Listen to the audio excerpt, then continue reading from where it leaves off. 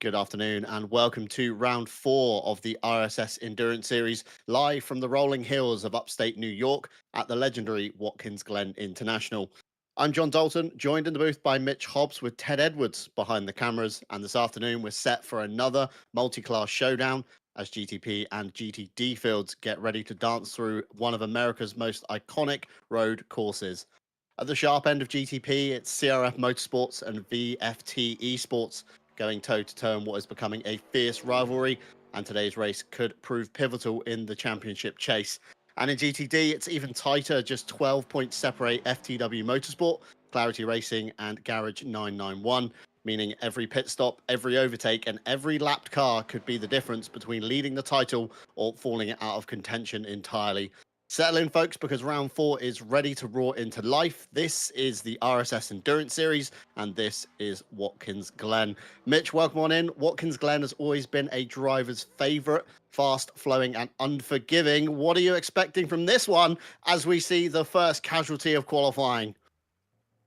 Well, I think they've just proved what I was expecting, and it's a lot of spinning, especially here in quali. As you said, it's a driver's favourite, personal favourite of mine. I very much enjoy Watkins Glen, both in iRacing and ACC, of course. Look, it's a wet quali, and more proving my point. People locking up at turn 1. It'll certainly be interesting to sort of see how the drivers, handle the not very well. It's taken it out of my mouth, John. I don't know what's going on here. I'm saying things and people just spinning, but. Yeah, it would be interesting to see how the drivers, handle these conditions now to a potential dry race start, as we were discussing before the stream started, John. It's going to be a real interesting sort of battle for the drivers over the 6 hours to see sort of what the weather brings to them and how it's really going to impact upon their strategy in the race. Absolutely. So, weather being the talking point today, I think, between me and you, Mitch. Looking at the suspected forecast, practice fully wet. Rain is tailing off in between the qualifying and race. So, should in theory make for a wet start here, leading into a dry race towards the latter half of the afternoon when we see Callum Kerrigan and Matthew Malcolm take over the broadcast. But for the meantime, it's a 2-lap shootout here today, fully private session. So, drivers get the entirety of the track to dance around, find the wet patches, the dry patches, and so on and so forth as Kevin Boss tries to navigate the chicane using all of the curbs. Lots of puddles I've noticed, Mitch, on the inside of corners. I guess water pooling off the curbs onto the surface. So maybe the wider lines are kind of a bit of a better place to be in this current track. Yes, the puddles will certainly play a big part here in qualifying. You see on the inside on the curbing there just how bunched together they are. You hit those, you're going to aquaplane, you're going to spin if you're on the brakes. You got to be very careful. You can see drivers just holding to the inside because as soon as they're getting the car turned in, sort of sliding off wide with that very little grip that they've got, even on the wet tires. It certainly shows something interesting. And this Acura here, Kevin Boss, is really just handling it nicely. They're holding the inside, hitting the puddles a little bit, but it's not impacting upon the lap too much. There hasn't been any sort of spinning yet, and I've probably jinxed it now that I've said that, but it's just gliding the car along the wet track is definitely going to be a key here to keeping it, of course, keeping it on the track, but then making sure that you're keeping that balance between being conservative in the wet, but also trying to make that little bit of a push and utilising, as much of the track to your advantage to get the lap time out. As we see Kevin Boss is going to come around for his first flyer, I believe, unless I am mistaken. Because he's not out. Let's have a look and see what time's put in there. Oh, it doesn't say. That's not very nice. I think Kevin Boss, the only GT3 car to set a lap so far, as he goes that'll backwards at turn one, and that'll be day done, I suspect, for Kevin Boss. So one and done. Back to the pit lane he shall go. We've seen a few times on the board Thomas Enger Sim Racing heading up the GTD entries already. Mateus Letheo in second in the McLaren. Kevin Boss good enough for third at the moment. Alex Pilbeam in fourth. Thomas Wright in fifth. And the eSim Racing Winter segment in sixth as we start seeing the first of the GTP times coming through. Thomas Enger Sim Racing once again at the head of the field, although Billy Octane, Speed Juice and Horseflow in a close second. And everybody's just trying to find, I think, where the grip is essentially. And obviously a lot of sim racers, Mitch, don't tend to practice wet conditions. A lot of people, opt for the optimal dry conditions, don't they, where there's plenty of grip. No need to go offline to try and find any more grip than what's already on the racing line.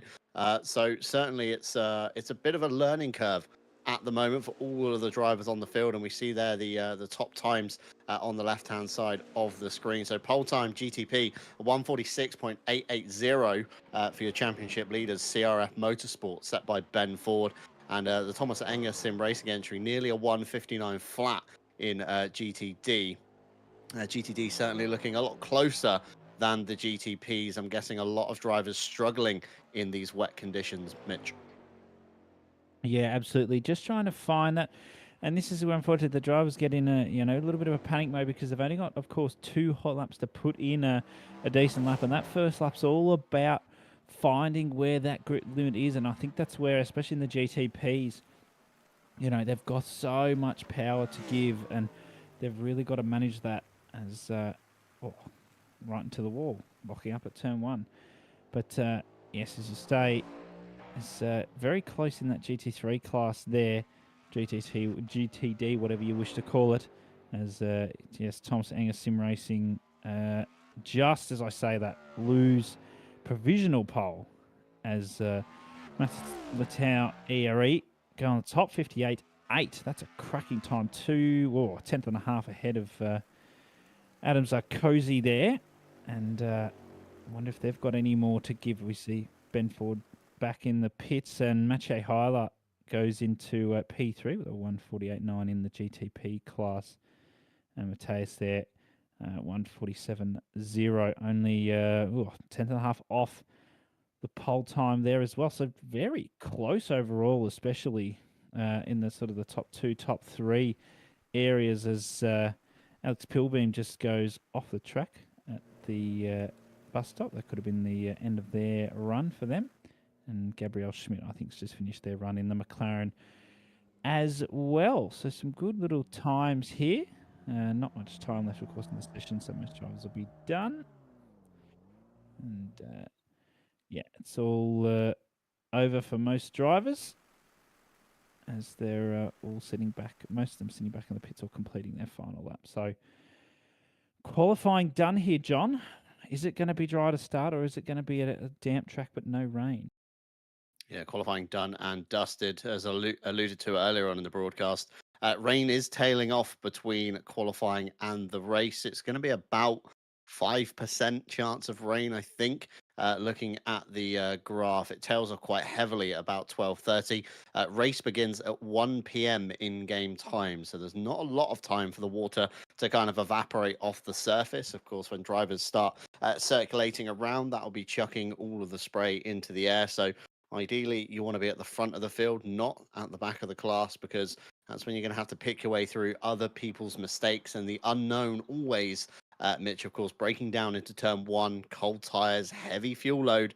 That's going to be a recipe for disaster, especially with the GTP cars. We do have championship standings to bring you just as we get between the qualifying and the race to see how the fight lies. And it's CRF Motorsports at the top of the GTP class. 183 points to their name. VFT Esports in a close second, 177 to their name, and then Weapons Mandatory with 154. We then see FTW Motorsport just outside the top three there with 115, Racing Nublets just behind them. CRF Motorsports White on 85, nearly on pace with 81 points and a singular point behind eSim Racing WNB. Speed Juice and Horseflow just inside the top 10 on 72, and Vesta Sport Green on 69 points. We then see the Thomas Enger Sim Racing entry. Keep your eye on them today. They're looking for a good haul of championship points after a less than ideal rounds 1 and 2. And then we see a plethora of teams just behind them as well, including Vesta Sport Academy, the Holker Brighton Racing entry. That didn't do too well last time out at Laguna Seca. The VGTR, their GTP entry is there as well, just inside the top 20, and then a good mix of teams towards the bottom. Of course, GTD as well, not forgetting their title fight. They're equally in contention for prize money. We've got FTW Motorsport Red at the top, 189 points, dominating away. Clarity Racing and Garage 991 unfortunately have signed out of this round, so it should be a good championship lead for FTW if they can pick their way through today's chaos. TTM Esports with 105, tied with the VGTR Esport number 14 Mustang. Thomas Enger Sim Racing again, 101 points. We then got another tie between the Wheelie Slow Racing Team and Big Pig Racing. We saw the pig last time out at Laguna Seca. I can confirm it is a rather large pig. eSim Racing wins segment on 69 points, and then Rebound Racing on 54, just inside the top 10. We then see another good collection of teams down the back end of the table. HWT Motorsport, to name one, CRF Motorsports GT3 entry is in the mix as well, and another Vesta Sport entry along with the Thomas Enger Sim Racing Academy. So plenty of good teams on the board, Mitch. Plenty of experienced drivers in the field. We've recognized some names from the world of ACC, including Florian Durkop in the GTD class that we've seen. And, nobody's a stranger to Watkins Glen, of course, as we cut to live session pictures at the moment. Track surface looks a little bit dry. Here's the weather forecast on your screen at the moment. There's a 100% chance of rain apparently right now. It doesn't look like it's raining in game. That then tails off as we go through the afternoon. So should be a bit of a wet to dry race. This should make for some interesting strategy calls, especially with tyres and when to chuck the wets versus the dries on. Just waiting for the cars to start moving, Mitch, but you're more rehearsed in iRacing than I am. That doesn't look like a wet track to me right now. It probably isn't, but it could be, on that verge of it's just coming out from being wet into that dry phase, and we just saw on the radar there that a little bit of light showers. Yeah, lightly wet. I figured it was going to be something like that, and iRacing can confuse you a little bit with sort of the, differentiating between the dry and the wet on the track. So lightly wet. This will definitely make things interesting for those tyre choices, because we saw that little bit of rain on the radar, John, coming in. And look, it's only going to be probably a sprinkle. You can see there's the spray from the cars there and the safety car. I'd be interested to know if anybody, and there's the rain now, so I would have taken wets. If somebody's taken dries, they're going to be in for a world of pain. We're about to find out at turn 1, aren't we, when drivers thunder down after the green flag. You can see the wiper already on Ben Ford's car is going. Spray coming off the safety car, as you said, and we can see from on board right now your pole sitter in GTD. It is certainly wet out there, so drivers are going to have to be finding the where the grip is, essentially, on the circuit. And I think it's going to be a bit of a mixed tyre choice on the grid today. And if you've started on the dries, like you say, Mitch, you're in for a world of pain by the time we get down to turn number 1. We have got a GTP in the backfield as well, spotted by Ted Edwards. That's the FTW Motorsport entry, of course. iRacing not kind of forcing categories together, so if you do qualify at the back or you don't set a valid time, you will be at the back, literally behind all the GTD cars. So FTW Motorsport, Mitch, going to have to pick their way through 11 GTDs before they can even get to the back of their own class, by which point should be fairly far up the road. So a long afternoon ahead, I think, for the number 95. Yeah, too right, and that hasn't taken into account the fact that some of these drivers, as Ted Edwards picked up, are not on the wet tyres. That is another challenge in itself, trying to get past those cars, because they'll be, especially the GTDs, they'll be trying to push, and if they're on that dry tyre in the wet, they're going to be struggling a little bit. You can see, obviously, the GTDs will make that little gap to the GTPs in front, so there's no hindrance on this little pack here on the start. You can see a nice range of liveries there. You can see, so, oh my goodness, the P1 in the GTD is on dries, John. We've got one car in the GTPs on dry. The rest of the top 6 in GTD are on wets, and then the bottom 4 out of that are on dry. So this is, I'm scared. I am very scared as well, looking at those tyre choices. I thought the ERE Race esports team McLaren was on dry tyres, by the way. Lateo was kind of weaving the steering wheel out of turn 1. It looked very understeery, like the tyre wasn't biting into the surface. And you know what they say, always trust your gut. So I was absolutely right on that one. We got a couple, like you say, down the back of the GTD field. We got one car in the GTPs on dries. That's Ethan Carlton Wong for the Holker Brighton Racing entry. That was an entry that wasn't doing too well last time out at Laguna Seca. Fingers crossed it goes better for them this time. Although with that tyre choice, I am not too sure as the grid begins to form. Of course, a split start. GTDs start later than GTPs. The BMW M2 safety car will peel off to the right-hand side. Interesting note about pit entry today. 4 wheels below the yellow line has been stated in the briefing. So we'll have to keep an eye out for drivers not adhering to that. As the safety car peels off, it's then in control of the CRF Motorsports entry as we begin to get underway here at Watkins Glen. It's a good start from Ben Ford, a bit of a twitch as he planted the loud pedal, and up the inside goes the Thomas Enger Sim Racing entry, although around the outside, I think that's that is the Thomas Enger Sim Racing entry. Around the outside, there's a bit of a rub, there's a bit of a twitch, and Thomas Enger Sim Racing off into the Armco already. Adrian Galeo rubbing his hands with glee. We've got another GTP at the back there. I'm going to assume that's the FTW. No, it's the Thomas Engerson Racing recovering car after being in the wall, pulling across the GTDs. We've already got a GTD in the field. It's the eSim Racing Winter Segment Ferrari.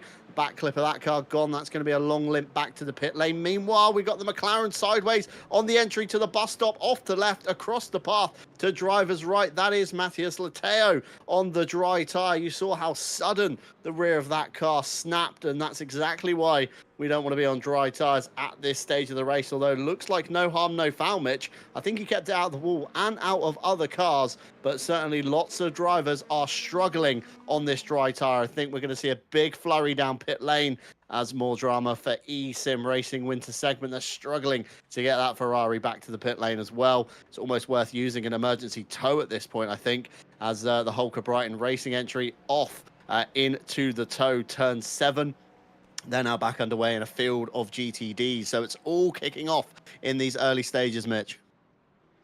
Yeah. Oh, my goodness. And that's Thomas Wright off there. We saw Paolo Martino as well. Oh, there's cars around everywhere. What on earth? That's P3-4 round as well. That's Mathieu Hyla, Billy Octane, Adrian Gallagher getting away at the front with Ben Ford. Okay. Look, I know I was speaking to just before the stream, John, as well, about suspected carnage, but I think that this is a bit of a piss take at the moment. We're expecting a little bit of, someone spinning or somebody getting hit, but that's a few more cars around than I was expecting, but we're, keeping it underway. P1 and 2 have a very nice gap there to P3. Maciej Hyla there, just holding on nicely in the weapons mandatory 74. We can see that's Billy Octane around at the exit of turn 1 by the looks of that.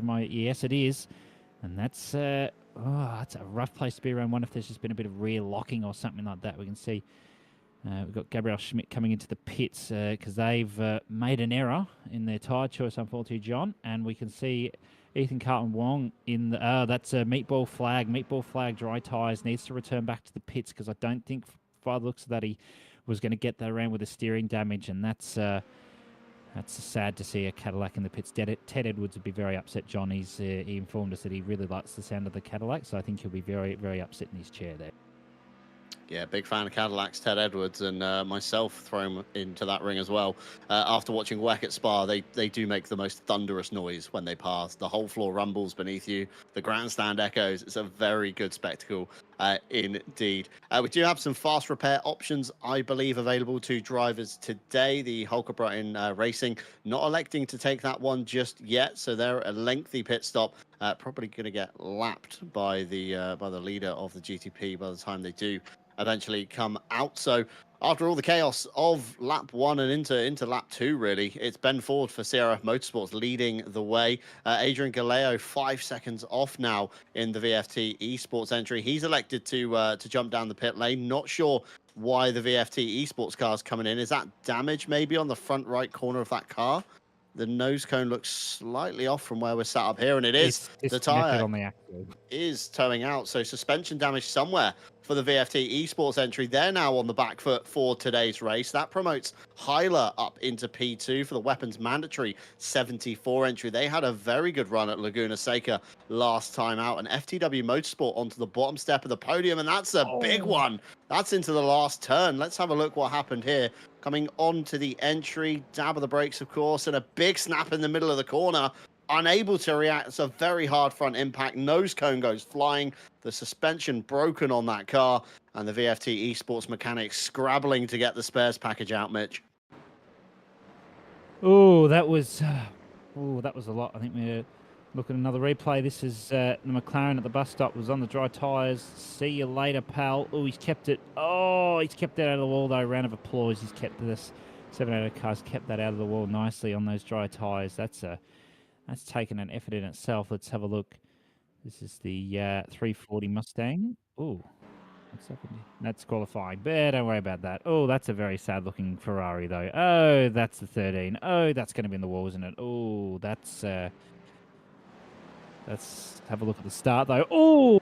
That's a tap from the Corvette on the 13 Ferrari. I don't think there's a lot the Corvette could have done there. That's not only going to hurt the car, but that's going to hurt Martino's confidence there, and just a little bit of a hit to the ego, I suspect. That's tough on something. So this was P3 and 4, almost simultaneously pirouetting. That's fantastic round at the top of the little hill there. That's, wow, synchronized drifting there, John. Haven't seen that one before.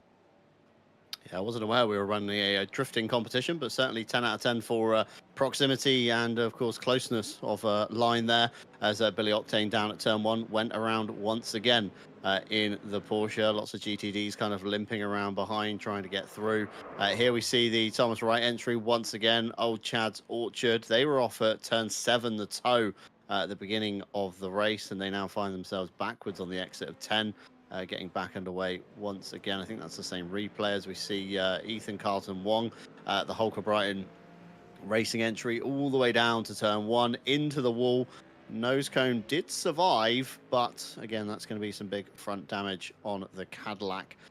Gets back underway. That's going to be a black flag as well, top left-hand side of your screen.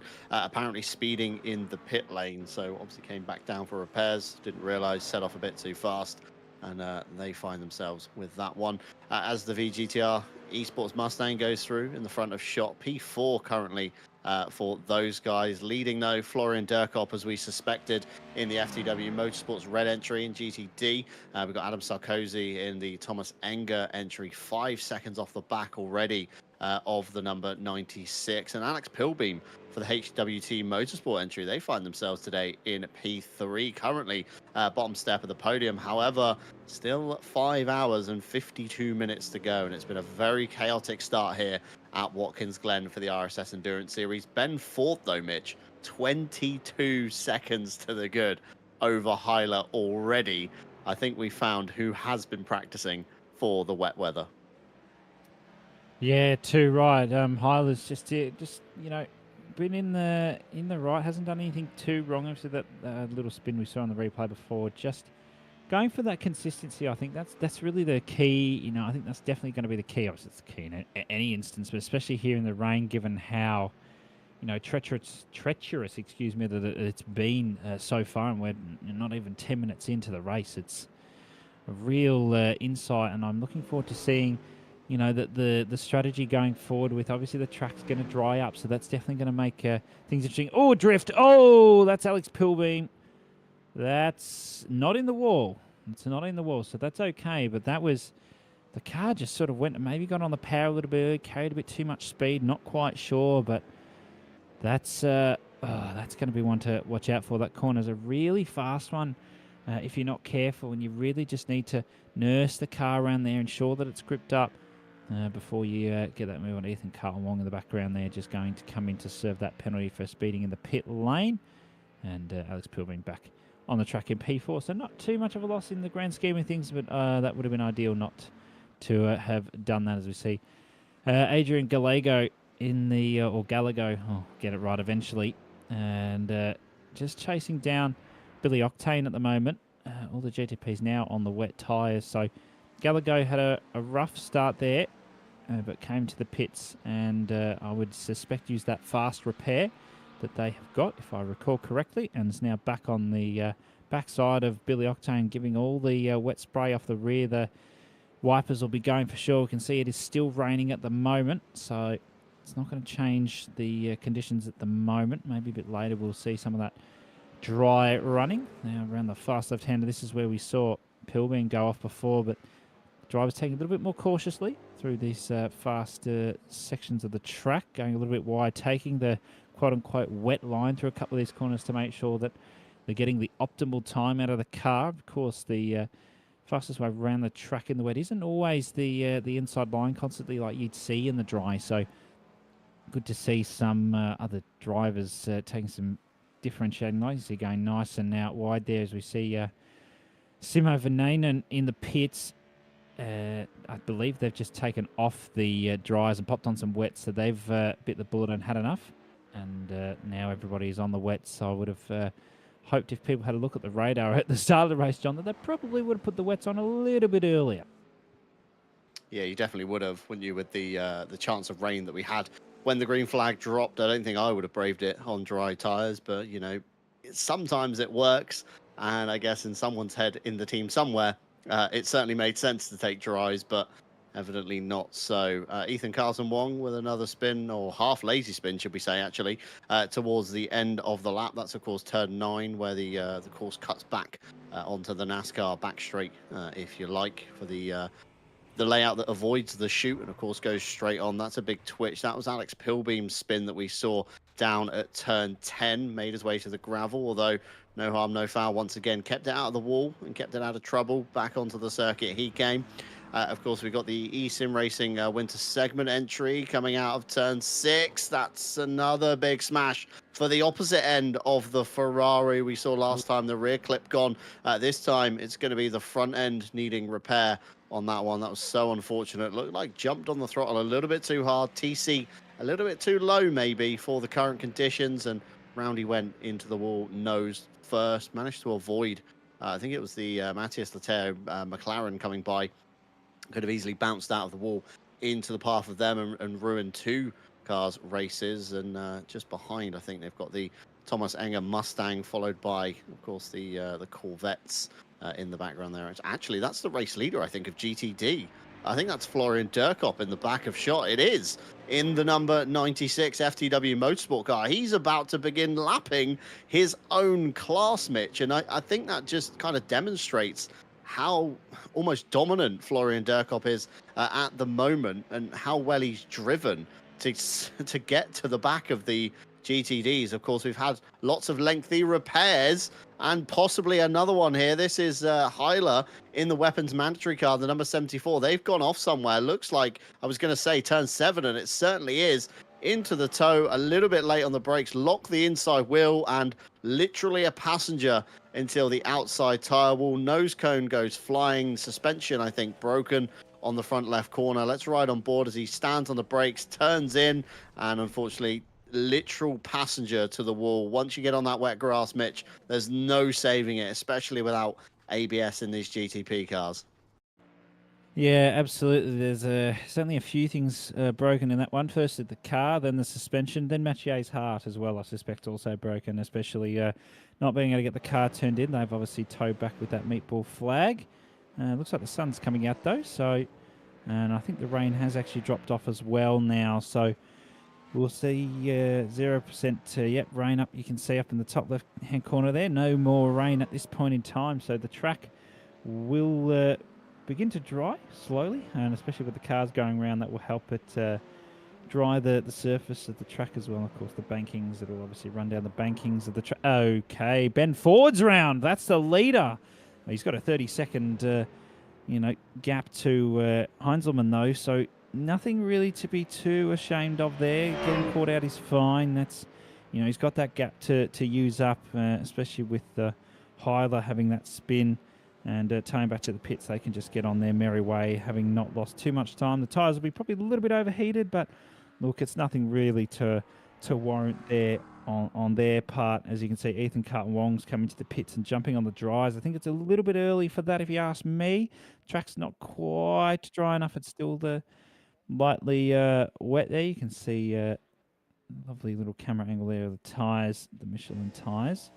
And Ben Ford still running it round at the moment. Nothing to be too concerned about. 15 minutes into this race, 20 degrees ambient with 22 degrees the actual track temperature. So nothing that would warrant the track drying up just yet. But you can see the spray coming off the cars and the windscreen wipers going on. Florian Durkop, as you say, currently leading the GTD class and has very much deserved it so far, as as you can't hear Ted Edwards having a moment in the background, loving the noise of the Mustang. We know that he loves that, John, and no, I think that's warranted. I'm not a Mustang man myself, but he's getting some enjoyment out of it.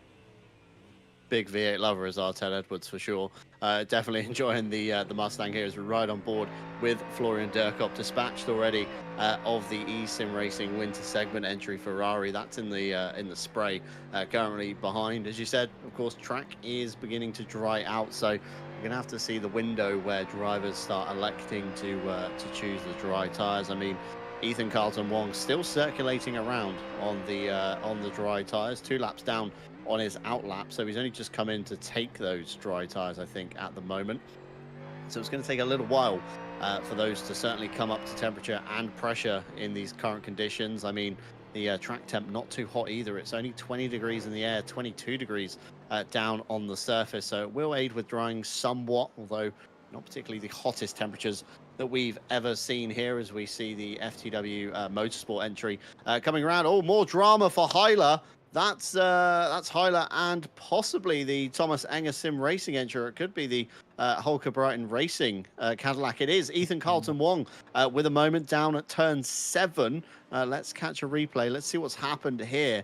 Hyla coming in once again, a little bit too hot, loses the rear, and then I think Carlton Wong just kind of parks it because he's not on the racing line. Very scary moment there as FTW Motorsports come through with one of the other GTP cars in tow. I think that was maybe the FTW Motorsports and CRF. I could be completely wrong because the gaps don't quite add up. Although, actually, I am right.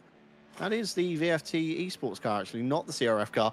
Very similar livery. So that was essentially the battle for second, nearly getting taken out by a Parks Hyler and Ethan Carlton Wong as they navigated their way around the wheelie slow racing Acura of Kevin Boss into turn 7. So a bit of a gap being built up now for Heiselman just ahead in the FTW Motorsport car, although Adrian Galeo, we know how quick he can be. And you can already see the pace difference held up by the HWT Mustang. The FTW Motorsports car goes to the outside, Galeo to the inside into the bus stop, 2 into 1.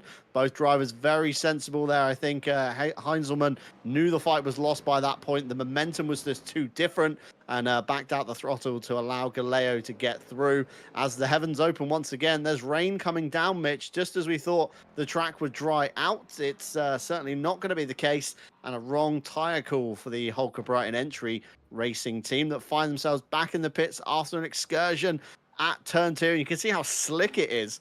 Foot fully planted on the brake, Mitch, and that car just does not stop once it loses it over the wet curb. Yep, wet curbing, as I was going to say, and in the wall. This is very sad-looking Cadillac, needless to say. And yes, unfortunately, they made the quite a major strategy error there, unfortunately, with the tyre choice, thinking that it was going to stay. You know, no, the heavens didn't plan to open up again, from what I saw, but here we are again. iRacing bringing us more and more controversy here with the rain ploughing down again. And it's coming down with some force by the look of it too. So that's certainly going to change some things for a couple of the teams, especially those that maybe were looking to come in onto the dry thinking that it wasn't going to rain again. But it's only, you know, a very light rain at this point. But of course that could increase over the next part of this stint, and I'm very much looking forward to seeing if that's going to have any sort of impact upon the drivers here. We can see Ben Ford's just coming around to that McLaren of Latau, and just going to get past with ease in the GTP. Hopefully doesn't lock up and learnt his lesson from earlier when he spun around this corner, and he's getting on with it. He's got a good gap to Gallagher behind as well. Heinzelman is coming up to a battle a little bit with Gallagher, and Mateus there with Octane is getting relatively close there in a battle as well. So a couple of little battles coming up here in the GTP field. The GTD field is a little bit more spread out in this instance, but anything can happen. It could dry up quickly, or the rain could, you know, increase more, and that might have to provide some drivers with a way to just ease up on their driving a little bit. And certainly, that car was just on edge there coming around the final corner. You see it sliding a little bit, but Ben Ford's got that more than under control, John. Yeah, Ben Ford certainly well rehearsed in the wet, I would say, within iRacing. CRF Motorsports, 33 seconds out front now. That's opened up 10 seconds since we last looked. The VFT Esports Cadillac, of course, Adrian Galeo, we saw those two duking it out throughout Laguna Seca last time out, P2, and Heinzelman in the FTW Motorsport entry in P3. Meanwhile, GTD, it's Florian Durkop out front by 15 seconds. Margin not as big, but still out front nonetheless, as we catch a brief race replay here of Billy Octane, Speed Juice and Horseflow down the bottom of the hill, and literally a bit of a passenger as the rear swaps ends on the 963. Reverses all the way to the outside, I think, just to get off the racing line to try and get back underway. And he does so, bringing a little bit of gravel on, but soon washed away nonetheless.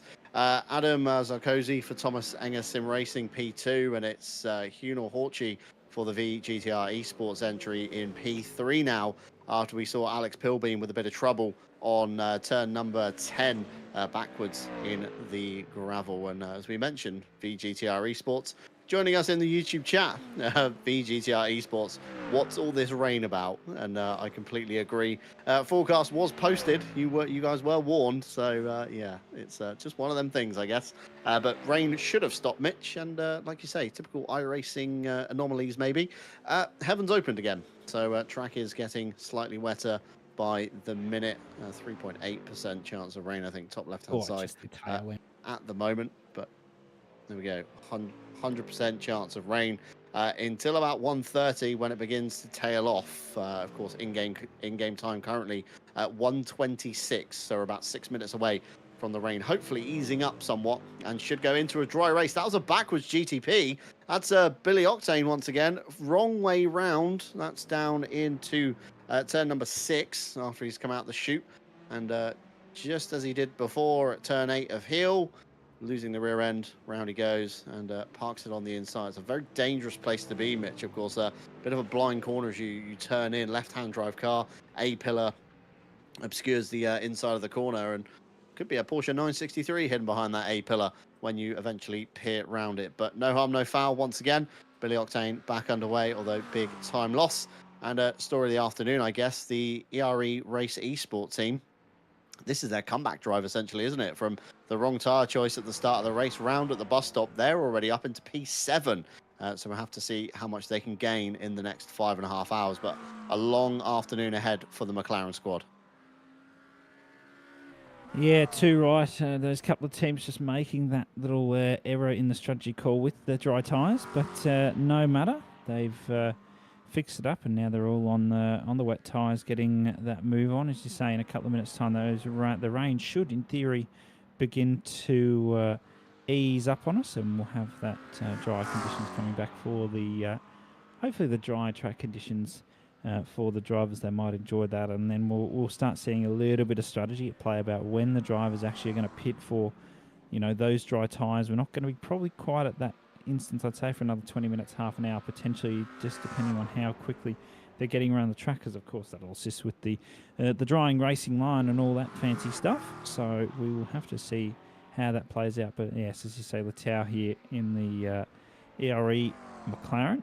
He's doing a nice little job just on their comeback drive there. A fair way back from the leader. Of course, you can see the gap to the leader there on the right-hand side timing column. And the left-hand side is the gap to the car in front of them. So Hawkeye at the moment is not too far off Sarkozy, actually. So there might be a little battle coming up there. You can see the other Mustang just heading it up. Ahead in the Thomas Enger Sim Racing. VGTR Esports just sitting behind them. The gaps have certainly opened up in the GTP field after a couple of little incidents and people having some spins, but no matter. The dry weather could certainly change a lot here in terms of the strategy, especially with some of the drivers being on the wet. So I reckon a lot of them will probably push the car as far as it'll go, but of course the GTPs will have to, should in theory have to stop before the GTD cars as well. So whether that will impact upon if the GTP cars do decide to pop on the dries in that next stint, I'm not quite sure. It'll just depend really on how wet the track is, John. Yeah, I don't think it's going to dry out fast enough from what we've seen. Of course, a brief rain shower made the track a little bit more damper than it was once we saw no rain from the start. But yeah, certainly it's going to be a bit of a brave call, I would say, if you are still out on dry tyres or attempting to go out on dry tyres and kind of limp around as we see here. This is Hawkeye for the VGTR. Mustang just ahead, of course, the Thomas Enger Sim Racing entry, 1.4 seconds to the good. Durkop pulled out another 5 seconds since we last checked in on that gap. 20 seconds now separates the GTD race leader and P2. But of course, the VGTR esports camp, quite well rehearsed with us here at RCI, popping in occasionally for an interview as well. So it's great to see them doing rather well at the moment, although 5.5 hours on the clock, still a long afternoon ahead. And the unpredictability of the weather is, of course, looming over every team right now.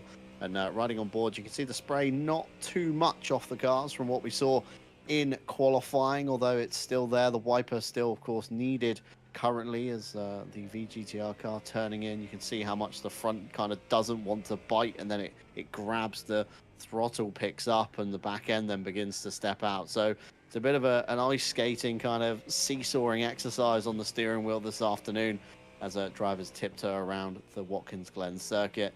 Ben Ford, though, 38.5 seconds clear of Adrian Galeo at the front of the field, and that gap is going up forever and more every lap at the moment. Matthias Heinzelmann for the FTW Motorsport car, 7.5 seconds off the back of Galeo. So we saw Galeo go past, but not picking up a massive gap since.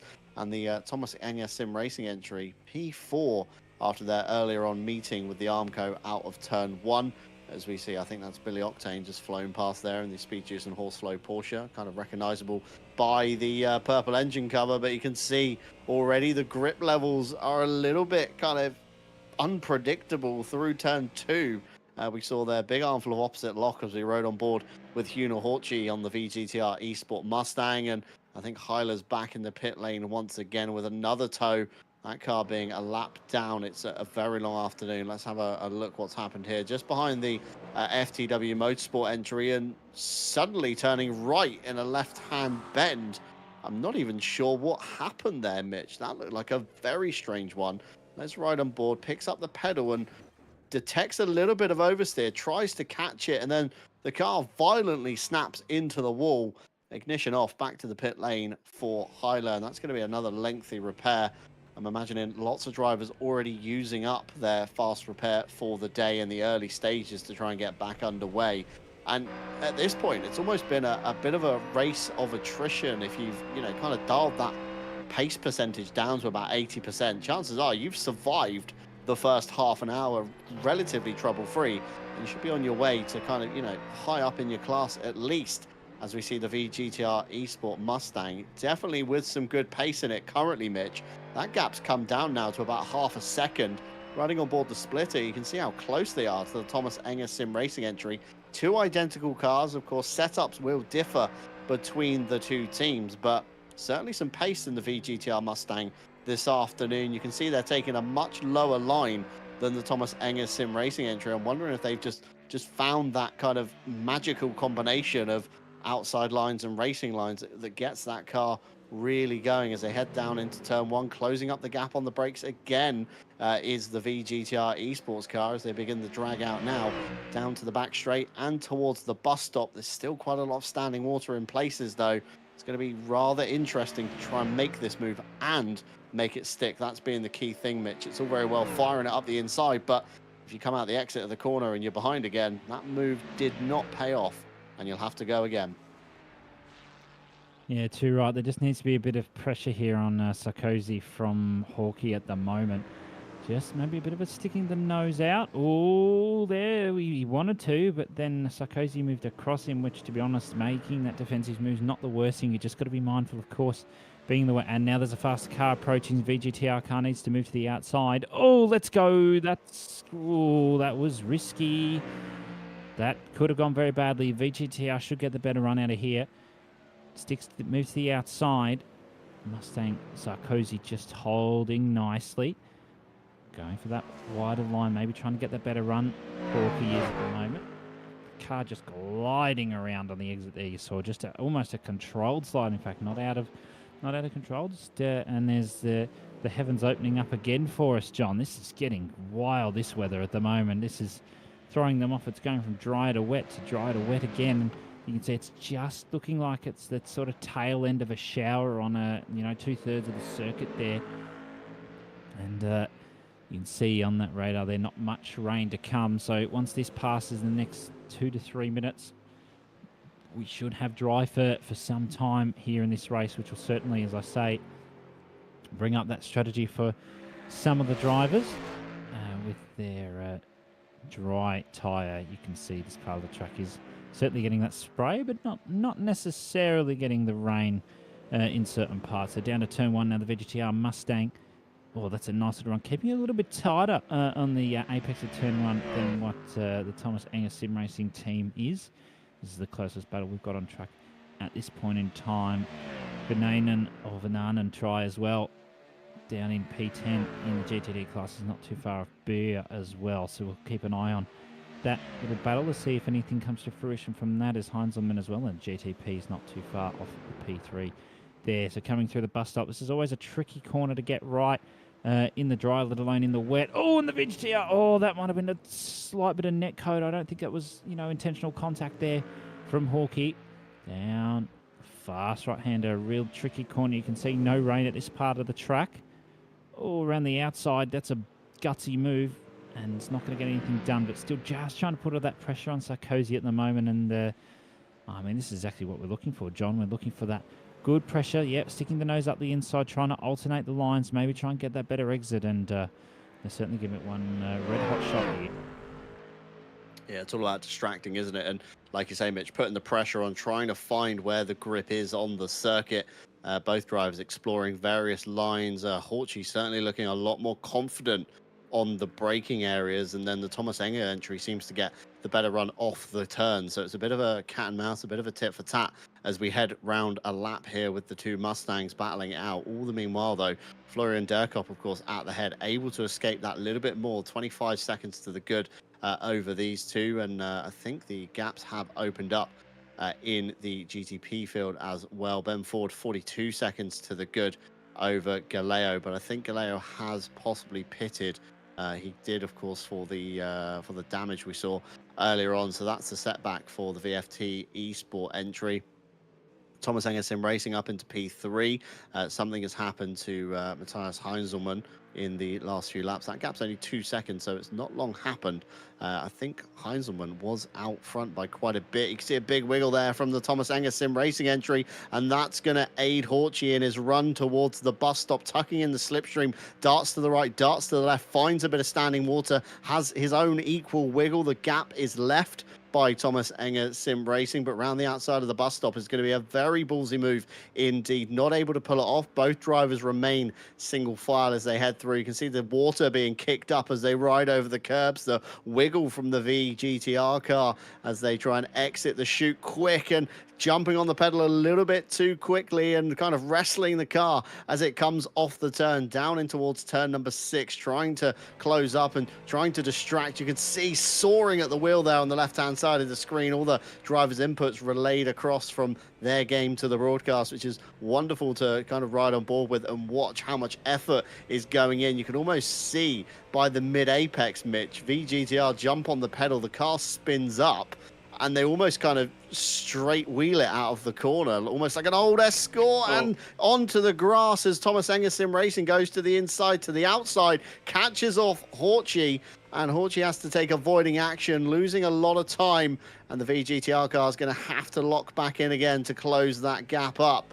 And I'm not too sure if the VGTR camp will be too happy with that move. The Thomas Enger car looked like it had already picked the line, Mitch, and then came back across the racing line when Horchy was just standing on the brakes. And that's not what we like to see here. One move made, but then moved back once again as Horchy has disconnected, I believe, from the server. A few connection issues plaguing the VGTR esports camp, and they can breathe a sigh of relief. Can the Thomas Enger Sim Racing, that car disappearing from their mirrors. Sarkozy able now to focus on the task ahead, and relatively trouble-free. HWT goes up into P3 as they come out the last corner. The VGTR car back in the server. Maybe the DNF has disappeared, and there they are.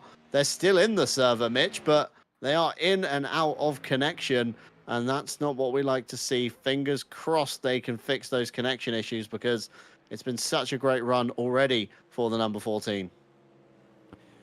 Yeah, too right. It's not ideal to see those internet connection issues. We know iRacing's been implementing some counteracting measures if you do have packet loss or things like that in their official series, and not necessarily going to be implemented in the more private leagues like this, but good to see that they're trying to counteract that where possible. Now, something that I picked up on whilst you were talking there, John, is that we've got a very light wet track, so we're sort of at that crossover period where these wet tyres will start heating up. They could be on fire for all we know.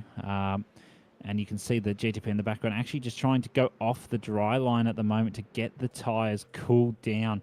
So we're certainly at that sort of crossover period where a lot of the drivers, especially in the GTP class at the moment, the GTD not so much because they've got plenty of fuel, The GTPs will certainly be looking to just try and push as far as they can with the fuel that they've got left, because of course the GTPs can't necessarily go as far as the GTDs on a fuel stint. So they'll certainly be looking to just try and push that as far as they can. You can see the grip level is limited even on the wets now, with no rain, and you can see Gallagher's just going to go past at least one car and just wait to get past the Thomas Enger sim racing car. Down the straight now. Hopefully the Mustang gets out of the way. Oh, DNF. Yep, classic internet connections DNFing again. Oh, they had a touch there. I don't know if that was netcode or that was more than just a bit of a kiss. Didn't need to take them out for dinner maybe if they weren't careful there. That would have been, could have been very, very bad there. And down to the bus stop now, you can see the VGTR car still being plagued by internet connection issues. We have a quick look again. And Ted Edwards has missed it. Bloody hell, Ted. He'll sort himself out in a minute. Down the straight to the bus stop there. You saw in the replay, VGTR's back on the track at the moment. Hopefully they can, when they come into the pits, to change their tyres. You can see Mathieu Heiler as well has just finally come back on the track after almost a 10-minute tow time and repair. So that's good to see them back out on the track. Hopefully they will learn from their unfortunate mistakes and they'll get on with it. 6 laps down, that's a lot, but of course there's still 5 hours, 20 minutes to go here as we see Letao coming into the pits now. Bites the book and goes, yep, it's time for dries, I would suspect. So they'll come in. They might even swap driver as well if they feel the need to do so. They may not necessarily do that. They might let the driver do a double stint. So some drivers just sort of on the edge at the moment. It's still very light wet at this point on the track, but I would say in the not too distant future, John, that it should start drying up. Yeah, we should start entering the drier stage, like you say, Mitch. We're on a very light wet, so not much standing water out there. You can see the two GTD cars moving offline to try and find the standing water, to try and actively cool down those tires as they head down in towards turn number 1. VGTR still not able to find a way through. You can see how wet the curbing is as Horchi gets all over the curb, jumps on the loud pedal and nearly finds the Armco on the inside. It's a very light wet, Mitch, but it's still very treacherous as we catch a race replay here. Kind of see the end of it. Got all the way to the right-hand side. Here we go. Jumps on the pedal and suddenly big arm flow opposite lock and nearly into the Armco driver's right, but just able to save it, keeping it back on the straight and narrow, and Horchi will keep going on his crusade towards the Thomas Enger Sim Racing entry. In the background, the FTW Motorsports entry coming up on them to put them another lap down. And we've got a change of driver, Matthias Letao out, and we've got Crozat in on a set of dry tyres, Mitch. So this is the car we need to be watching the lap times of to see if they're going to be, faster than the guys on these old wet tyres, if they're going to be the kind of pioneers essentially onto the dry tyres. As we ride on board, it's probably a good indication to watch a few steering wheel movements and see how the car's behaving under Crozat as he comes through turn number 7. Doesn't look like he's got a lot of understeer. The car kind of wants to bite into the corners. Not a lot of oversteer coming out either. That could just be the traction control turned up a bit higher, or of course could just be a bit more gentle on the throttle pedal as he heads down to the latter half of the circuit, turning in. Looks like it bites like a GT3 car to me, Mitch. I think this could be around the point you do want to come down the lane for a set of dry tyres. Yeah, too right. Gallagher's in the pits now, just as you say that, John. So there's a couple of drivers. You can see Kevin Boss is coming out of the pits into the car. Remy Crozat as well is coming out of the pits for the ARE car on the dry. So that certainly could be the best strategy here. Gallagher in the pits, straight up on those air pressed jacks, and they'll you can see still allegedly very light wet at the moment on the track, but I don't know if I sort of believe it. There's those dry tires that you were looking for. We will see what kind of effect this has on the times. You can see still a little bit of spray on the track as the VGTR car moves. That's the defensive move there from Sarkozy. Moving to the outside. Hawkey. That's going to be... he had to tap the brakes mid-corner there, or else that would have been Sarkozy in the wall. That was definitely some contact there. That's not just not just net code. Ben Ford's into the pits now as well, so he's biting the bullet and knows it's going to dry up very, very soon. And oh my goodness, Huna Hawkey is just pushing the limits of these wet tyres that he's got left. And I would say if I was Hawkey, I'd actually be coming into the pits, try and make an alternative strategy out of it as Ben Ford. So say just on the jacks now, and they'll pop the dry tyres on, as you'll see them swap over in just a moment. And we will see, there you go. And we'll see what kind of effect it has on the tyres. As you can see, still not everybody looking to pit just yet. People trying to alternate strategy, go for maybe an undercut or an overcut. You can see Ben Ford is staying in the car and is going to go for an undercut here as they wait for the fuel to fill up. And away they go and straight out onto the track. So no real interference there within the pit stop. The entry didn't look bad or anything like that, which is good for them. So they'll be on their merry way. Of course, you can still see a little bit of spray on the track, but probably not enough to warrant the wet tyres at this point. You can see P3 in the 88 to Thomas Enger Sim Racing car as well. There's also coming to the pits, so drivers starting to make that realisation that, oh, okay, it is actually time for the dries. It's not 100% dry. Oh! Speaking of dries, that's Ben Ford off. He's kept it out of the wall, though. That's an absolute cracker. Of course, gets a cut for, quote-unquote, cutting the corner, but nothing to be too concerned about there as we have a quick look again at that from the aerial view. And just the moisture on the curb. Sending him around. There's not a lot he can do about that, but he just absolutely saved it. And that was an absolute cracker there. As we see, Hawkey does actually come into the pit. Sarkozy does the same. Pilbeam also does the same. So let's see. Hawkey's onto it. Let's see where Sarkozy's going to get past Sarkozy. So that was close. There might be a differentiation maybe in the fuel usage. The amount of fuel that was put into the cars there. Certainly a potential there as to how Sarkozy's actually lost that position to Hawkey. So if that was a plan, just to take that little bit less fuel, just to get out in front and make up that time, that's a cracking strategy. Is that a car that's had a mass... Oh, my. They've had to tow again, John. This is not going well. Let's have a look again. Oh, just bump wall and smash. Oh, my goodness. That's some broken suspension. That's a sad, sad Cadillac, John. Yeah, very big impact there for the Thomas Enger Sim Racing entry into the bus stop. Like you say, hook the curb, tap the brakes, and of course, no ABS. You are literally a passenger at that point. So fast tow back to the garage for the Thomas Enger entry. They'll be working on the front end of that car to get it back underway once again. As we see Florian Durkop's pit stop here, the tyres changing from wet to dry. That's another GTD out on dry tyres, and you can see on the timing board left-hand side of your screen, the white and blue combination. Blue, of course, indicates wet tyres still on that car. So the majority of the field now electing to go to the dry tyres. Of course, the pioneer of that one was Remy Crozat in the ERE Race Esport Team McLaren. They made the first jump, and they've kind of set the precedent for everybody else. You can see there in the wheel arch, still a little bit of spray coming off the tyre.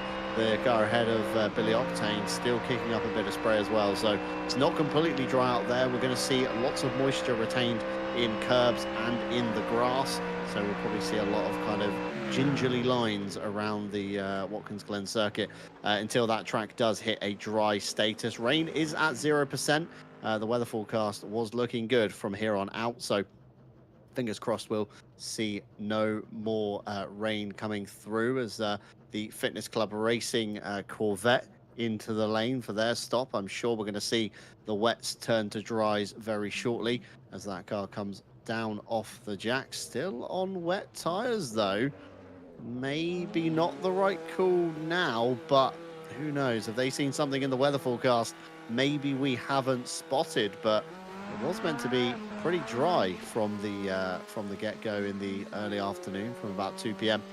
Chance of rain was, of course, depleting. So unless they've seen something on the radar, something blowing in, maybe through the New York region at the moment. But set of wet tyres there. Weapons mandatory back out after their lengthier stop there. Set of dry tyres on the Cadillac. They get back underway.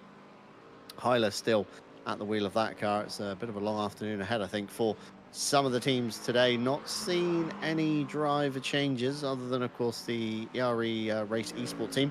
They've changed a driver, and I think the Thomas Enger 340 also changing a driver as well. But other than that, Mitch, lots of drivers locking in for the double and propelling themselves to the 4-hour mark. Of course, we're still another hour 14 away from that one. Track temperature is slowly rising. 20 degrees down in, 20 degrees in the air, 24 degrees down on the track surface. So 24.4 as Heiler fresh out the pit lane. He's round once again at the exit of the bus stop. That's a bit of a precarious place to be. The only car coming up is the race leader of GTD. And fingers crossed he can get that one back underway before Durkop comes around the chicane. He can. Let's catch a race replay to see what happened. Again, curb usage, Mitch. Curb's retaining a lot of that moisture and into the grass, and a lick of the Armco for good measure. Doesn't look like all too much damage, so Heiler should be able to get back underway in theory and find his feet. But Heiler's probably going to be suffering with some big confidence issues right now, I'd say, Mitch. Yes, we thought the look at the damage on the right there. The car's just a little bit crunched. Yeah, we did say that Heiler was probably suffering from a little bit of a confidence hit from a couple of those earlier hits into the wall. Certainly taken a couple of the walls out for a date for dinner, if not two. So yeah, it's going to be a tough one for them to take as Hanselman comes into the pits. Track is still allegedly very lightly wet at the moment, but I would say not too long before we see it go dry. But yeah, certainly a bit of tough first start to the race for a couple of these teams. As you say, they're probably in for the double stint, you'll find, especially with the GTPs, given that their stints tend to be probably around 45 to 50 minutes. That the drivers currently in there will probably jump out at the around 4-hour 30 mark, somewhere around there. Especially with drying up, they should in theory use a bit more fuel, whereas the GT3 drivers, they'll probably stick it in, as you say, for the next hour or so with the 4 hours 15 left, and then they will probably do a driver swap in there. Double stints we see down the inside. That's a very, very optimistic, I would say, but they had me thinking that they were going to pull it up, and I don't know if I can comment as to whether that they were sufficiently pulled up in time, but that's it's Kevin Boss around there, as we see the Thomas Enger 340 sim racing car currently catching up to Simo Vananen at the moment in the Fitness Club Racing Corvette. You can see JGS just doing a nice job, having just come out of the pits. So mostly dry track now. You can see up in the top still that little bit of a spray, so it's not completely dry, so the drivers can't go full tilt yet. Or as Banana goes wide as well, so that's very much almost a dry line in that factor of really pushing it through that fast left-hander at the second to last. You see the Thomas Enger GTP is also still towing back to the pits, and it's almost been 6 minutes now, so they're having a rough day.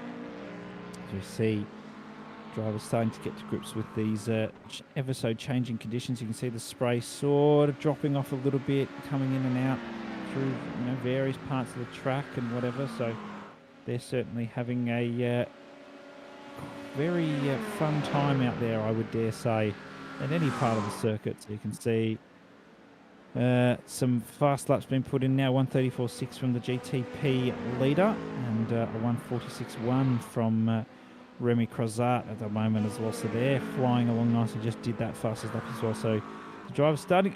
That's the top of the wall there for JJ Burr. That was, he's lucky that didn't turn anything more. Kevin Boss down the inside.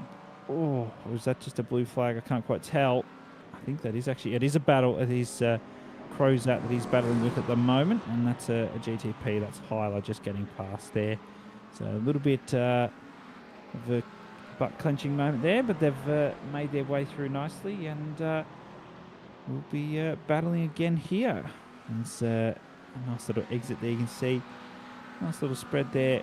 P2 in the GTD. It's just it's Sarkozy's gotten past Hawkey again, so maybe they've really nailed that car in these ever so changing conditions, with the track being mostly dry, and maybe Hawkey's made a mistake. We don't really know at this point in time, but I've just only seen them swap over in the last few laps. So maybe there was that little battle, and maybe Hawkeye just can't quite get the tyres in at the moment. You can see the difference that Hawkeye actually just did his personal best on that previous lap, and Sarkozy didn't. So this is a lap that I just went through, of course. So they're probably going to keep locking horns in those little battles sort of as they go up and down in the consistency of their laps, John. But it's certainly some pretty consistent laps overall in the GTD class. Yeah, it could be a case of Horchy's a little bit quicker in the wet, maybe Sarkozy a bit quicker in the dry conditions. So we could see the two kind of ebb and flow their way through the next stint or so. Officially mostly dry, top left-hand side of your screen. However, there's still some spray being kicked up in places, but not as much as we saw at the drop of the green flag. Ben Ford still out front in the GTP category from Adrian Galeo, as we see Hyler around once again. That's at turn 6, I believe. Turn 7 was his nemesis, sorry, before we saw earlier on. And turn 8, he's had a bit of trouble down at. And now turn 6 seems to be the real thorn in his side for the number 74. However, back underway, not giving up, still going on and still trying to plug away here. Let's have a race replay. Bit of a wiggle in the mid corner, and went to correct it once again, and round he went, as you saw the sheer pace that he went through the bus stop at and clipped the curb. It was the exit curb that did him. Slid his way into turn 6, tried to catch it, nearly had it, and then it went again. So just not ideal right now for Hyler. That's turn 5, sorry. 6 is the next one on. Turn 7 is where he's been really having some trouble, as Billy Octane trying to pick his way through the GTD field offline a little bit. That's not where you want to be, especially in a GTP car right now. And some trouble on the exit for Octane means he's lost a bit of time, and around the outside comes another GTP. It's all kicking off, and there's contact. One car into the wall. Billy Octane remains on the line, but that's a big lump of contact. That's some big damage, and that's Adrian Galeo. That's P2 trying to pick his way through the back markers, and it's all ended in tears for the VFT esports category. Let's have a look here. Coming into the bus stop, Billy Octane round the outside of the Mustangs, ran himself too deep, over the grass, over the curb to get back on. Manages to get back underway, but of course loses lots of momentum. Galeo comes steaming through, as you'd expect, tries to go high around the outside of the Mustang, wants to avoid the exit curb because, of course, these curbs are very deadly at the moment. And Billy Octane assumes, I guess, that Galeo is higher than he was.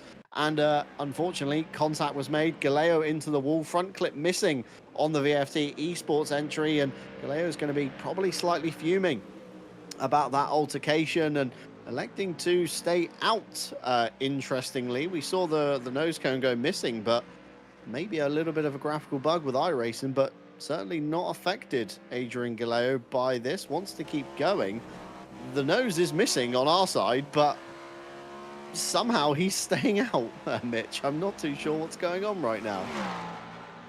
Yeah, look, it certainly could be, some sort of visual glitch in iRacing, and he could be on his merry way. You don't really know, and this is the joys of spectating from our view, is the game might not necessarily show you what, the full extent of the damage, if any, but they definitely have some sort of, I'd say, steering damage. Oh, as Hawkeye looked to the inside and had to back out of it as Sarkozy took his preferred racing line, but they're getting on with it here. Oh, just trying to stick the nose in, putting all the pressure in the world on Sarkozy, and let's see, as yes, the 788 car just pointed out to me, it's just going almost a second a lap quicker than over a second lap quicker than everybody else's. Hawkeye forced around the outside and just getting shoved around. The track still mostly dry, still that little bit of spray, and it's going to be like that for a little bit, but it's enough to warrant, of course, the dry tyres.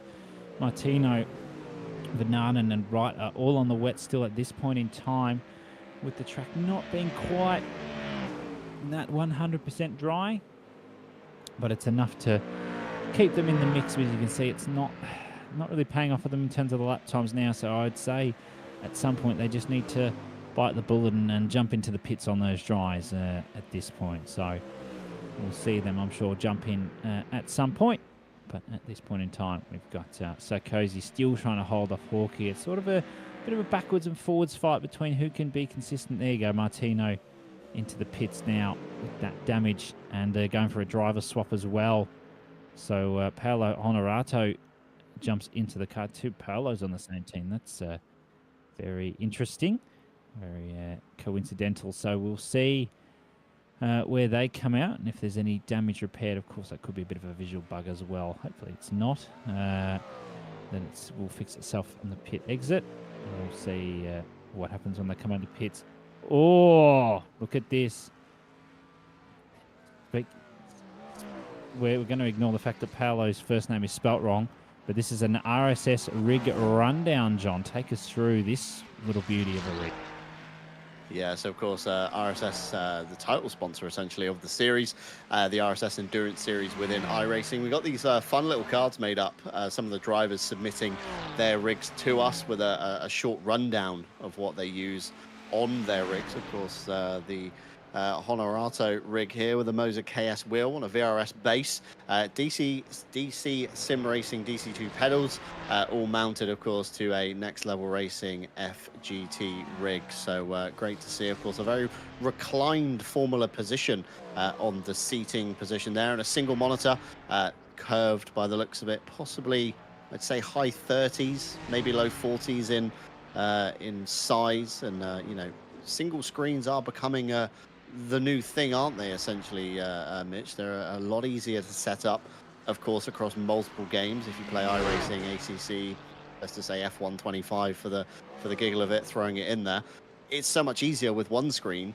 to set up across 3 games than it is for 3 screens to try and be set up across 3 games. Of course, not all titles in early access have triple screen support. Again, most titles tend to have ultra wide or, you know, widescreen resolution support, at least within them in the early days. So one single monitor becoming a lot more popular. And of course, the Moser KS wheel on the VRS base. Again, another wonderful thing about sim racing these days, hardware can be mixed and matched. It's, you know, no longer a thing of the past where you're locked in one ecosystem. You can buy into multiple ecosystems, and still, you know, everything's compatible with one another with enough work these days.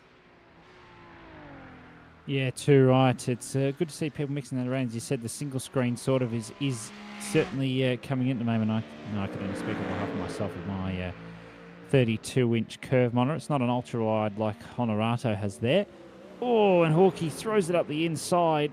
Oh, and he's absolutely throwing it at Sarkozy here, but Sarkozy's not even batting an eyelid. He's just forcing Hawkeye to do all the work, and then just getting away with it here, and it's absolutely cracking this battle at the moment. As you can just see, Schmidt, there's a little battle going on here. Is this Schmidt and Crozat? It is. And they're going in for a little battle between each other here, doing Crozat's getting on with it though. Good fast lap times at the moment. As we can see, Adrian Gallego has jumped into the pits because of that damage. I would suspect they finally decided that they can't deal with it anymore, and they need to pop into the pits, and sat there, going to get a move on momentarily, I'm sure. And they're going to get, unfortunately, lapped by Ben Ford again. So they're going to go a lap down. They did unlap themselves earlier, and now they're unfortunately back to being lapped again. So the Seraph Motorsports GTP team has a very nice, handy little lead here, as we just see. Oh, that's a GTP trying to get past. That's not being facilitated ever so well. That was very close to the wall there. That's, wow. That's Justin Dykstra. That had me clenched for a minute there. That was very scary, but they've gotten on with it in the Watkins Mandatory 74, and by golly, that could have been very close. Sarkozy, though, back to business as normal, matching 10th for 10th almost lap time with Huna Hawkeye. As another GTP wants to get up the inside. I think that's the leader, in fact, that wants to get on past. It is. And Ben Ford's just going to get through. Oh, there's a tap. Oh, it's a shove. That could have been a shove into Ben Ford. Ben Ford is extremely lucky there. That could have gone all sideways for him. And Sarkozy's probably not going to be too impressed with that one, but he could have turned across Hawkeye there. I don't know for certain, but something has definitely happened there. So let's have a look down into this braking zone. Hawkeye's trying everything he can. It's the same manufacturer battle here, but of course, as John said earlier, the setup could differ. Oh, down the inside, Hawkeye. Oh, Oh, that's a dive and a half. Did he block it? I don't think he did. I think he's managed to pull that one up, and that is a cent and a half. And he's got a little bit of damage there on the front left that I've only just seen as well. Could just be a light little contact or a bit of net coating contact as well from a little bit earlier, but he's absolutely just pulled that one across. Only just, but he's just threaded the needle there, John. Yeah, I think he caught the Thomas Enger Sim Racing entry napping during that turn number 9. Certainly, Hugh Hawkey had had enough, I think, of the battle and wanted to get it underway and kind of finished and get themselves up into P2 and see if the VGTR Esport entry can close down Florian Durkop at all at the head of this field. A couple of questions in chat as we've been going. Some people have been joining us, the VGTR Esports account, with us on the broadcast. Daniel Crimson joining us to comment, of course, wet offline. And you can certainly see in places it is wet. The track status mostly dry, in finger quotations, curbing offline, and some rather odd places still retaining some moisture. And a question about the tyres. Right-hand side of the leaderboard, the white emblem indicates dry tyres. The blue emblem, as you see on the 202 and the 68 at the back of the GTD field, indicates a wet tyre. So the majority of the field on the dries, a couple of cars still circulating on the wets. It's a bit of an odd call, I will agree, at this stage, or maybe they've spotted something we haven't quite seen on the weather forecast.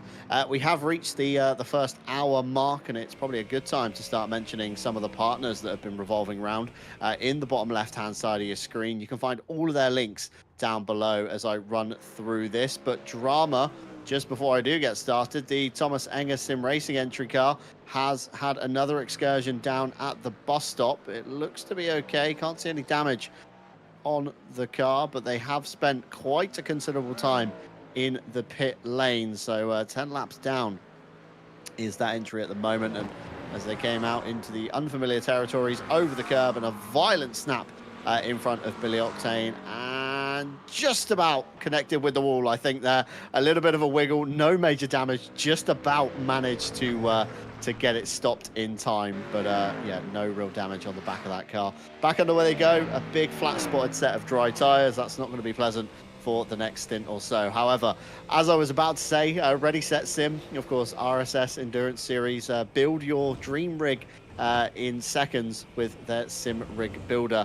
Their mission of RSS is to simplify sim racing by providing a comprehensive and personalized experience, whether you're a novice looking to get started or an experienced racer seeking to optimize your setup. And of course, don't forget, €400 of prize pool has been offered by RSS alongside the RCI trophies for both categories, of course, split down P1, 2 and 3, and that will be handed out at the end of the championship. Coach Dave Delta, faster lap times start with Delta, a setup and data analysis app for iRacing, ACC, Le Mans Ultimate, and even Gran Turismo 7, which still blows my mind. Available in 9 languages, giving you access to setups, racing lines, and data analysis. Why not stay ahead of your rivals with Delta? You can check their link down below in the description and take your racing performance to the next level. Green Man Gaming, where you can buy games and game keys with Green Man Gaming. Get the best prices, awesome bundles, and exclusive game deals daily. There's always a saving to be had with those guys, and you can find our affiliate link down below. Help sprinkle some pennies into the RCI pot if you do make any purchases. IMB Racewear, you'll remember they were a title sponsor of our community series by providing fully custom designs to allow sim and real-life racers to make the impact they've always wanted in their clothing. From gloves to socks to jackets, you can be sure that every piece is crafted with precision, style, and performance in mind, giving racers the confidence to stand out both on and off the track. Moser Racing, we saw earlier on in the RSS Endurance title card for Honorato. He runs a Moser KS wheel rim, and we are thrilled to partner with Moser Racing, of course, a leader in high-quality sim racing gear. They have everything you need to boost your racing experience, and you can check their link down below in the description as well. And of course, not forgetting, we are a Motorsport UK esports recommended community, which is quite a prestigious thing to hold, I would say, as a small, close group of sim racers, and how we've branched out across the years, and even bringing new faces in through the Motorsport UK esports platform, which is great to see. Of course, as I alluded to earlier on, we have reached the hour mark. We've got 5 minutes, 6 minutes almost into the next segment, and it's time for myself and Mitch Hobbs to take a quick break. As it currently stands, Ben Ford out front in the GTP category, a lap to the good over FTW Motorsport, and Florian Durkop 36 seconds clear of Huna Horchi in the VGTR Mustang. But it's a long afternoon ahead. 4 hours 54 on the clock. We're going to leave you on board with a car, so turn up your speakers, enjoy the sounds, and we'll be right back with you for the next segment of the RSS Endurance Series.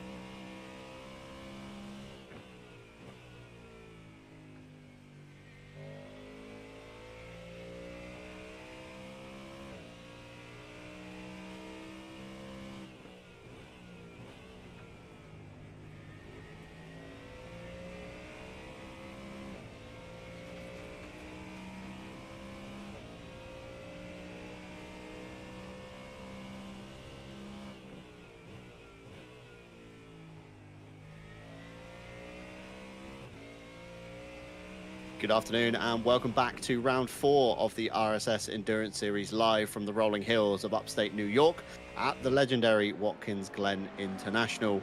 My name is John Dalton. I'm still joined by Mitch Hobbs alongside me, Ted Edwards with a mammoth stint behind the cameras this afternoon, bringing you all the pictures.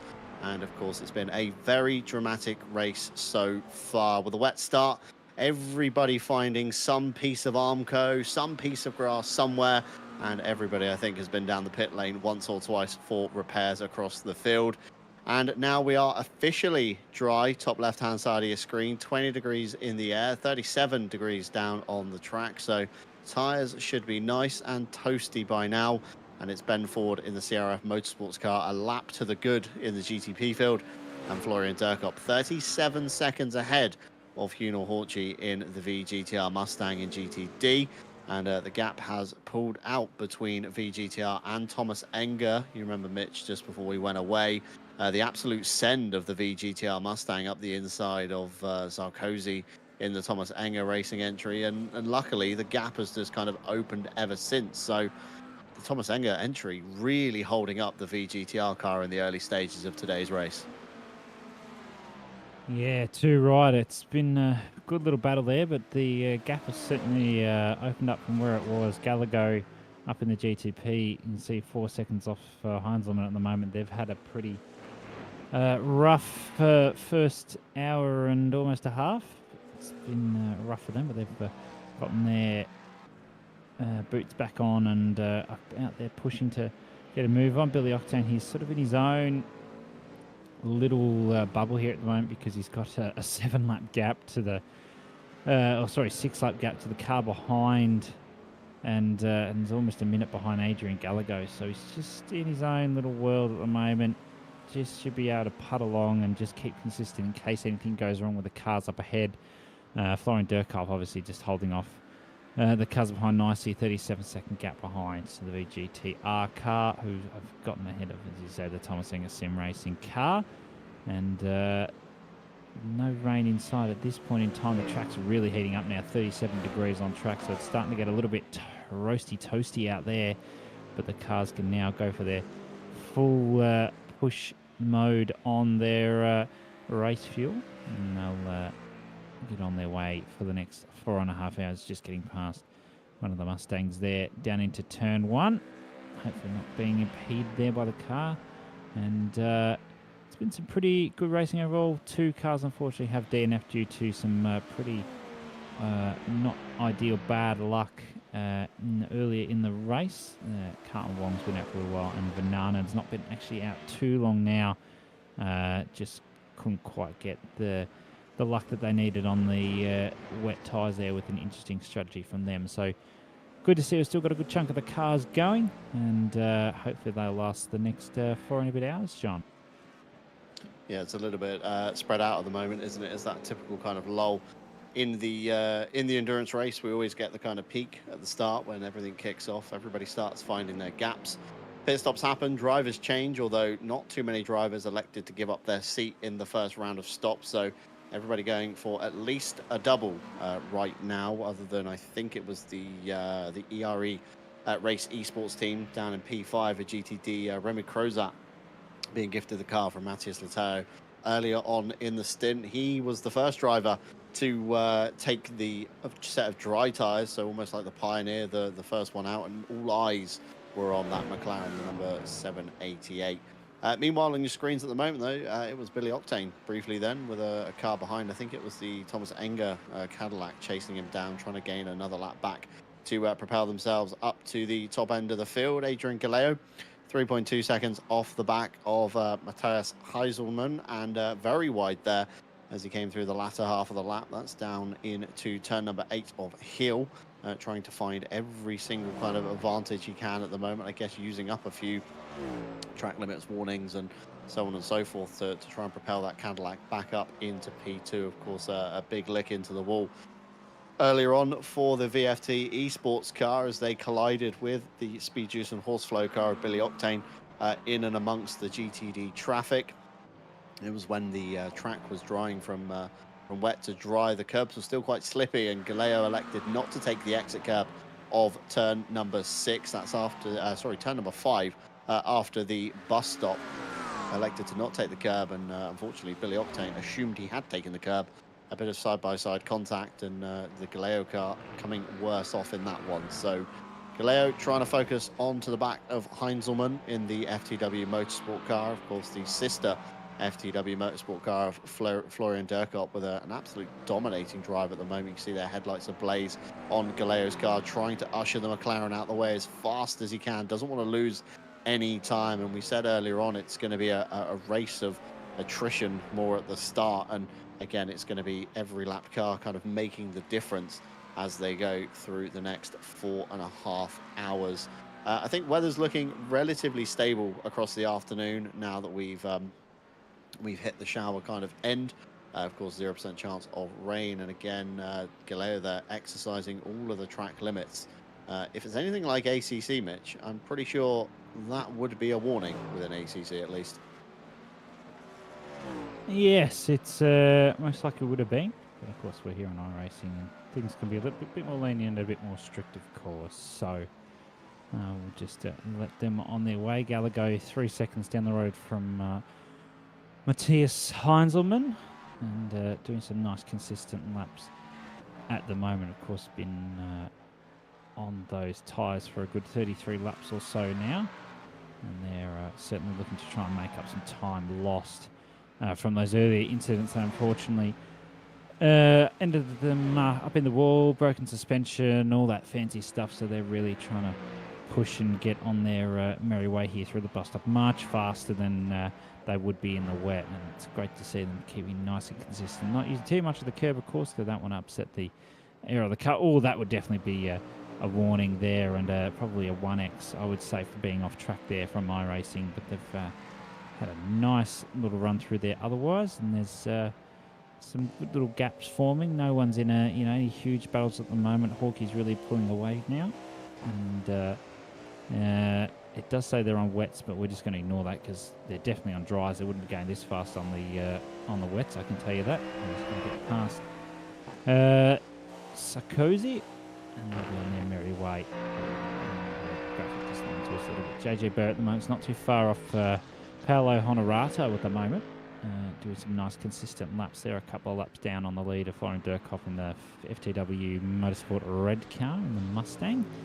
And been some good consistency, John, here, and the drivers just need that, a little bit of confidence boost, having that consistency in this part of the race where they've gotten through the tough stints in the wet, unscathed or not necessarily the point, but they've gotten through. They're able to now settle down in the car, not have to worry about it drying up or raining again and things like that, and they can really start pushing forward.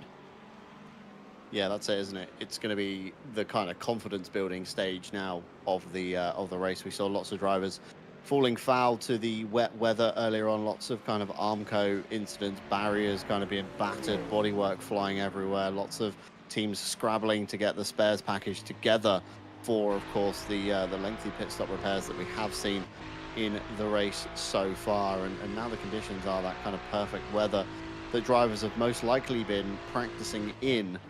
It's certainly that stage where they can build their confidence back up once again and kind of forget the trials and tribulations that we saw earlier on. And racing in the wet, when you make multiple mistakes, it really does affect your confidence. We see a brief yellow flag out for the number 74. That's Justin Dijkstra at the wheel of that car at the moment. Weapons mandatory number 74.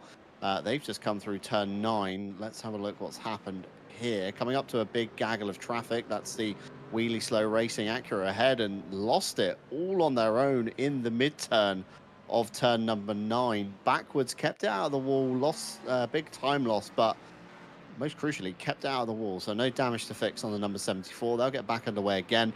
It's such a shame after their run at Laguna. They had a very good finish there, and unfortunately not able to carry the luck over today. But 4.5 hours on the clock, long afternoon ahead for those guys at the moment. And we do have confirmation from our broadcaster.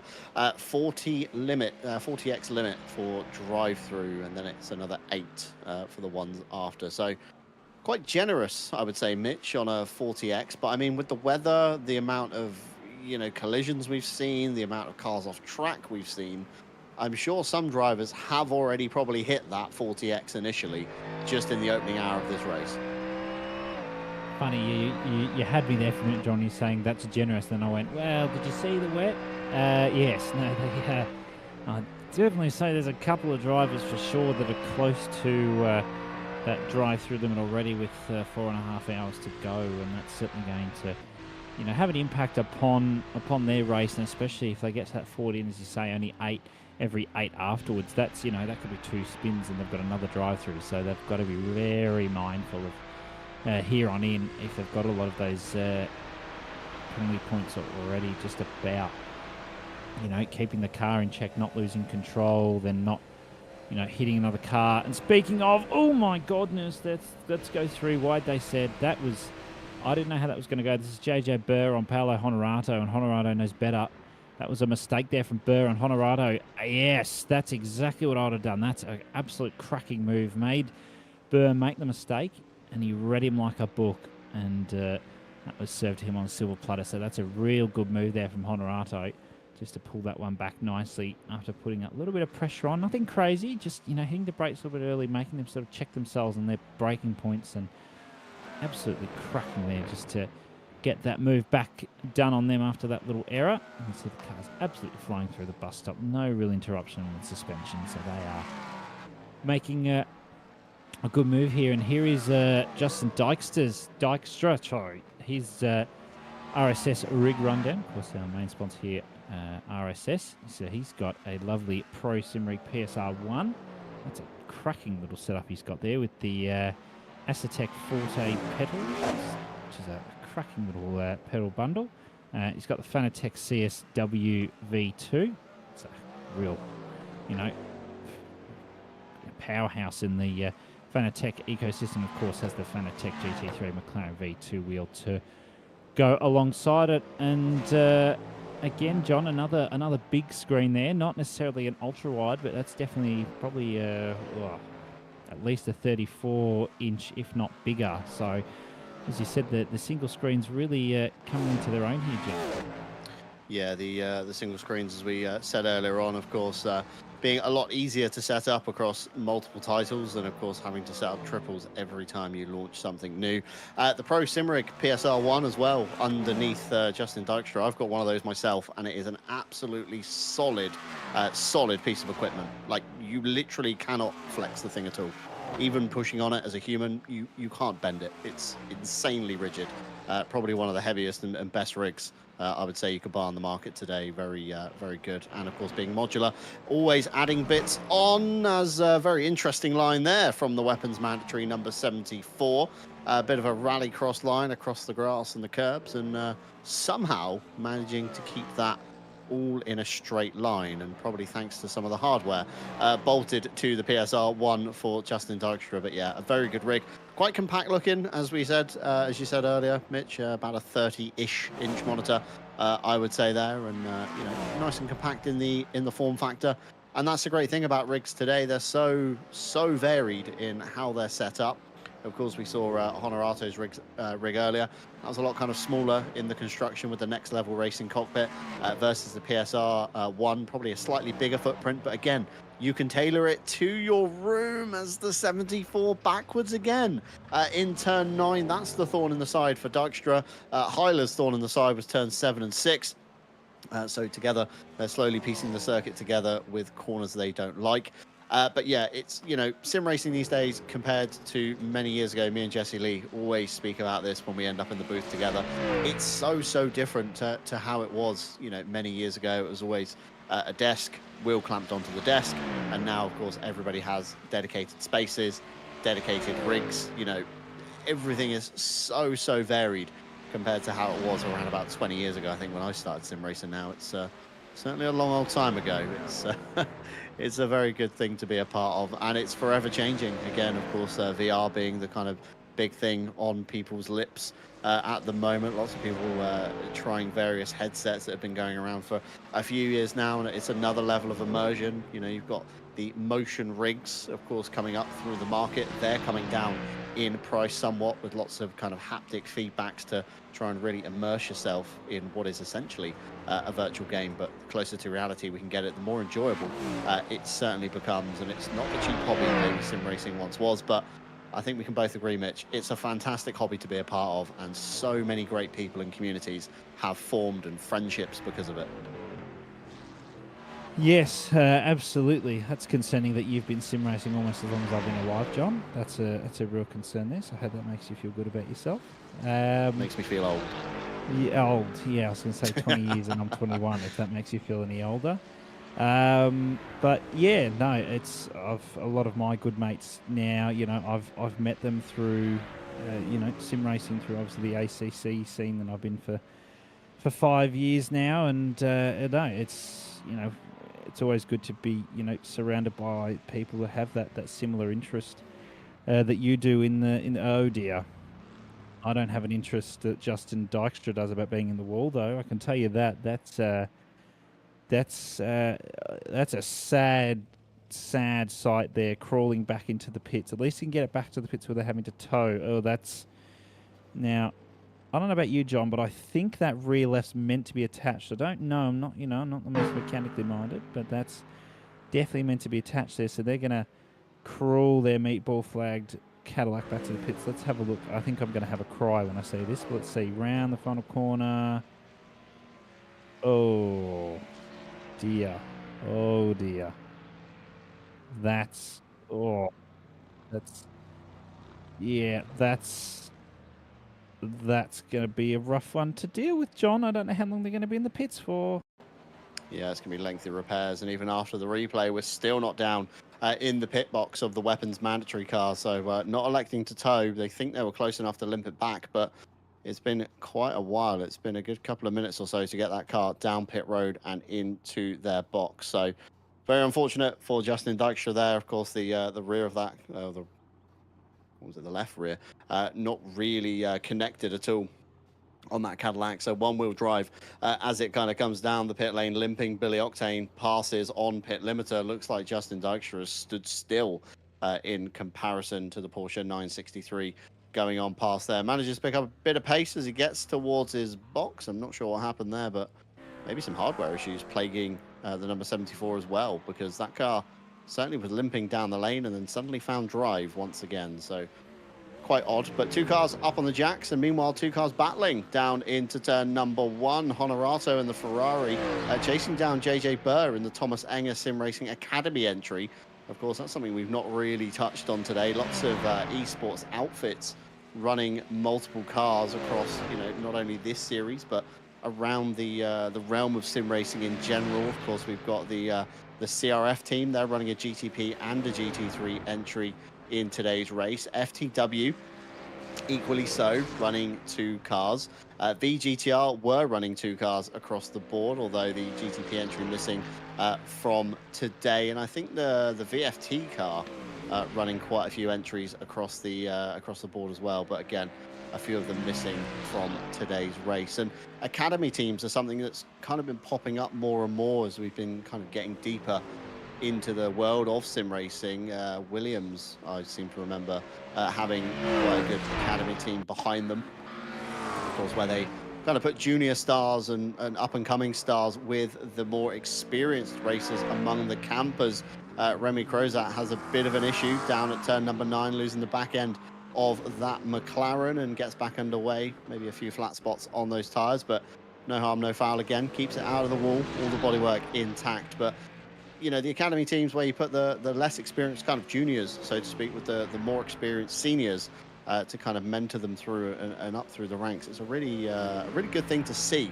And it's not something we've seen all too much in sim racing in kind of the earlier years. It's certainly become more prevalent in the more recent day, I think, since, esports competitions have become a much bigger thing. There's, multiple LAN events in a season for some drivers in other titles.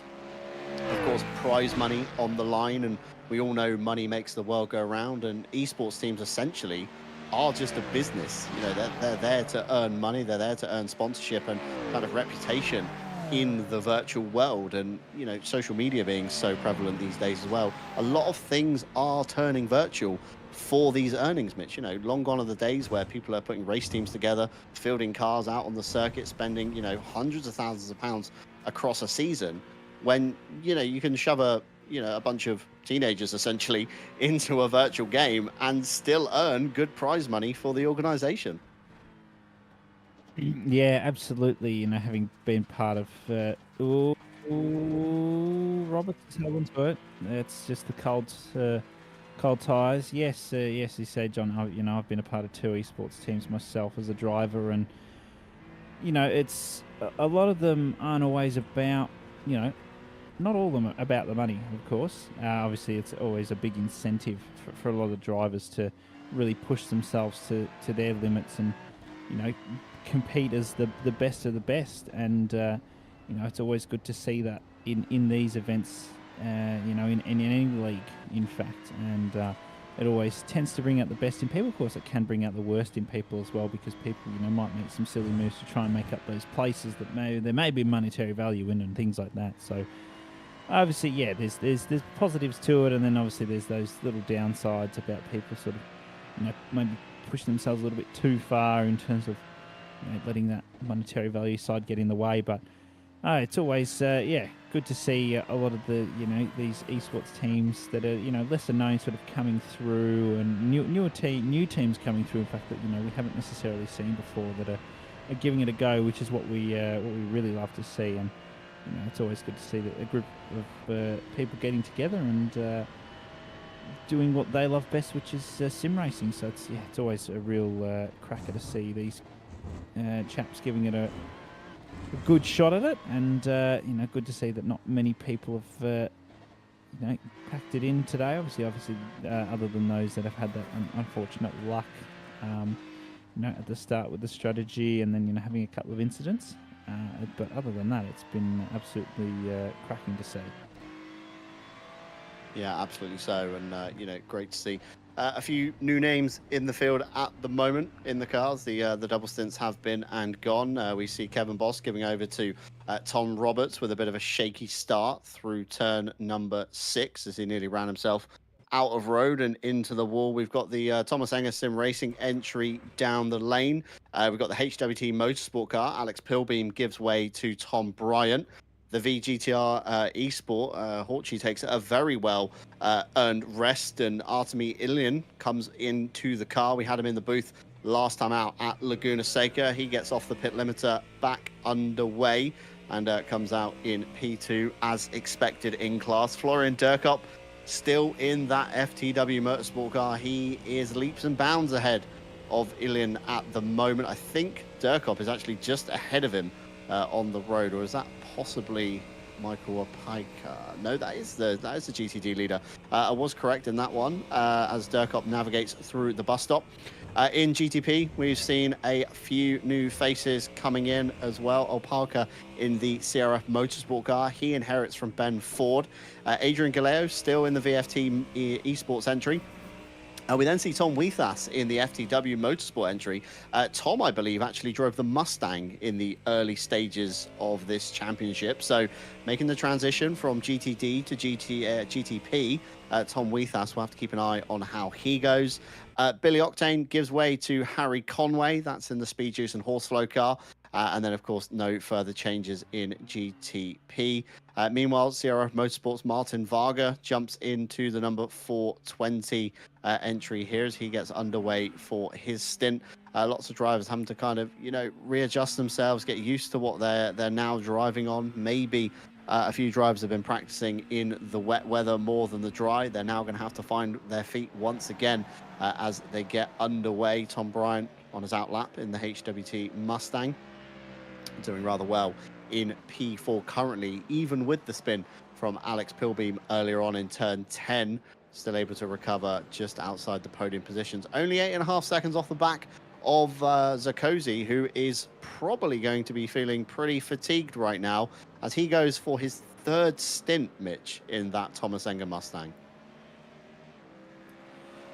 Yeah, that's certainly going to be feeling it for sure. But I always appreciate the commitment of some people. They it might even be that they have to get their stints done early, and they, of course, everybody has a life, so they've got to, they might have to just get done, and get out. And if that requires a double, triple stint, then that's what you've got to commit to. But hats off to him, and it's good to see.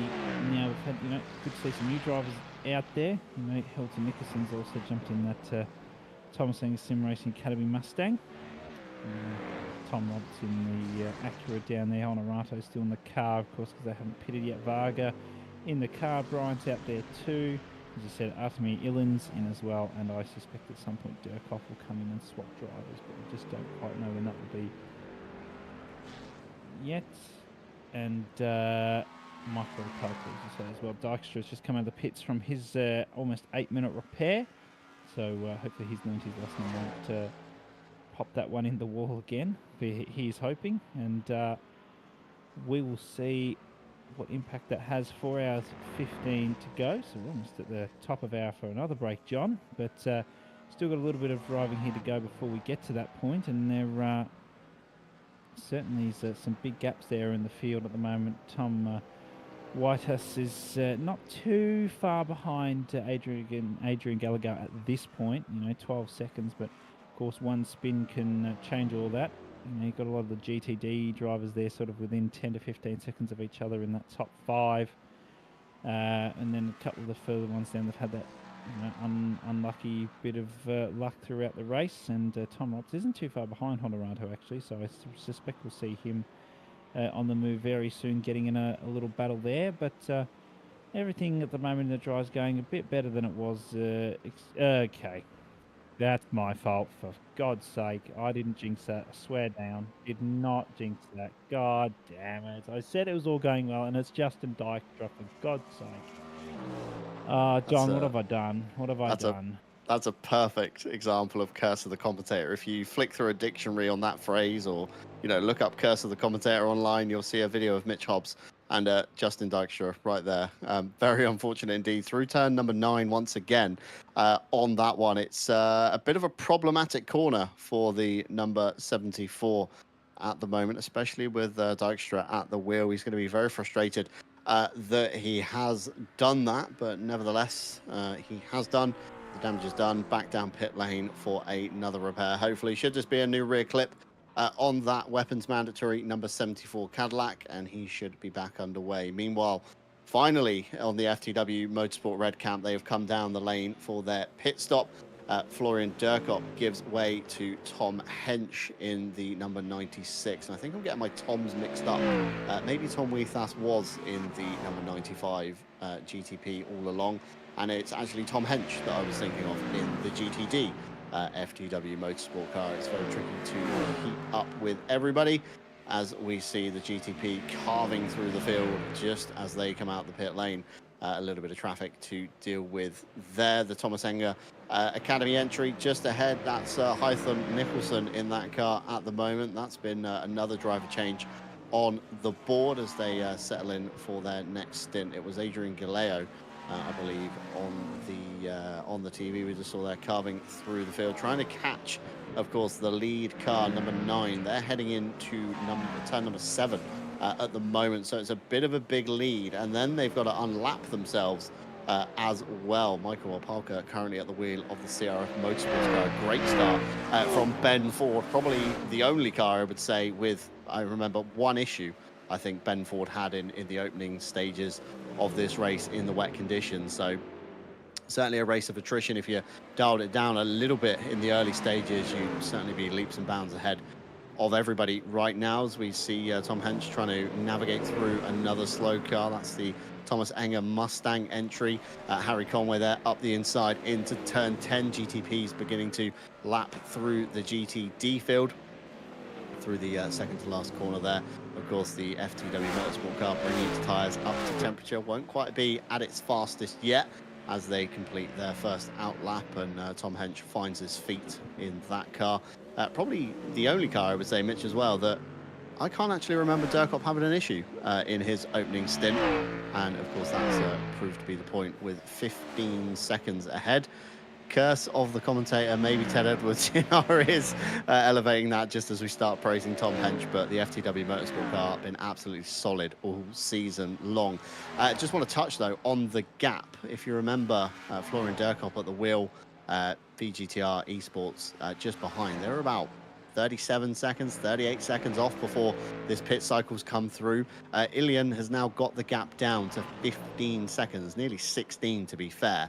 That's quite a considerable time gain for the VGTR entry, and they managed to pull out a good gap as well to the Thomas Enger Mustang behind. That gap is now 14 seconds to the good as well, so they are sat in a bit of a no man's land zone at the moment, but I think VGTR could have a very good next half of the race ahead of them if they just kind of lock in and really focus. They've done well so far through the season, but of course not as well as their championship rivals in class such as Clarity Racing and Garage 991. So certainly going to be a good haul of points, I would say, on the table today for some of these drivers. And that's the bonus of having these smaller fields, of course, 11 GTDs and 7 GTPs on the circuit at the moment. So not even 20 cars by my quick math in my head. And you know, that's the great thing, isn't it? Where you'd normally expect to finish, let's just say, for argument's sake, GTD, 30 teams on the championship standings, where you'd kind of expect to see, you know, yourself finishing in maybe the mid-pack in P15, the mid-pack now becomes like P5, P6. So, you know, turning up today could have been a golden moment for a lot of these teams in their championship race. Let's catch a race replay from Tom Roberts down into turn number 6. We saw him with some issues on his opening lap and some more issues in his stint there. Very well held, I would say there, Mitch. It was a bit of a panicky, flappy arms moment if we probably saw Tom Roberts in his sim rig right now. Yeah, okay. Right. I wasn't praising Tom. Not guilty, Your Honor. I think you were. Don't you start. No. It's happened again, Mitch. Mitch, it's happened again. Is he gonna come into the pits? Yes, he is. He's probably got cooked tires or something along those lines. So he's going to yeah, look, it could be a little bit broken, but I doubt. Let's have a quick look at the replay again. So second to last corner, turn 10, no real issues. And just a little bit loose, maybe centered a little bit too hard, and the rear's just lost it. And in the wall, you'll have a little bit of damage there that might need to be repaired. Could have affected rear steer a little bit or something like that. So, yep, in the pits, he'll take a new set of tyres. No meatball, of course, so probably nothing too much to worry about. He's up getting the tyres done, though. So I don't know how much of an issue it's going to be. And they're on their way again. So I think just a new set of tyres and repair the damage, and they're going to get on their way.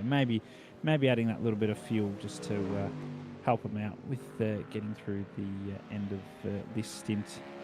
As, Dykstra's in the pits again with a meatball, so they're not having a very good race. Luck-wise, they're in the Weapons Mandatory 74. That's definitely going to be a race to forget for them. I think they've been there for a little while now. So, yeah, 6 minutes in fact. So that's not going down too well for them. But good to see some new faces out on the racetrack at the moment. Pretty much everyone is new to the track for the most part. Obviously, other than Mateus here, who's been on the track for a little while, and Adrian Gallagher is still going in that P2 car up behind Michael Opelka. So they're just getting their race stamped in nicely in P2, but they're not too far ahead of Whitehouse at the moment. So they're just trying to keep it consistent. I think that's the big thing here, John, is keeping that, as I said, time and time again, keeping that consistency and just trying not to make those little errors. You know, if you can't push as much on that first lap with your cold tyres, then you don't push as hard. You just let it be, and then the tyres will come in, especially on those GTPs, of course. And the GTDs will eventually, in the next season, John, become the same, because as stated in the recent Oh, speaking of GTDs, Tom Bryant's round and he's crunched the front a little bit there. Hopefully it's not too much damage. Looks like for the most part he's probably driving straight. Let's see. Yeah, for the most part, car looks pretty straight in the steering rack, so it looks like okay. But yeah, as I was saying, if people have read the notes, the iRacing release notes for the upcoming updates, there's a big bang. That's how he ended up there. Wow, that's a crunch and a half. And he waited, did the right thing, wait for the GTP to come past, and then he gets on the move again. Yes, there's a big GT3 physics, not so much physics, but definitely a tyre model rework coming, John, which is going to be very exciting for some of the drivers as well. I know that the GTD tyre model at the moment, it's not the most praised thing. You basically get 3 good laps in them and then that's it. So hopefully that will make these races a bit more tighter, especially in his Honorado coming into the pits as well. They're a good chunk behind, but they haven't gone too bad. They haven't had many incidents since that sort of big spin they had earlier, which is great. Otherwise, we'll just keep an eye on them. See, I reckon they might almost come out of battle with Hilton Nickerson. They're going for a driver swap. Martina back in the car, and this is going to be a cracking little battle if they come out near Nickerson, John. This is going to be really awesome. And there you go, a bit more repairs, and you'll see the car would have dropped in repairs. They'll be getting fuel, and then they will travel on their way as they've been lapped. Only 18 seconds. You can see that gap dropping to Nickerson pretty quickly. We'll see when they start getting on the move. Nickerson almost might get past as well. Let's see. Oh, on the move. This is going to be close. Green cones there, 7 seconds. But they're going to have to be calm through the corner. Here comes Nickerson. And I think they've just got out in the right time. So 5 seconds, the gap between them two, but they're going to have cold tyres, so they've got to be very, very careful, John. And if you jinx this, I'm going to kill you. I'm not going to praise any driver for the remainder of my stint up here in the comms box. I think I'm just going to leave it all alone because we do have, of course, still 4 hours to go, and lots of calamities already have happened across the board. And like you say, Martino will be on colder tyres than the chasing Mustang of Nicholson. So we'll have to see how that battle emerges. Meanwhile, some traffic action heading out of turn number 1. Zarkozy giving way to the CRF Motorsports car, I believe that was, flying on by there. That's P3 currently in GTD after their earlier on battle with the VGTR Esports camp. We thought Zarkozy would be maybe a little bit fatigued, a little bit tired, but closing the gap down to Ilian ahead. That's now 13 seconds to the good. Ilian, though, losing to the race leader, Tom Hench, 19 seconds now. That gap's up 3 seconds from when we last checked in, as Adrian Galeo swoops around the outside of turn 6 on his crusade back to the front as well. And Tom Bryant feels something's up with that Mustang. I'm not sure if there's been maybe another impact with the HWT car, but back down the pit lane, that car comes into the box, probably for some damage fixing, top off the fuel, maybe some new tyres to boot as well while we're stationary, and they should be back in the race once again. Onto the marks nicely. 2:07 last time by in that lap, so a good 15 seconds lost, I would say, if you're comparing more than 15, actually. That's closer to about 20 seconds time loss, 22 from memory on that one. But yeah, that's some considerable time loss for HWT. I think they're back underway, though, as Nicholson comes through turn number 1. Tom Bryant, in theory, slipping down a lap. No, Nicholson actually taking a lap back, sorry, off of Tom Bryant at the moment as they snake their way up the hill through the twisty section. Of course, at the start of the lap, Watkins Glen from turn 1 to the bus stop, pretty much flat out in any car. I think even a road car would be able to do that one. So lots of open throttle here, lots of fuel usage, of course, in the early stages. Tom Bryant a little bit too deep through the bus stop there on the colder tyres that he's just left the pit lane with, but keeps it within the white lines nevertheless. Out of turn number 5, he goes down towards turn number 6, and nobody really close to him. The big gaggle of cars has already gone past. He's got the race leader coming up on him, Michael Opalka. We'll see him in a little bit. Of course, Adrian Galeo still trying to chase that lap back out of Opalka. That's the VF the VFT Esports car. Even as we see the weather on the screen currently, brought to us by Ted Edwards, and I think all the drivers will be relatively happy with how that one's looking. As we head down the list, of course, the precipitation was the tab we were looking at, Mitch, and 0% chance until the end. So this should remain nice and dry, nice and simple for a lot of the teams now, and should be a real confidence builder as they work their way towards the checkered flag here today. Yeah, absolutely. It's cracking to see what's been going on here. I love the liveries here, though, John. I haven't had a good look at some of them, and there's some absolutely cracking liveries as see a couple of cars trying to get past at the moment, and just see we'll see. Oh, Tom Roberts just done a 46.5 there. That's a cracking lap. It's still not as fast as Hench up the top, but certainly been some nice consistent laps. The GTPs are really close, John. Have a look at that. That's certainly one to keep an eye on throughout the race if they keep up that pace. Yeah, GTPs with some fantastic pace at the moment. Your race leader, 33.4. You've got Adrian Galeo with a 33.1, so he's slowly chipping away at Michael Opalka, but not by a lot. It's going to be small margins across the next hour or so. He's in the car. We then got FTW Motorsport, 33.9, 34.9 for Harry Conway. Again, you've got to remember Cadillac and Porsche, two different manufacturers there, so the Porsche maybe not as good as maybe Harry Conway had hoped here. And Thomas Enger, 33.9 as well. Justin Dykstra, 33.3. That's quite a competitive time to try and get themselves back into the race for the front as well. And even in GTD, you've got Tom Hench lighting up the timing boards, 45.1 last time by, and Ilian with a 46.3. Zarkozy, 45.7, sorry, on that one. And even Remy Crozat throwing his hat into the 45 ring, 45.2.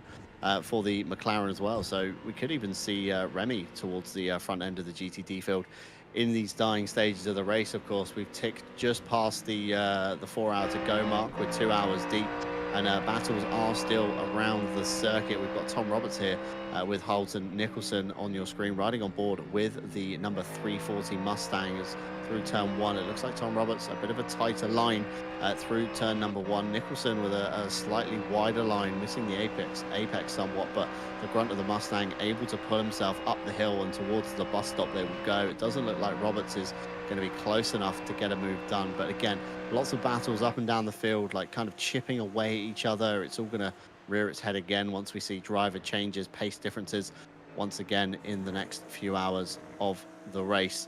And through the chicane, everybody neat and tidy. We've got some faster car coming behind. That's Harry Conway in the SJNH car.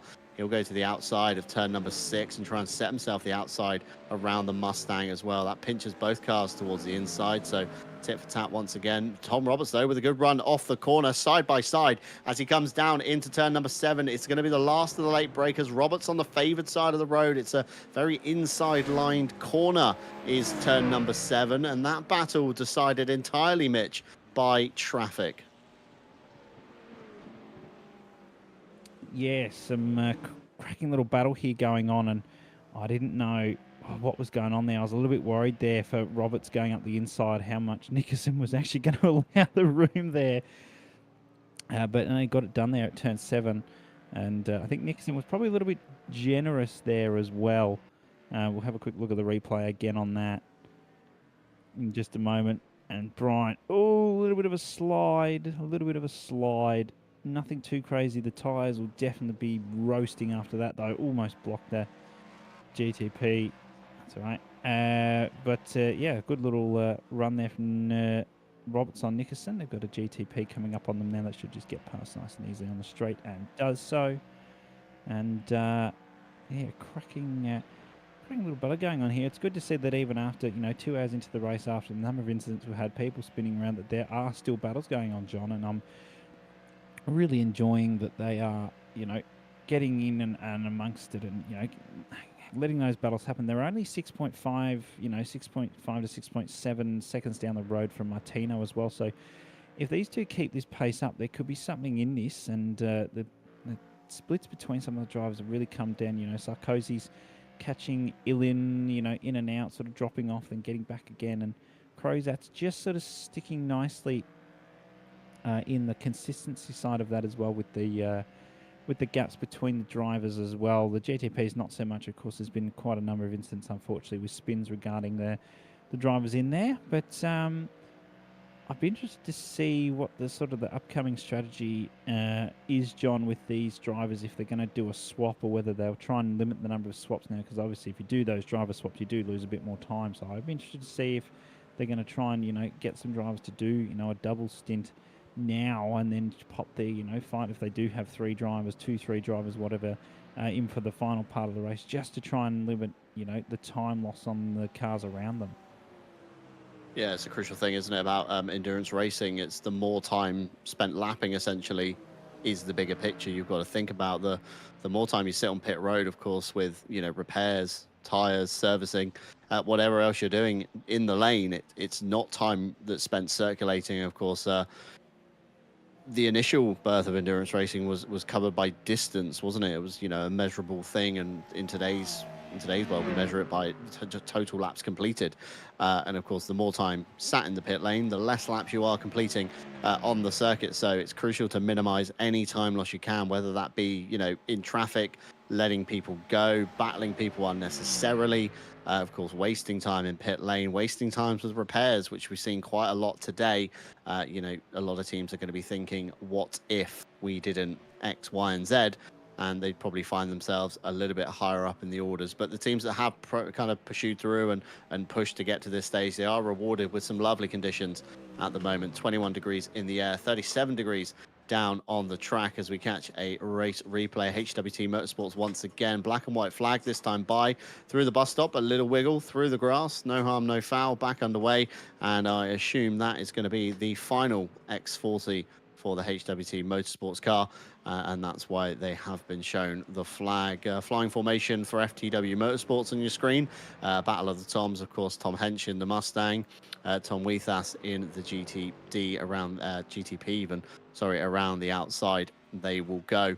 Of course, it's reaching that time again when we do take a short break. Of course, our partners have been revolving around in the bottom left-hand side of your screen.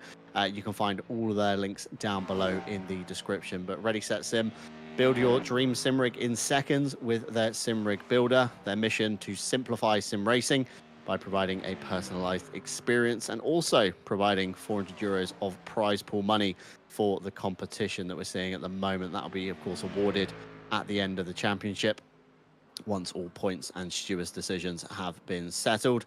Coach Dave Delta, faster lap times start with Delta, a setup and data analysis app for iRacing, ACC, LMU, and even Gran Turismo 7. You can find a link to that down below. Green Man Gaming, where you can buy games and game keys with Green Man Gaming. Get the best prices, awesome bundles, and exclusive game deals daily. And our affiliate link for that is down below.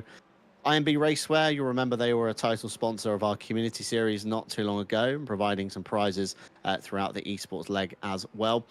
Providing fully custom designs to allow sim and real life racers to make the impact they've always wanted in their clothing. As we see the FTW Motorsports car backwards down at turn number 8.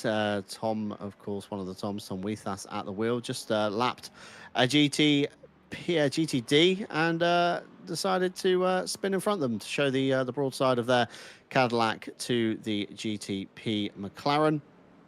Back underway they got, no harm, no foul. No real contact made there, just a considerable time loss and some flat spotted tyres. Moser Racing, who we partnered with just last year, a leader in high quality sim racing gear. Their affiliate link down below as well. And of course, not forgetting, we are a recommended Motorsport UK esports community, which has brought some new faces to the realm of RCI, which is always very welcomed indeed. And as we head to the break, we'll leave you, of course, on board a car like we always do, so you can turn up your sound and enjoy the engine notes here at Watkins Glen. As we go to the break, Mitch Hobbs will vacate the booth. Callum Kerrigan will join alongside me for the next hour before Callum and Matthew Malcolm take you through to the checkered flag in the final hours. Jump on board, turn up your sounds, and bear with us, and we'll be right back with you for the RSS Endurance Series Round 4 here at Watkins Glen.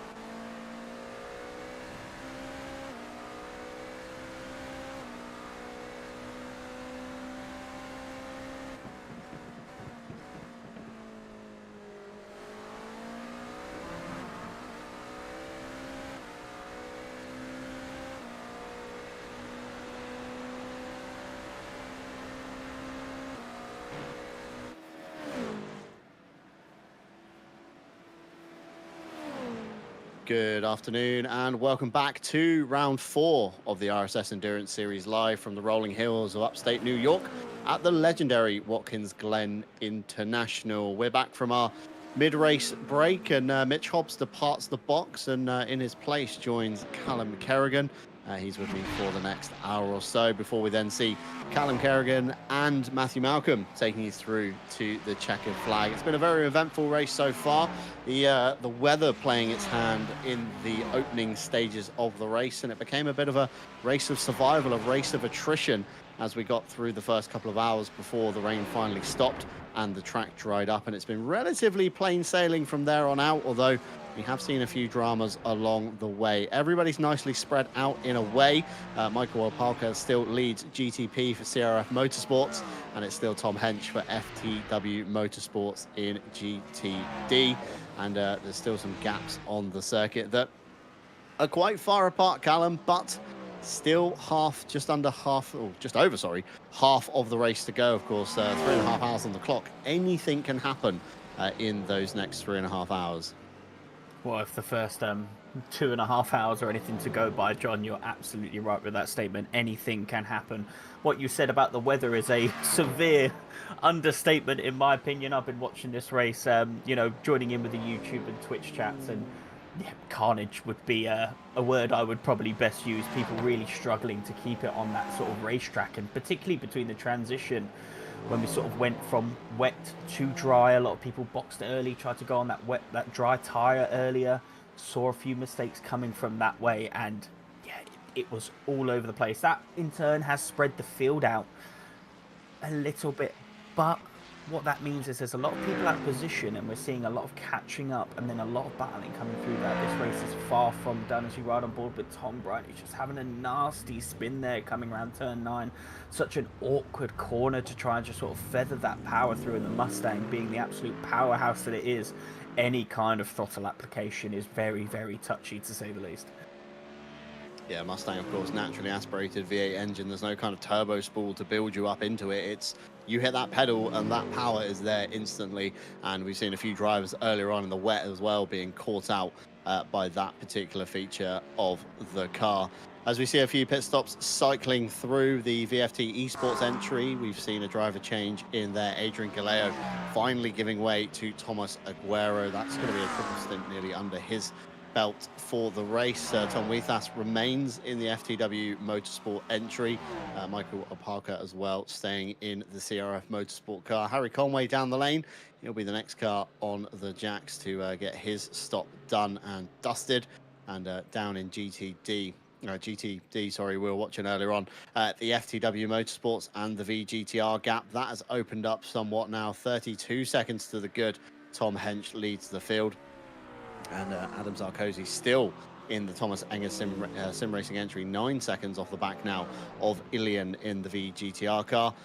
Harry Conway out, Billy Octane in for SJ and H, and he'll get the Porsche back underway once again, and fingers crossed a bit of a cleaner stint this time by for Billy Octane. Some troubles in the wet earlier on, saw that Porsche backwards in the grass a few times across his stint as well, but a good recovery nonetheless. Sits just outside the top 4, and we were saying earlier, Callum, of course, the reduced grid size today, only 7 in GTP and 11 in GTD, meaning if you were in the mid-pack of 30 odd cars, your P15, not a lot of points really to score there.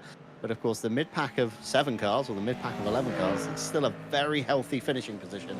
So we should see some good championship points gained for some kind of obscure odd cars, I would say, along the way, as seems Ilian's flasher button is somewhat stuck in on the Mustang as he tries to get Tom Roberts out of the way. That's a very aggressive flashing there by the VGTR car. It did seem like he was just holding that down as much as possible. Tom Roberts with a little flashback saying that was probably a little bit excessive. I mean, coming from the UK, we're more than used to seeing sort of that level of flashing when we're barreling it down the M25, aren't we? Mainly from a BMW or an Audi driver, but not typically seen from a Mustang, to say that. But will Tom Roberts give us another flash? I do have to say, as I say every round when I'm here in the RSS Endurance, absolutely love the Iron Brew logo on that car. But yeah, so plenty to play for in this race round. I will say, the FTW Motorsport Red, this race couldn't be going more perfect for them. Two championship rivals. They're currently sitting P3 in the championship, but with the two championship rivals signed out and them currently leading the way by a hefty margin, this is going to be a massive swing in their championship challenge, dead on halfway through the season. Yeah, certainly going to be a very good haul of points for the FTW Motorsport Red entry. We've seen quite a lot from them in the first half of the season. They've been, like you say, finishing quite strong. They've been certainly up there in the race results. So, you know, they're not out of the championship fight at all. 189 points they're leading, in fact, at the moment. Round 2 didn't quite go their way. Only 56 points succumbed there. But again, equaled by Clarity Racing. Last time out of Laguna Seca, 53 points for them in that round. Garage 991 had a bad opening round. So the top 3 have had kind of a bad round between them, which has kept them really close. Whereas now, of course, like you say, Clarity Racing absent from today. Garage 991, again, absent, not on the field right now. FTW Motorsport Red are set for a very good cleanup here, providing they can, of course, like you say, Callum, keep that car out of trouble. Tom Hench currently at the wheel, 33 seconds to the good. Doesn't really need to push, doesn't need to overdrive the car, just has to be really aware of course, who is coming behind and not taking those battles unnecessarily, you know, lifting in plenty of time for GTP. So he gets a good run through all the corners and just driving a really clean race to the end. Really, he can leave, you know, Ilian and Zarkozy to kind of fight it out between them for the next step of the podium. The man on your screen at the moment, Remy Crozat. Not the best start for Matthias Lathio earlier on. Started on dry tires on a wet track. Bad move. Car went backwards pretty fast through the grid, and they've spent the last kind of hour and a half to 2 hours kind of clawing their way back up through the field, and they see themselves in P4, only 9 seconds off the back of Adam Zarkozy at the moment in the car ahead, the Thomas Enger entry. They're 40 seconds clear of the car behind. That's a CRF Motorsports car of Martin Varga. They've got no issue with the car behind. So all Crozat has to do is focus out the windscreen, keep the penalties down to a minimum, and we should hopefully see this McLaren throw their hat in the ring as well for the podium fight. Yeah, it's been a mammoth charge here by the iRacing Esports team. I mean, as you noted, they were one of the, I would say, unfortunate souls that started on the race in the dries. It was a bit patchy, that rain. It was a bit and ahhing. Do we go wets? Do we go dries? I think us in the comms box and you guys, you and Mitch, were very unanimous. It's definitely a wet start.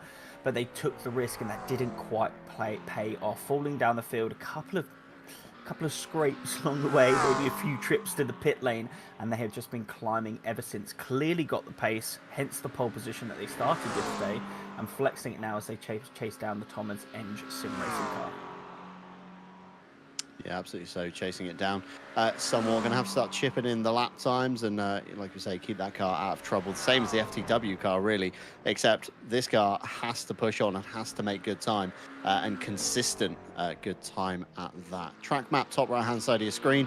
You'll see nobody is really near Remy Crozat at the moment, so plenty of clear running. A couple of GTPs appearing behind, but again, they're quite a few laps away just yet.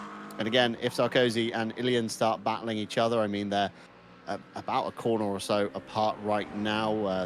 You've got Ilian going through turn 9 currently, and of course Sarkozy through turn number 8. So it's about a corner's difference or so. If they start fighting each other, that's going to delay them once again. We've already seen the two cars coming to blows. The rivalry is already quite fierce in this race, and you know, racing drivers never kind of forget those grudges that they had earlier on with other teams. So it does kind of keep people on their toes somewhat throughout the battles. We've had a few follows over on the Twitch channel. Thank you very much indeed. 3 follows today from Dingo, Rapidi and TBA Baz. I know you've all been lurking along the way. We thank you very much indeed, and we thank anyone else at home that's been with us from the get-go as we see Remy Crozat coming down the pit lane for his mandatory stop. We thank you all for joining us, of course, along the way here, whether you join us today, you watch back, or you're simply lurking. Each and every one of you do something to contribute to RCI in, of course, all the algorithms and all the behind-the-scenes stuff. Down below, you'll also find links to our social media pages, including Instagram and all that good stuff. And we, let's just say, Callum, have been pumping out the short content very recently. Yeah, I think pumping out would be, again, another Another John Dalton understatement. That's two in a matter of a few minutes. Yeah, we're very, very active, very lively on sort of our Twitch, Instagram, Twitter, YouTube. I think we're just about to launch a TikTok page as well, in which we're pumping out, promotions on when you can see our next events that are coming around, because we do a hefty amount here at RCI across all sim racing platforms, as well as sort of the best moments for the race. I know, John, we've been speaking about some potential reels that we want to put up from this race, and we've already got one up already for what the start of the race was. So if you are joining us on YouTube and Twitch and you want to sort of go back and see the start of that race, head over to our Twitch, head over to our YouTube shorts, and you will see sort of the carnage that unfolded in that opening lap. Carnage again, I think, was a bit of an understatement. It was, I don't even think it has a word for the levels of chaos that kind of existed when the green flag dropped in the wet weather. Just seeing a wiper actually on that Ferrari active, and it's now turned off. So I thought we might have just seen spots of rain there maybe, but no precipitation in the top left-hand side of your screen. So all is well in the weather front. Of course, we're not expecting any weather to come, although we were expecting weather to end earlier, and it actually started raining once again. And as you said, Callum, we are, of course, throwing out content. If you do want to watch back any kind of best of moments of the races, we are beginning to get those up after and even during races now, which is even better as a bit of a promotional tool. And like you said, Callum, the RCI calendar, it is kind of a bit quiet at the moment. We're on a bit of a gap between Monday champs, but we do have the Mini British GT kicking off. That's Monday, June 9th, within the realm of ACC. Full split is already signed up, 50 of 50 cars already filled, and we've got 12 reserves ready to go in the wings. However, with more GT4 sign-ups, we could potentially open a second split, which means for the first time in a while, I think, on Mondays, we'll have two splits covering the event. So head on over to the website, racerci.com, get signed up for that one. And also Saturday, that same week, World Tour 2025 will continue. And that's with the 8 hours of Suzuka. The one-off sign-ups are on the website if you do want to sign up just for this one event, and we'll throw you in with the full championship runners that are running, of course, the full season of World Tour. So that's also available on the website. The LMU championships have finished just last week. Of course, the LMGT Fridays, they've gone. That's concluded. Hyper Sprint on Saturday. That finished quite a while ago now, actually. And of course, the RSS Endurance Series is also on the website. If you fancy a mid-season sign-up just to get some iRacing miles under your belt, you can do so over on the website, racerci.com. All of the links down below in the description, as I said, including partner links, as well as our social media links and a website link. And all things social happen on the Discord. So jump on into our Discord and make yourselves at home. As we see a lot of traffic heading by in the bus stop, that's Opelka and Aguero, I believe, still duking out, still trying to catch one another. Opelka with a one-lap lead, and that's how kind of crucial it was to keep the car clean at the start of the race. I think Ben Ford had a minor spin, kept it out of the wall, no damage. We've also seen Adrian Galeo in the wall earlier on, so a couple of repairs for the CRF team, but again, the VFT Motorsport team have had their trials and tribulations at the same time. Tom Roberts for the Wheelie Slow Racing team. He remains in the Acura currently, the number 31 coming out of the pit lane now. And of course, we do have the partner segment with the Ready Set Sim guys. We've asked drivers to provide us a rundown of their rigs that they have at home. We've already seen a couple earlier on the broadcast. Justin Dykstra submitted his. We've seen that one, and we've also seen Pablo Honorato's sim rig as well. And now we bring you Tom Roberts's Robert Scissors, is that right? Sim rig rundown. Again, another single screen user, but a big single screen. Looks like maybe a 40-ish, I would say, high 30s, low 40s in size. Currently on a Fanatec Podium Endurance wheel rim with a Fanatec DD2, of course, bolted to that one. Underneath him, Husingveld Sprint pedals, all mounted to a SimLab GT1 Evo. And Callum, I think that's a pretty standardized rig, I would say. You know, lots of people elect for the Fanatec up top, the Husingvelds underneath, and normally SimLabs is a pretty popular chassis to mount it all to as well. You say it's fairly standard, John, but I'm getting a serious case of rig envy looking at that, to be completely honest with you. I'm rocking as I believe we spoke about, an IKEA desk with a little wheel that I strap onto it for every race. Not quite got the full rig set up as it stands. So yeah, definitely a lot of rig envy coming and sort of watching and commentating over these RSS endurance races, seeing the incredible sort of rigs that are out there. And I think it's just nice to see sort of the different variety. You do say, it's quite common to have the Fanatec's up top, the Huisgenveld down bottom. I know you've recently gone through a couple of upgrades, but there are some sort of different kits out there. And for those people that are looking to upgrade or seeing what goes with what's really going to work with each other, definitely you need to be using that RSS that RSS system, find out what works, use their sim builder. It's definitely something I'll be using when I finally get the space to build up a little rig for myself.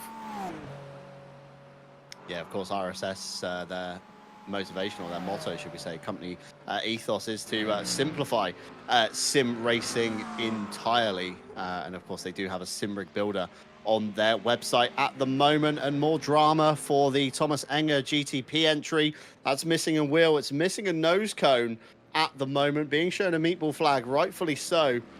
And they'll come down the pit lane to take another lengthy repair. Let's have a look what happened here. Oh, that's a very odd one. We've caught it quite late, but I'm sure we'll get a run back for this one. This is heading up through the first part of the lap. This is early days, and a big wiggle, and cold tires must have been the cause of that one, Callum. Yeah, it does seem like that's a very uncharacteristic wiggle you sort of will see there. I mean, in these sort of GTP cars, you expect the level of downforce to be able to carry that easily flat. But it must just be maybe just a little wiggle as you sort of come over that brow with the cold tyres, and sadly, a very detrimental race. I mean, the way he's got back to the pits on 3 wheels from that position is massively impressive. So he's managed to save himself the toe. There we go. That's the wheel now almost completely detached, cuts the chicane, gets it back to the pit lane safe without sort of harming or impeding any other driver. That's mightily impressive there from the Thomas Enger Sim Racing GTP. But again, another unfortunate incident, and just go back to a point that you made earlier, John, with the sort of the lack of people in this race, because there may be other races going on, is what we're theorizing. Every point matters. So getting back to the pits, repairing that, he's still probably he's going to be holding on to a P5 or P6, which is going to be massive for his championship. Even if it's not really the race you want, a few trips down pit lane, couple of broken cars. I presume at this stage, spending a few minutes in pit lane, they're still banking on the points at the end of the race. Yeah, absolutely. Although, even if they finish, the lowest they can finish is P6 at this current stage. Ethan Carlton Wong, of course, for the Holker Brighton Racing entry. That's no longer part of the race. 73 laps down, way out of contention there. So, I mean, the lowest they can finish is P6, which is still going to be a healthy haul of points nonetheless, as we see a tandem pit stop this time for VGTR and Thomas Enger Sim Racing. That gap was around about 9 seconds. Last time we checked in, the VGTR car already up on the jacks. The Thomas Enger entry enters their box. That's a driver change this time. That's the first one we've seen for the number 34. So this could be the pace change that we spoke about earlier on as well, when we reach this stage in the endurance race where it's kind of a little bit stale. We've seen the driver in the car. We know the pace that the car's got, and it's not really making all too much progress. This is the change that we need, where drivers go in and out, and then suddenly we've got a different kind of pairing duking it out on circuit. As Ilian gets back underway, he remains in the number 14 VGTR esports car, and the Thomas Enger entry just behind that, still getting through their pit stop. They're done, they're underway, back down towards the pit speed limiter they will go, and of course begin their stint. We'll wait for the gap to kind of even out, but just as they leave the pit lane, looks to still be around about 9 seconds, so we're gonna have to keep an eye on that one. Tom Hench, of course, has lapped the GTD field as it stands currently. However, he is still yet to take a pit stop, so we should see that gap again open up to about 40-ish seconds from memory. Pit stops relatively the same. VGTR 42.7, Thomas Enger 41.9, so maybe a slight difference in fueling between the two. Of course, there was a driver change for Thomas Enger Sim Racing. So again, they are faster despite the driver change, and they'll now begin their outlap to continue the fight along. Remy Crozat, of course, he pitted earlier. He's on the slightly early strategy after the rain ended. The first kind of pioneer on the dry tyres for the GTD field. So Crozat isn't due a stop anytime soon. So the gap's kind of like locked in now between the top. Yeah, well, I would say the top four kind of thing. But Tom Hench, of course, way out front. No real need to mention him right now.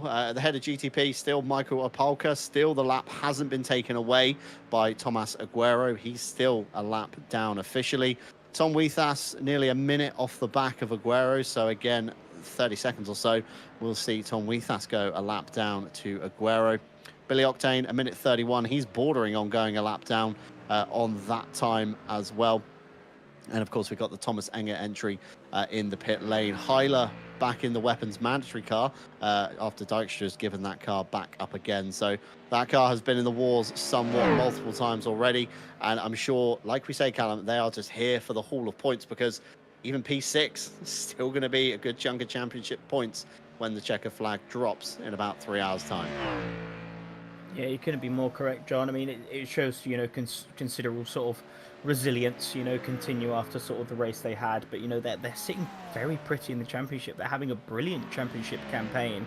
The last thing they want to do is DNF and derail that at this point in the season. They have just been chipping away at those points. And I believe you mentioned their incredible run at Laguna Seca around a month ago. So again, mad props to the weapons mandatory guys for sticking this one out and pursuing forwards. Maciej Heiler, now back in the car, I will say, took the majority of the brunt of their particular incidents. He's probably very, very happy to see a dry piece of racetrack and be able to circulate that for the next hour as we ride on board the number 330 JJ Burr in the Thomas Eng Sim Racing car. This is the sister team to the double 8 in the GTP category. They're currently running in P9, hunting down Tom Roberts, which I believe there was actually there wasn't a small change in the pits. I do correct myself. We did see Tom Roberts get past them a little earlier on, but the last thing they want to do is let that slip. So they're going to be working hard to slowly chase Tom Roberts back down. Yeah, of course, it's a bit of a slowly catchy monkey kind of thing going on at the moment, isn't it? As we run through a few more RSS Simrig rundowns, of course, we do have more teams, or more drivers, sorry, that have submitted that aren't with us today. So we're not going to forget those. We're going to still show them some love on the screen. And this time it's Daniel Ricciardo Paiva. He's currently under the eSim Racing banner, not with us today in a GTP entry. However, still submitting his rig nonetheless earlier on before the season begun. And one of the only drivers I think we've got in the rundown using triples, which we spoke about earlier on. Of course, the triples versus single screen argument. Triples being, of course, a bit more immersive versus a single screen being a bit easier to set up. It's always that trade-off between the two. He's locked into the Thrustmaster ecosystem, it looks like, a little bit, with an L-style GT3 rim for the T300 GTE. So I'm assuming started on a T300, and like everybody in the Thrustmaster ecosystem, seeks a new wheel rim and the universal kind of multi-fit or add-on wheels, should we say, that Thrustmaster supply, including third parties, of course, 3D printers and all that such likes. That's been a big kind of up-and-coming thing within the sim racing peripherals market, so to speak. Mounted onto a TSPC racer, underneath the desk, Moser SRP pedal set, and all mounted to a custom sim rig. I assume that's going to be a small time factors, or maybe acquiring the schematics to the SimLab rigs, which I know you can do on their website. They give you all the measurements for the profile, what lengths you need, what kind of dimensions you need for everything, and you can essentially assemble your own SimLab rig yourself if you know where to get the extrusion from. So possibly something similar going on there. But again, triples looks like a nice, neat and tidy setup, nice and simple. Not too much bolted on, Callum, which I find nowadays a lot of people kind of overload their rigs with, LEDs, lights, shift lights, gear number lights, additional dashboards. Some people have got multiple button boxes everywhere, and looks like Daniel Ricciardo Paiva's rig, nice and simple, I'd say. Yeah, nice and simple, and definitely an approach that I personally would be taking. Forgive me, I'm gonna go into a bit of a Callum Kerrigan story time here. But last week, I went to go see a fellow RCI member, Rudy Philmolto, who tends to do a lot of the ACC Mondays and Night Hour when it was on ACC. And he is one for gadgets, let me tell you. I went to go see his rig, and any gadget you think this man could possess, he absolutely has it. Buttons for everything, lights flashing for yellow flags, red flags. He goes for that full immersive experience. He is just absolutely caked in sort of gear. As we've had a bit of mid-race drama here, John. The 95 of the FTW Motorsport, driven by Tom Weethas here, at DNF. That looks like a catastrophic incident in sort of out of our frame. The car almost disappears. Whether that was a DC that has just sent the car off, I think remains to be seen. But we're following him now through turn 1, through turn 2 and 3, and he just hits the barrier and it evaporates. Is this spontaneous combustion, maybe? Looks like almost a complete PC failure. I mean, the car kept turning right, and at the point it hit the wall, the car left the server and, you know, completely disappeared from the circuit, which is something I've not seen before. We've seen, you know, hardware disconnects where people continue turning right, or people continue straight on into a barrier, or the brake pedal doesn't quite register the input, and, you know, the car remains in the server. But for the whole car to disappear out of the server, that's something we've not really seen before here at RCI, especially after such a big impact. So Tom Weethas, fingers crossed he's going to come back at some point. Billy Octane here could be promoted up into P3, and he is, as he navigates his way around the Thomas Enger Mustang there, staying way offline. So one FTW Motorsport car out of contention briefly. Wonder if they will come back and continue or not. Time will be, time will tell. But they've got quite a big gap to the next car behind. P5, 13 laps behind. So I mean, they've got roughly, let's say, a minute a lap, roughly, Callum, for argument's sake here. We've got 13 minutes to get the FTW Motorsport car back in. Whether or not a teammate can jump in and finish the final 3 hours, it's a pretty big ask, especially if you've done the opening kind of 2. Tom Weethas in for, I believe, 2 stints so far at a push. I mean, the stint was probably nearly up at the point of impact. So time will tell if we'll see that car reach the checker flag. But for now, Billy Octane on to the bottom step of the podium. SJ and H, the only Porsche in the field, a field of Cadillacs today, seem to have turned up for competition. And he will put the Porsche onto the bottom step of the podium, which is great to see. It down in GTD, though, it's still the other FTW Motorsport car, the sister car, the Mustang. 42 seconds out front over Ilian, who was dropped back somewhat. I think that was about 30-ish seconds from memory before the pit stops happened.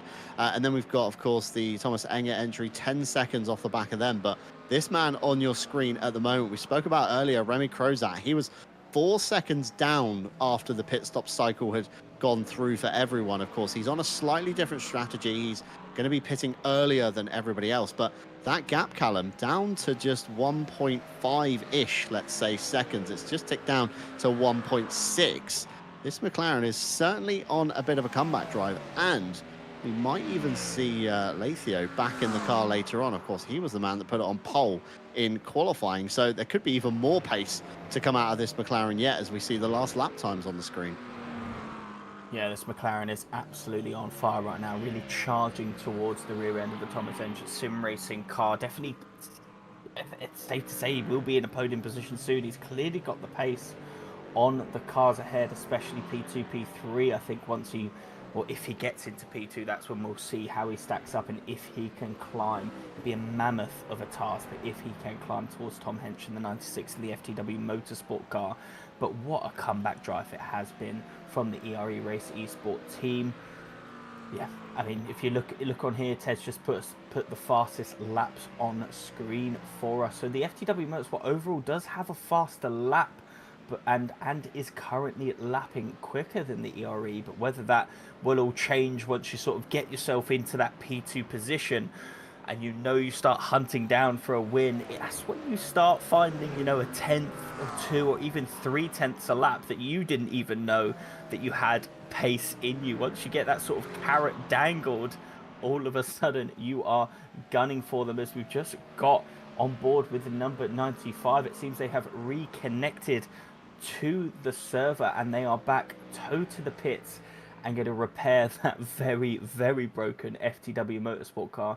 Thankfully, well, not thankfully, but you know, for them, it's not that bad of an incident. They're only losing one net position, as obviously their number 88 and the number 74 have had multiple incidents this race. So providing he doesn't have much of a pit time, or much of a long pit time, he will hold that P4 position, as we actually just see the Thomas Enge sim racing car let the number 788 of Remy Crozat through.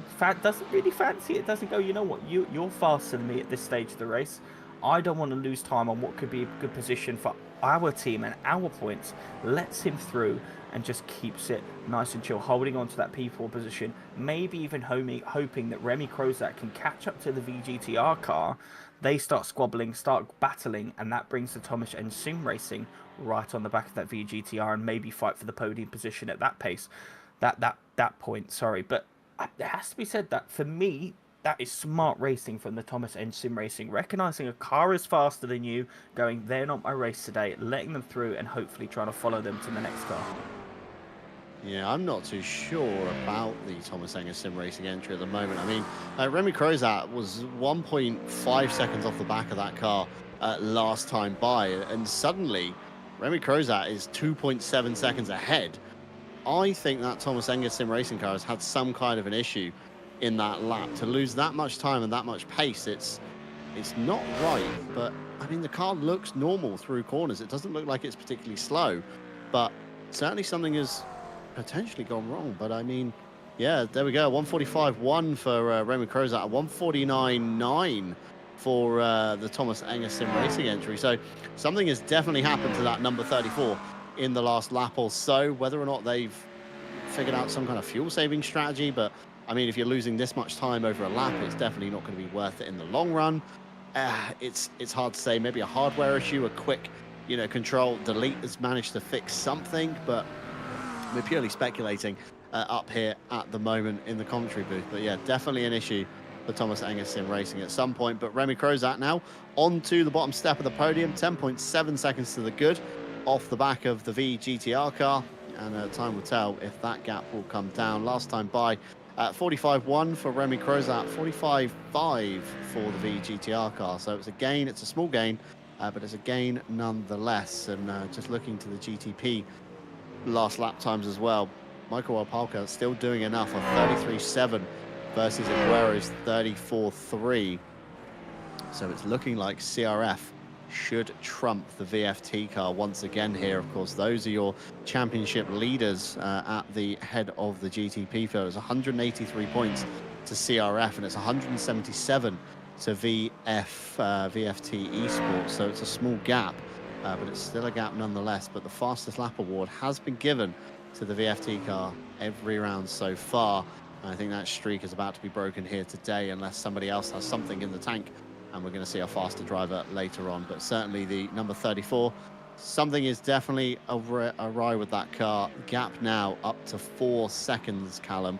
That's quite a slow Mustang we've got on the circuit at the moment. Or Remy Crozat is certainly fired up at the moment, as we saw a brief yellow flag for Thomas Aguero coming out of the bus stop.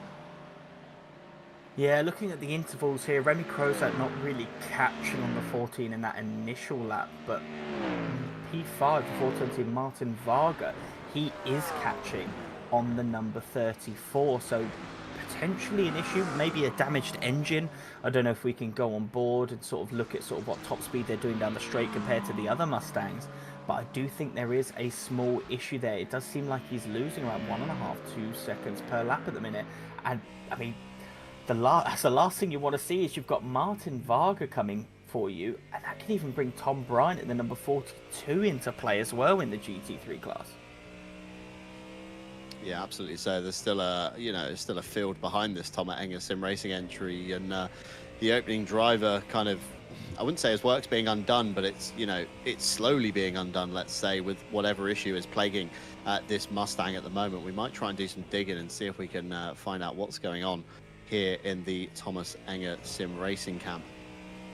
Meanwhile, on board with Ilian with the VGTR esports Mustang. Let's see if there's any kind of differences we can spot here, or whether it is just a sheer pace difference. 45 seconds off the back of Tom Hench's Mustang. Of course, that gap was a lap before the pit stops cycled on through. But whatever issue is plaguing these guys, it's still not enough to warrant the car coming down the lane. The car stays out for yet another lap. So I don't quite know what's going on here.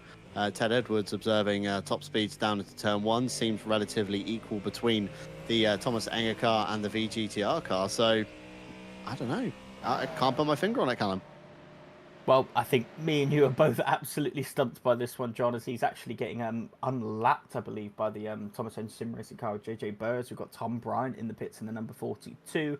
Had a bit of a troubling sort of few stints so far in the HCW Motorsport car, a few spins with that Mustang. Just again, throttle application is so crucial in this heavily powered machinery, but he's in and out of the pits, and it's quite interesting to see as we've got the Thomas Enger Sim Racing car going around. I wonder if we'll get a race replay of that. It could be involved with an incident in the Thomas Enger Sim Racing other GT3. Seems like he's coming over and just cuts the chicane a little bit too much. Absolutely rear end steps out on him. Very lucky to avoid the wall and cost another trip down the pit lane. But just coming up in the slipstream, maybe misjudges braking. Didn't realise he had that much of an overspeed on his sister car. Yeah, just very unfortunate there from the number 340. Yeah, very unfortunate indeed there. Just a bit too much curb, like you said, a bit too much overspeed into the chicane, and having to check up to avoid the back of their sister car, like you say.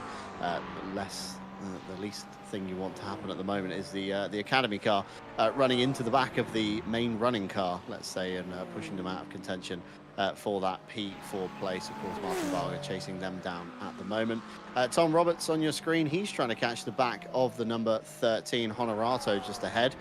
They're 2 seconds apart in the Ferrari and the Acura through turn 1. A little bit of a wiggle there from Roberts, struggling to get it turned in at the moment, but nevertheless still getting it around safely. Dropped half a second alone in the first corner, so a bit of a mistake there from Roberts, maybe just overdriving the car somewhat, trying to catch the back of the Ferrari, trying to get that P7 and an extra haul of championship points, but still in it nevertheless. JJ Burr 11 seconds or so behind, and in the background you see the Thomas Enger Sim Racing, the main car, the number 34, just looming in the background, ready to take a lap off Tom Roberts.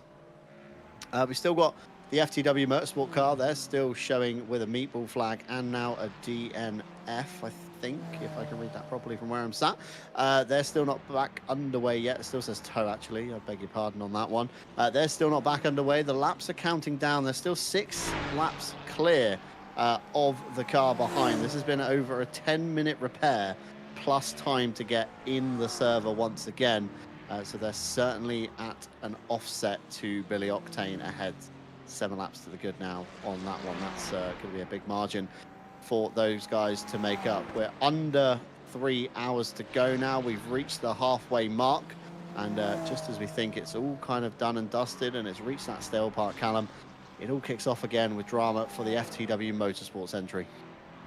Yes, it does, and hopefully not too much longer for that pit stop for the FTW Motorsport entry. Already losing, well, 6 laps, already being sort of the 1 lap down, and if he loses another 6, he's going to fall into the clutches of the number 8 Thomas Enger Sim Racing GTP car. So this is very unfortunate for them, but happy to see them rejoin the server and again just persevere for those championship points. They are well within the fight for the championship in both classes, just trailing behind a couple of the lead GTP cars, but after this round will be very, very dominant in the GTDs as we are on board with Tom Roberts in the Iron Brew car, 2.8 seconds behind the 13 esports or eSim Racing winter segment car, or the Ferrari, but I think dropping back just a touch, and that's due to the 13 having a bit of a later pit stop, bit of a fresher tyre set. They are both on alternate strategies by quite a lot.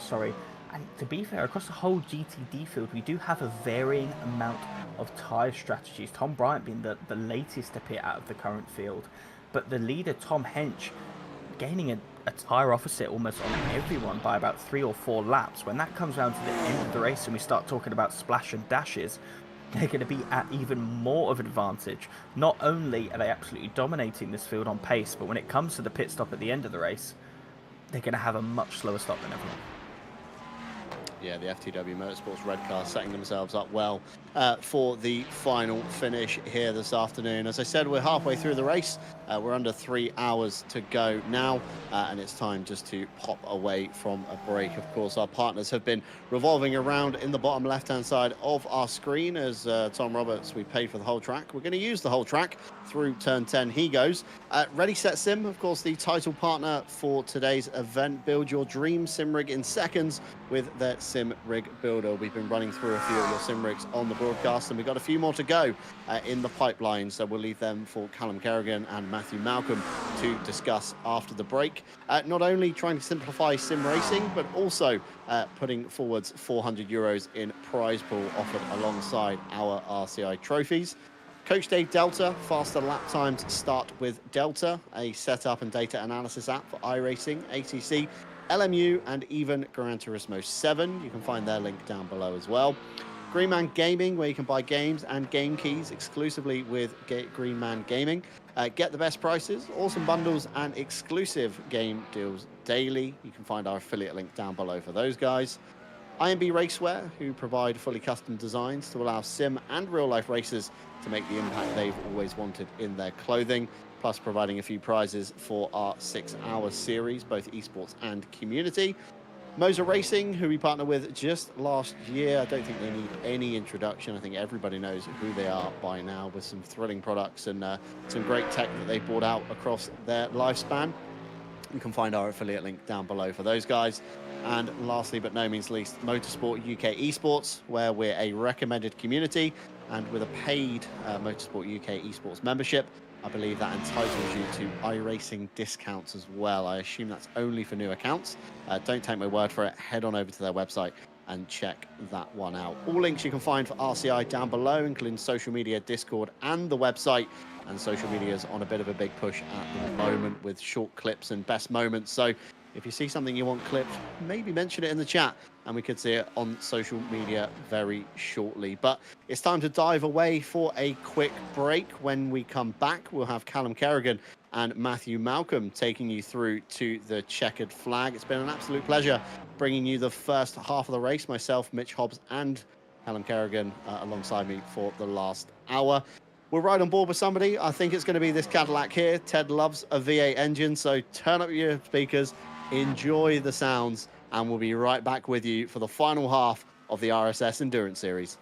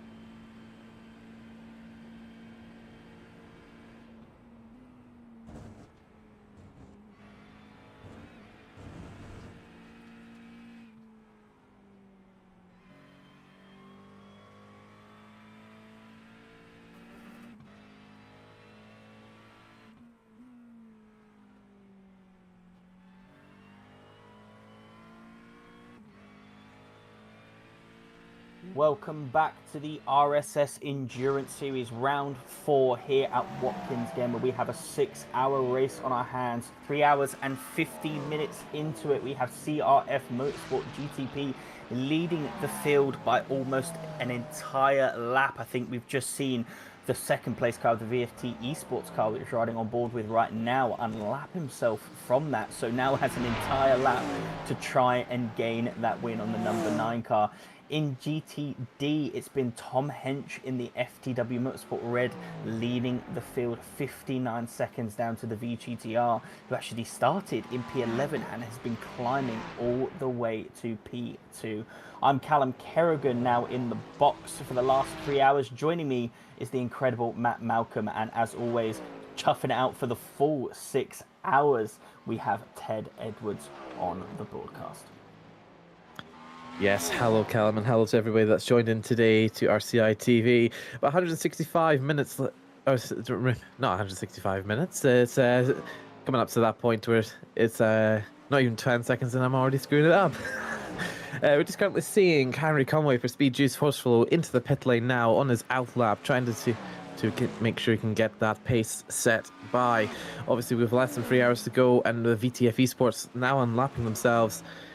Do we think there's a chance that they can overtake to the top spots, Callum, or do you think that CRF will continue on from leading from lap 1? I think really, not just this round, but the story for a lot of the rounds that we've seen here in the RSS Endurance Series is that the VFT Esports and the CRF cars are just in a class of their own. They've been leading most rounds, really dominating a lot of those rounds. And week in, week out, this is a month-long championship.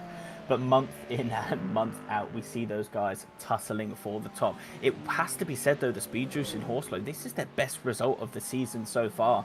And they've just quietly been gaining those ranks, keeping it on the track as best they can. We saw them have a few incidents in that first hour or so. But now they're just keeping it on the black stuff, keeping it keen, keeping it consistent. And that slowly brought them up into P3.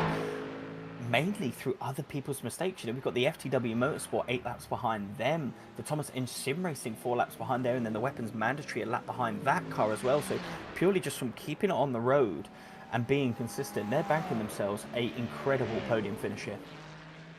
Yeah, it's a bit of a mixture of both, just the sheer consistency and the outright speed that they're flowing in, but as well as that, for a track like this, there is going to be some sort of difficulty to it, especially since the start of the race, it was torrential rain that was coming on down the circuit, but since it's now all dried out, it's a little bit more of a smooth sailing for most of the drivers here. Of course, you still got to worry about that barrier, which the drivers are going to try and get as close as they can towards the last corner, because you want to maximize the amount of speed coming down here. See Tom Roberts here taking the full edge of the curb here, going through the uphill section. But with here, you need to stay on the curbs. So if you go too far out, you can run the risk of having understeer and plow into the wall on the right hand side. But you want to keep going straight on, foot flat to the floor, going over about 250, 260 kilometers an hour down to the bus stop chicane here. But as you come through to the 300 meters breaking point here, hitting the curves as hard as you can through that section there. So it was very hard and very fast for Tom Robertson to his first sector. I want a screenshot of that Acura 4 wheels off the track over that curb. That was an insane attacking of the bus stop here by Tom Roberts, who again has been having a sort of quiet race in that Iron Brew car, just slowly keeping in touch with a few cars. We've seen them make a few overtakes, a really good move actually from Tom Roberts as he's taken control of that Iron Brew. I won't say it in a Scottish accent, Malc, I'll let you do that a little bit later. The Iron Brew Acura car, and now still keeping in touch with the number 13. We spoke earlier about how, they came out of the pit cycles. Tom was within about 1-2 seconds, but it's dropped back sort of because there's a 10-lap tyre offset. But ever since that's hit the 3-second mark, that hasn't grown much more, even with a 10-lap older tyres, probably really struggling as they're very, very deep into their stint now. And he's still keeping touch with that number 13, dare I say, in the next round of pit stops. And if he gets that 10-lap undercut, we could be seeing a change of position and a brilliant strategy call from the 31. Certainly can be, and certainly can work out to their effect, especially when it comes to their own pit stalls, because a lot of the drivers here, they've all got their own alternative strategies when it comes to how far they want to push the car. You've seen at the very front with the GTP, he's currently boxing in boxing in very shortly. But a lot of the time, you still got these GT3 classes here all trying to push their stints out as far as they can, because they can take it. They can abuse the tires as much as they want, but it's a matter of fact whether you can keep that pace or you just slip off towards the end. Onto there, as we go into Remy Corzat in the ERE Race Esports, 1.6 off the VGTR Esports group here, trying to find a way with that McLaren just get past it. But you've seen with the Ford Mustang, it's pretty good on the straight line speed, and it's very good on most of the corners. But it really sort of depends on whether or not he can find a better spot to overtake, whether it's at the end of turn 1 or going towards that chicane at the end of the first sector. Yeah, it's going to be quite interesting to see. This race has previously really been dominated by the Fords, but this Remy Couzat in the ERE Race Esports team has really been stamping their mark on this race, just slowly chipping away and climbing from that, poor tire choice that they had early on in the race. Dropped very far back because they had to make that switch to the wets, lost essentially a pit stop on the entire field, and clearly through raw pace, they are the pole sitters, we know we've got that in them, had just slowly been creeping back up, and now finds himself the lone McLaren against these Fords as he's climbing 1.1 seconds behind the VGTR. We do expect the Mustang to probably have a lot more grunt in the straight line, and the best overtaking spot really is into the bus stop. So I'm really interested to see how Remy Couzat is going to use sort of the natural ability that the McLaren will have over the Mustang to try and get past, because it might be that he has to go with a more unconventional move, we shall say.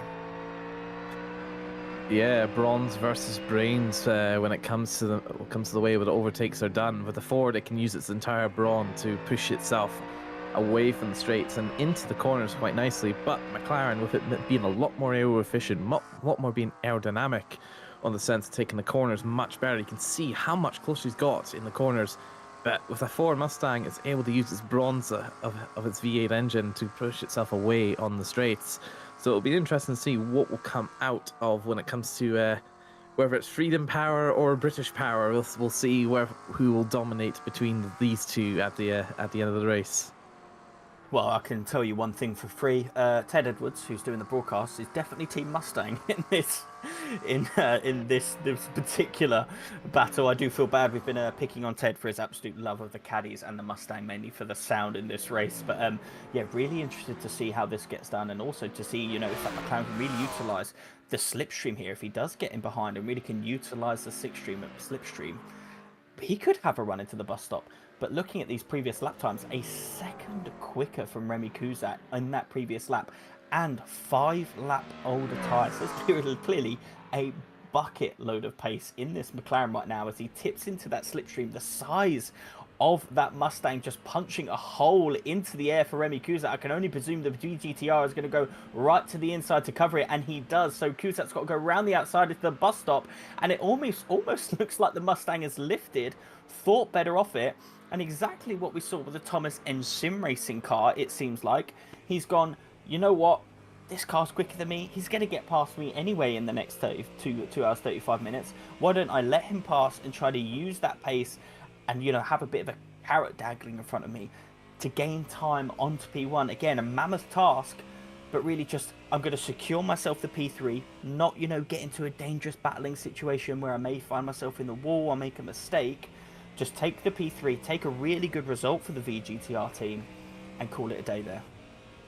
I think it's a bit of a mixture of that, and maybe also trying to avoid any risk going into that chicane there, because you saw from there, going too wide into a chicane like that is almost guarantee you to send you into a wall or even out of the race. So playing the smart game here between the likes of the VGTR Esports there, it's going to be a great strategy onto there, trying to keep behind them, but it's whether or not they can keep the pace to stay behind them and to try and get them in the pit lane. Currently we're sitting into our leaders, currently the CRF Motorsports here, trying to overtake through traffic right now. Currently lapping slightly slower compared to the likes of Thomas Aguero and the VTF Esports there, so he's going to have to try and find a way just to build that gap again. Because currently that gap has already dropped down by another 3 seconds from what I've last saw from there, Callum. Yeah, it does seem like that the VFT Esports definitely has the pace on the leaders right now, and that could be one of many things, as you know, us commentators do like to theorize and more often than not get it wrong. It could be that the CRF Motorsports have gone, look, we're a lap ahead here. Let's just take it chill. Let's just get the car to the end of the race, noting that everyone in this race today has been making mistakes. The last thing they want to do is take a trip into all, have a hefty pit stop, and really find themselves in that P2 position. We've got that 1 lap buffer. Let's just take a breather, take, 5-10% of what we know we could do pace-wise, and bring this one home. As Ted has kindly now put the weather radar on, it does seem like we're not going to be getting any more wet weather in the foreseeable future. So it looks like that initial spell that has done this to our entire field was the only spell of rain we're going to get. And that's going to be music to these drivers' ears, especially for some people that got caught up in a lot of those incidences. Seeing a full dry racetrack is just going to be like, thank God. The last thing they're going to want to see is drops of rain on their windshield right now. Certainly is going to be the last thing you want, but as we saw at the end of turn 2, there was some very, very dark clouds on the very far distance there. So we'll see whether or not they pass over the track and bring some little bits of drops here and there as we sit into JJ Bear's Thomas Engren Sim Racing for Mustang, currently on the back of Tom Roberts Akira's Iron Brew car at the minute. So trying to find a way to get around that Akira, but it's whether or not he's able to get around the corner or through the straight line itself. Tom Roberts trying to find a defensive line through the likes of the last sectors here. It's quite easy to defend on this particular sector because of how narrow and how tight some of the corners can be. It's whether or not you can try and bring it all together towards the final corner. That's where you need to maximize your exit speed, try and maximize everything, because at the end of the day, you've got that Mustang there that's going to be pushing through its freedom power right onto the back end of the Akira, going 0.3, 0.2 at the minute there, but it's not enough for him to get a secured overtake done. But there's still the uphill section. He's getting closer. He's about touching the rear bumper there, lifting off a little bit, allowing the Akira to keep that foot planted to the floor. Because at the end of the day, when you're coming up to that chicane, it's whether or not you're ahead or you're behind. This is where you're going to lose out the most. Yeah, as we do see now, the Mustang pulling to the right-hand side, pulling to the outside of the bus stop. Is Tom Roberts going to be able to cover this off? He breaks just a touch later and manages to hold it in the bus stop. How he's held that, I don't know. It seemed like Tom Roberts broke at the absolute last second for that particular defense, and now JJ Bowe's got a lovely run on him into turn 6. Again around the outside, can he hold it on? It seems like the Mustang does have a better sort of exit speed at the minute. We saw coming out of turn 1, he's just able to really plant that power down and catch up to the Akira, even to the point where he had to lift down turn 2. It does feel like this is almost a matter of time, but for Tom Roberts, I mean, it's not ideal really, because he's losing time to the P7 to P13. He's now 5.5 seconds behind, as we see Remy Kuzat, who's recently just gone into P2, coming to the pit lane. Certainly, it's going to be an interesting strategy play here on the likes of the pit stop that's going to happen here. But we're still back in with Bears in the Thomas Engren Ford Mustang here. It's a little bit of a compromised line that he went through for that chicane there. So obviously that will cost him to lose a bit of time here. Still a little bit further behind than what he was the last lap. But again, that Mustang has the power to bring it ever more closer down to the bottom of the straight. It's just whether or not he's able to make a clean overtake here, but he's also got one of the GTPs behind him trying to look for it. But that's the leader here of the CRF Motorsports here, trying to find a way to get around that traffic. That's a bit of a hindrance towards the Mustang going through into turn 2 and up towards there. We've got another GTP on the side part here going around the true traffic, but it's just not enough as the Mustang has to lift off again. So it's not really great for the means of trying to attack through this sector. Yeah, I mean, it did seem like he got compromised into that turn 1 from the leader of the GTP class and just sadly couldn't quite gain enough to make the move into the bus stop. But we did see there, sort of into the closing points of the bus stop, just how much more pace that Mustang has down the straight line. It seemed like he was almost a different class of car coming into the late part of the bus stop there. The natural power that the Mustang has, as well as the slipstream, means that down the straight, this thing really is going to be a challenge to keep it behind you. But that being said, with Remy Kuzat coming into pits, him and Tom Roberts roughly pitted on the same lap time last time around. So I'm actually expecting Tom Roberts to come into the pit lane very shortly, including maybe even this lap. That certainly could play into that sort of play out, but it really depends on fuel saving and how much tires they've still got left kicking in the tank. But again, it sort of really depends on who is playing the strategy the best. Because at the end of the day, when it comes to your strategy plays, it can all go well. But if you make one bad call where you take a pit stop one lap too early or one lap too late, it might end up. It looks like to be nope. They're still yet to be out for another lap. So it really depends on what the Mustang can do coming up into the first corner here as he powers down towards here about 250, 260, but he brakes hard into turn one. Doesn't clip the curb as hard as the Acura, but is able to take up towards the likes of the uphill section here. Is able to keep that foot planted to still at the back bumper of the Acura just now, going up through turns three right now, coming up to the main straight towards the chicane. Still a little bit of a trying a bit closing belt here, but it's just not enough as he breaks towards the 300-meter mark there. Yeah, I find it quite interesting sort of getting the slipstream on that back, or sort of that back straight and Watkins again, because if you are tucked right behind on turn one, you're going to have to lift through 2 and 3 and 4, and then all of a sudden you've lost the momentum coming into that bus stop chicane.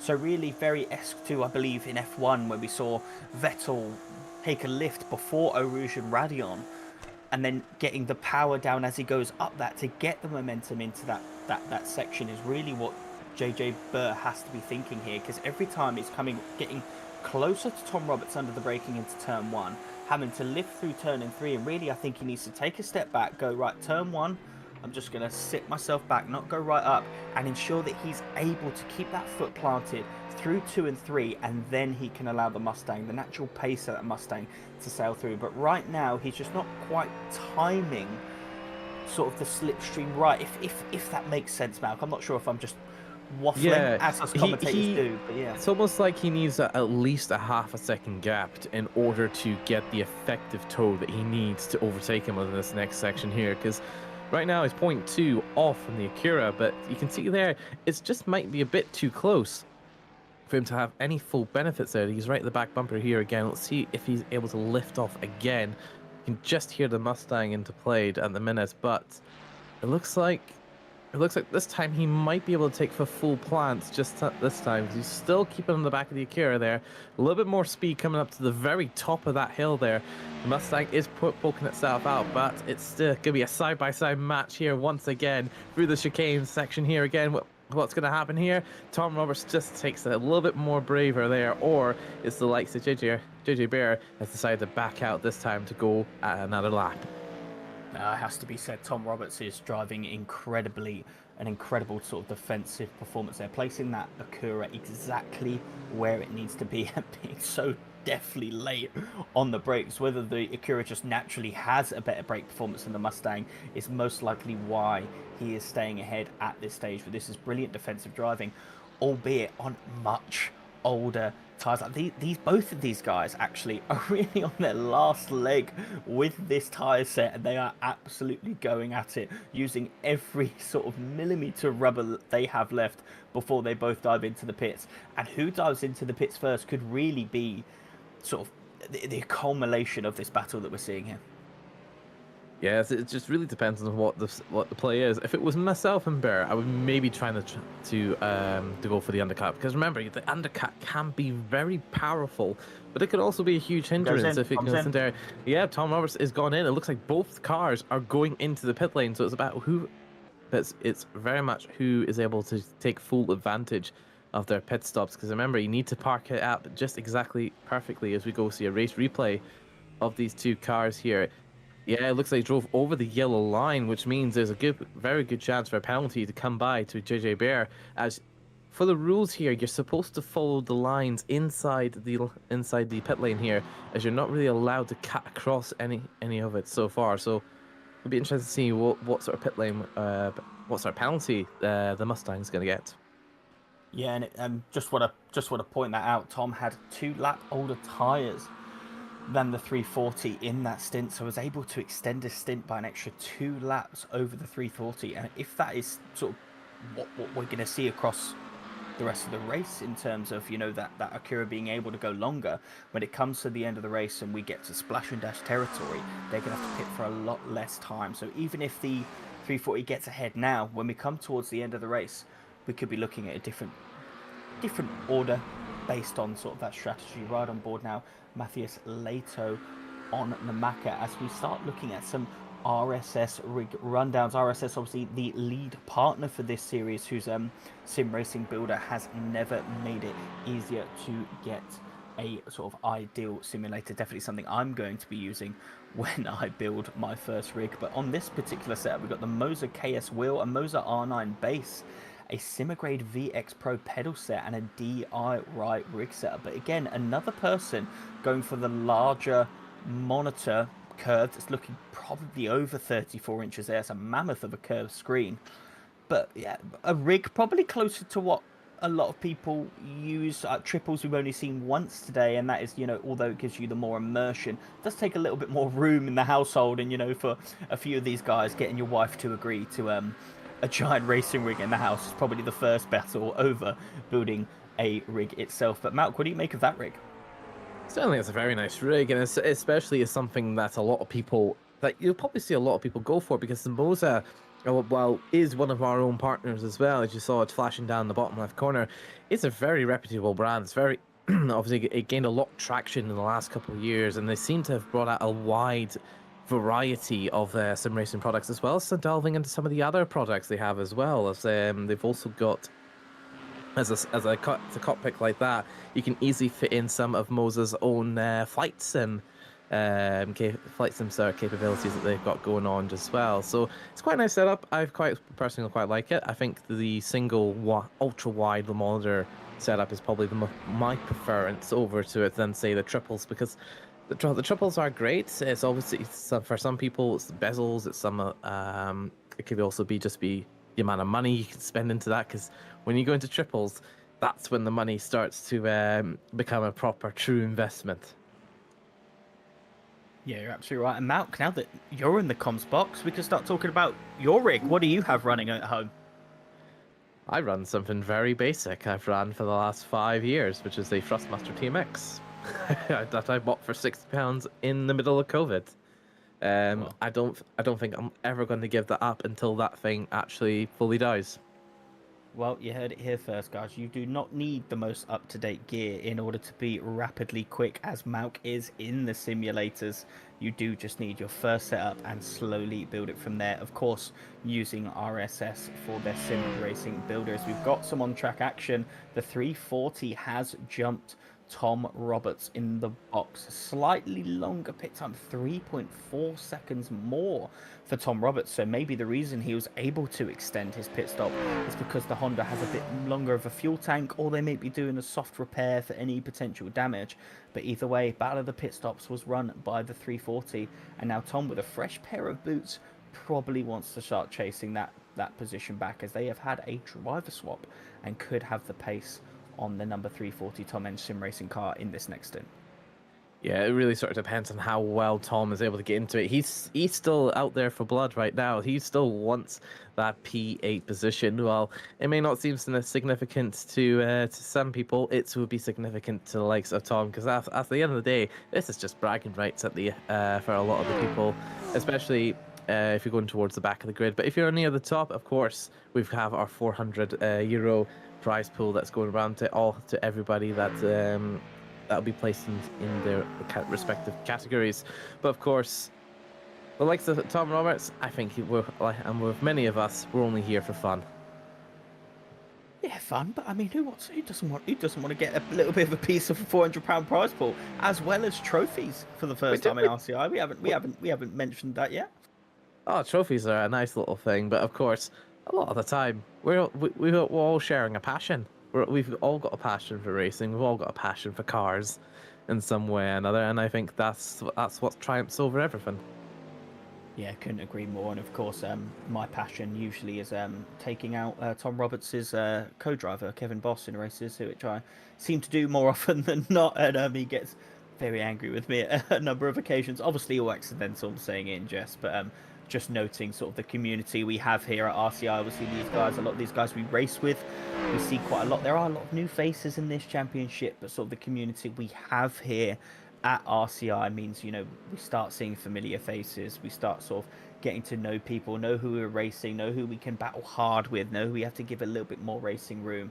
And that's one thing I personally absolutely love about the RCR community. If that is something you want to get involved with, please visit us on our website, racerrcr.com. Have a look at what we've got on the calendars coming up. I believe there's a new Monday series, Mini British GT mount, which I know me and you are extremely excited about. GT3 and GT4 multi-class. Obviously, we've got the continuation of this RSS endurance series here on iRacing. So that's ACC and iRacing that we dive into here at RCI. As we just see the 340 getting impeded there. Is this going to give Tom Roberts a run into the bus stop? Sorry, I'll go through RCI stuff in it shortly, but Tom Roberts now has a run. Can he tuck into the slipstream of that Mustang, or has it just got too many legs? It looks like he's lost a rear bonnet there, or is that just the colouring of the car? I'm not 100% sure.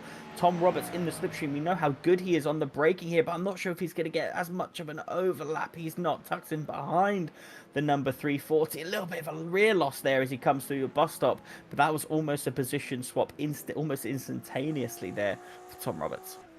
Yeah, it certainly is very close. He just goes to show that Tom is out there for blood right now as he's trying to get that position back. But so take a look at the back of the Mustang. It doesn't look like there's any damage in the back of it just yet. But no, it's already exciting to see the close racing at its finest. But just to divert ourselves back over to the RCI calendar, of course, it's not just ACC and iRacing that we're looking at. We're also on Le Mans Ultimate as well, as the LMGT Sprint Series has just concluded just yesterday at round 6 of Imola. So we're currently right now, I think Martin Lawrence took the win for the pro category on that one there. I haven't done too much LMU myself, but it certainly is a one that I will be definitely diving into if there's any future series on racerci.com.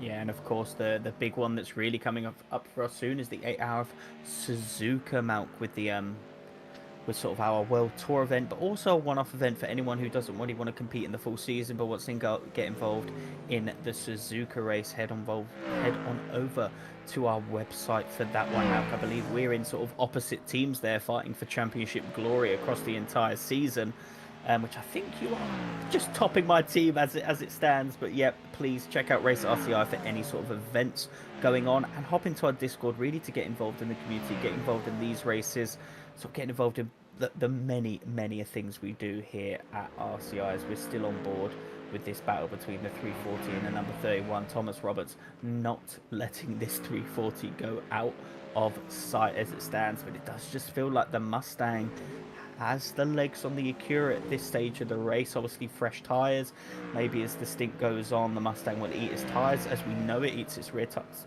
probably up a lot more than the Acura does, and it just feels like Tom Roberts is just hanging on in that slipstream, getting towed through, and just holding on as much as he can at this stage. Yeah, it's sort of the best way to go at it is just trying to hold on as much as you can. To go see a race replay right now of the likes of the Mustang here. Took a big slide there for that one. It's a little bit unfortunate there for a slide like that for the likes of the number 42 with Tom Bryan and HWT Motorsports there. So a little bit of a small mistake, but it isn't a huge one. I would want to count on that. But as we go dive right back into Tom Roberts, right in the back on the wheelie slow team of the Acuras, it certainly is going to be an interesting part going into the next few laps here. But of course, the Acura's got a little bit more better traction when it comes out onto the corners, but the Mustang, of course, always prevails on the straight.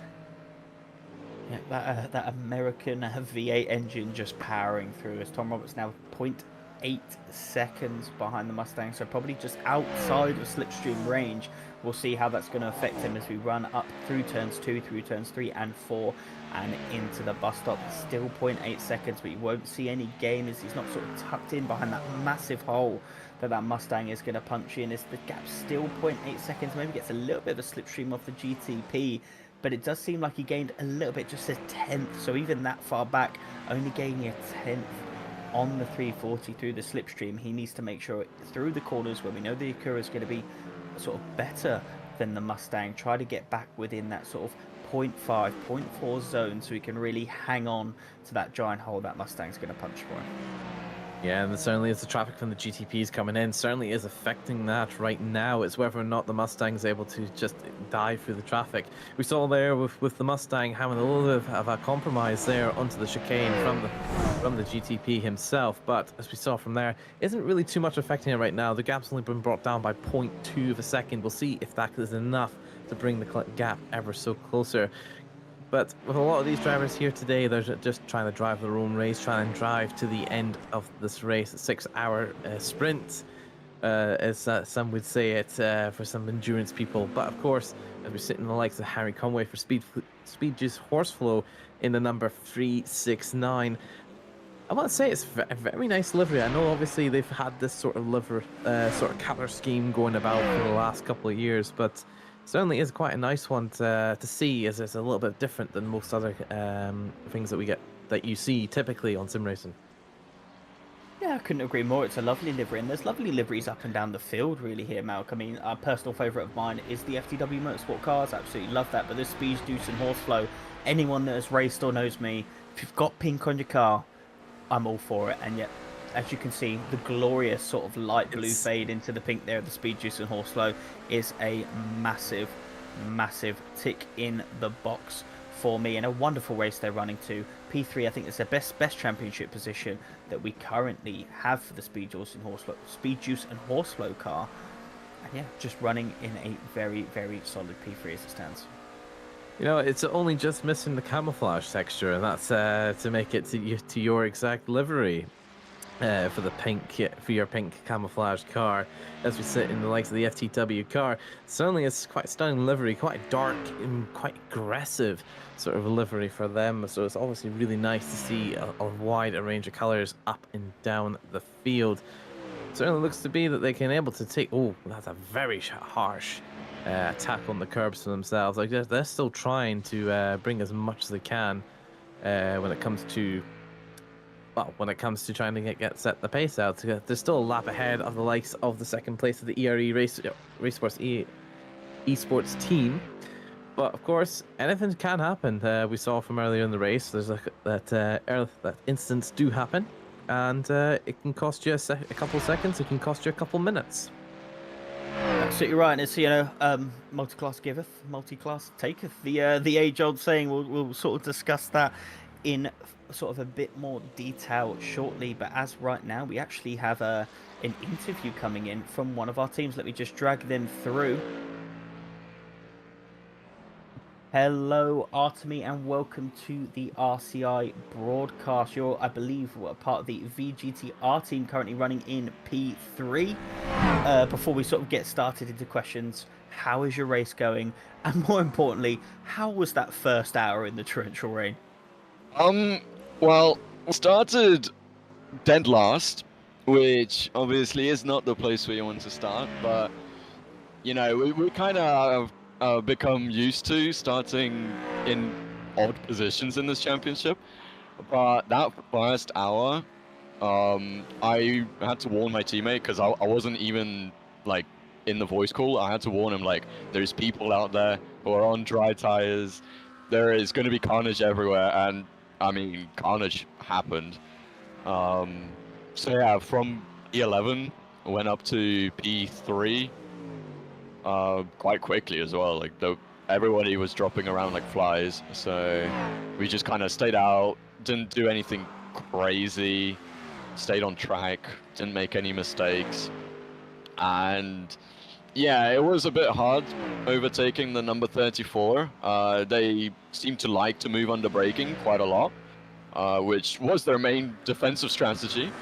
But we managed to get past them in the pits. Yeah, and after that, I mean, you guys have seen how Remy was driving. Absolutely crazy guy. Get him tested, because he's not from here. He was doing insane laps. Caught us, like, what, 30 seconds behind. Caught us, overtook us, went 6 seconds ahead before I had to come into the pits. So yeah, that guy's crazy. But P3 overall, I'm happy with that. Yeah, it does seem like your P3 is fairly secure as it stands, 36 seconds ahead of P4 and only 4 seconds behind the ERE Race Esports team, and it does seem like the real benefit you got was the number one memo and the number one rule when racing in the wet was just keep it on the bloody track. Keep it on the track. Let people sort of quite literally fall to the wayside. But your pace in general this race has been incredibly impressive. Am I correct in saying this would be your best result of the season? It is going to be our best result of the season if everything stays as it is. Yeah, it would definitely be the best one so far. I'd say it's not the... Weirdly enough, though, it's not the result that we'd want. I still would want us to catch up to P2 since, I mean, Hunor got in the car and decided to put in the fastest lap of the race. So there's still hope that we can get P2 back. But P3, you know, the first podium of the season would be respectable for us as well, yeah.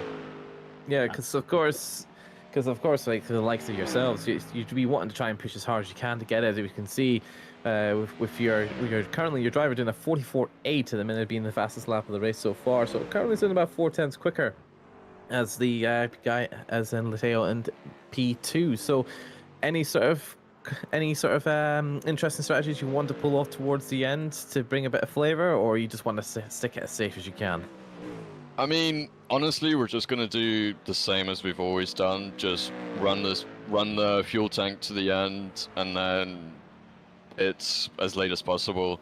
You know, if we can fuel save and not have to do a splash and dash, that'll be amazing. But I think at the moment, track position is what we're looking to gain. So if Hunor has to push the car as hard as he can and use as much fuel as he can, then that's totally fine by us.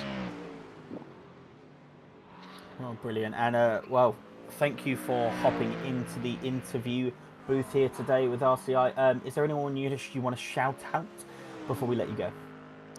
Yeah, I mean, obviously our sponsors, my wonderful teammate as well, who put up with actually a lot of whining during my first stint since I was just getting adapted to the new setup. So yeah, thanks to him. And yeah, just you guys, as always, you know, this is the 4th round. You guys, as always, for bringing a great commentary and a great race championship, yeah. I hear that now. Called us great. Thank you. Yeah, we always love it. So we always love to get love the appreciation that obviously, but we obviously really appreciate everybody that's yourself and everybody that decides to sign up to our races, to race with us, and just have fun in our events. Exactly. Yeah. Well, thank you guys. I'm gonna get back going. Good luck with the 2 hours left, and yeah, hopefully we finish a little bit higher. Well, But, yeah. Best of luck to you. thank See you. you You guys. heard it here first. VGTR on an absolute charge. Hornsey currently catching the 788, the pole sitter of Matthias Layton. Yeah, certainly it's great to see when it comes to the fire reigniting as we reignite back into Tom Roberts here, 0.2 of a second towards the likes of Nicholson in the Ford Mustang, trying to fire away around, looking away on the outside, but he's just not found a way to get through it. He's going to attack the curbs as hard as he can in order to stick by it. He's right in its back bumper, but he's going around for the outside, trying to think he can go around it, but it's just not enough for that point there. So he's got lost himself a little bit of time going there. A little bit of a flash from the looks of it as well. So a little bit of a hello, I'm here, what are you gonna do sort of a vibe going on between them. Yeah, these guys have been scrapping now for what it feels like half this race, even though in reality it's probably been around 40 minutes. I do like Tom Roberts there going around turn 5, almost taking the wet weather line right around the outside. Maybe just, you know, finding himself in the marbles and just drifting a little wide as it stands. But the Acura, as we said, he's holding on and really now starting to mount a challenge on the 340, holding on to that position.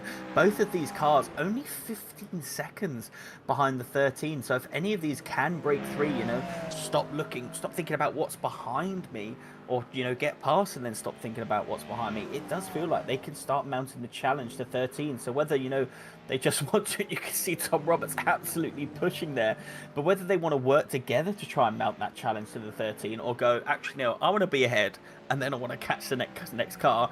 Maybe that was the sort of the decode of Tom Roberts' flash there.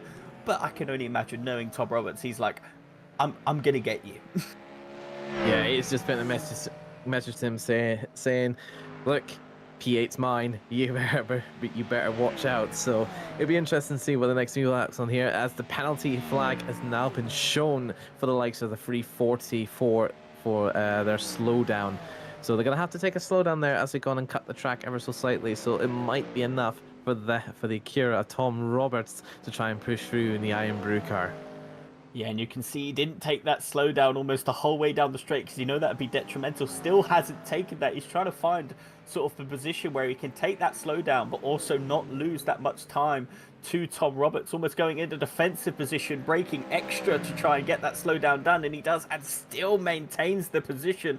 Tom Roberts right on the back, going around the outside of toe corner, turn 7, not going to be able to make that stick. Is he going to be able to go the up and under, put sort of the power down the Mustang was just able to plant round the outside, plant the rear wheels, and he's right tucked in behind now through the outside as we come into hill corner, turn 8, late on the brakes again, not being able to outbrake the Mustang at that stage. But it looks like we've got side-by-side racing here for almost half a lap. He's switching to the inside. He's going to go for a dive, but that's closed off.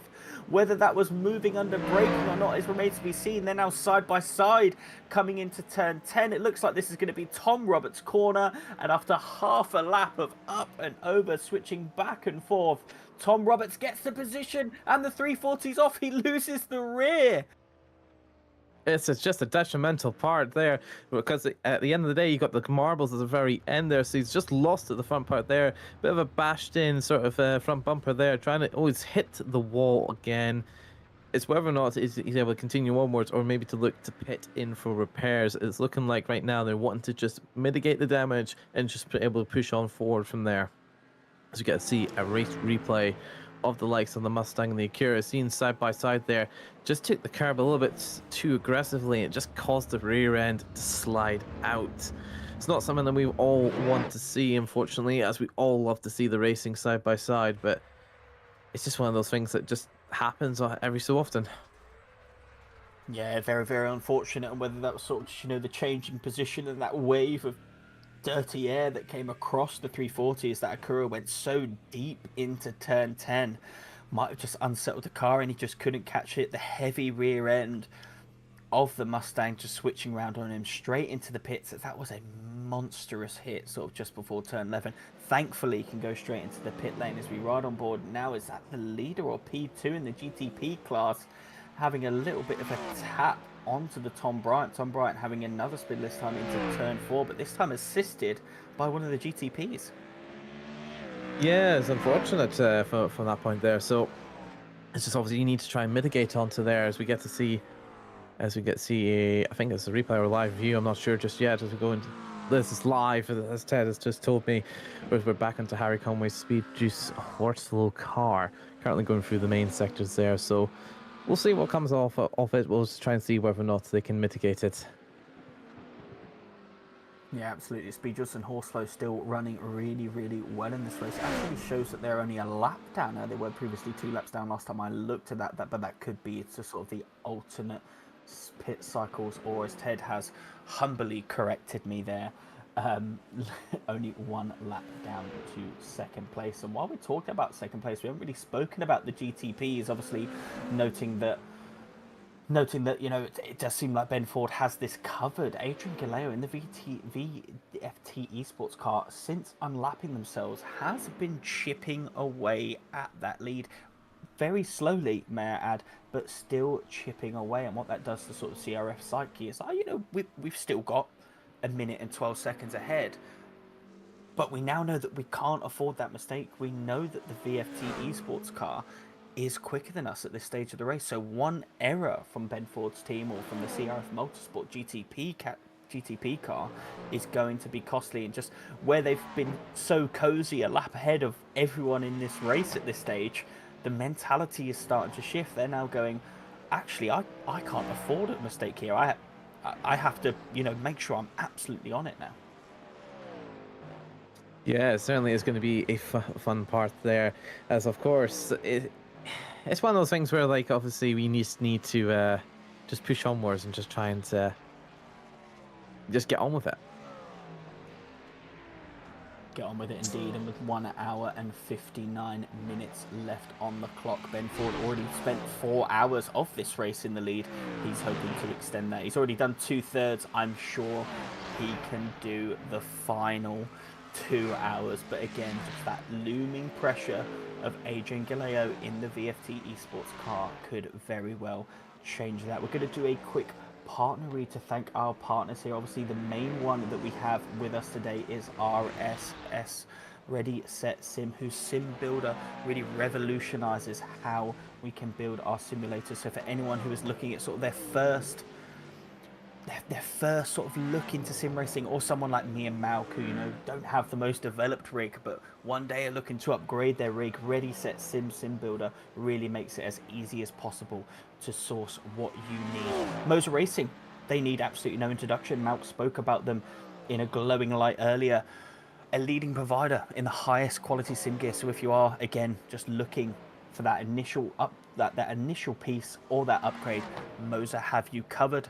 Coach Dave Delta, where finding a lap time has never been easier, providing the highest quality setups, data analysis, and optimal racing lines across multiple simulator platforms, including ACC, iRacing, which is what we're racing on today, LMU, and even GT7. If you're seeking an extra second or that extra 10th, Coach Dave Delta has your back.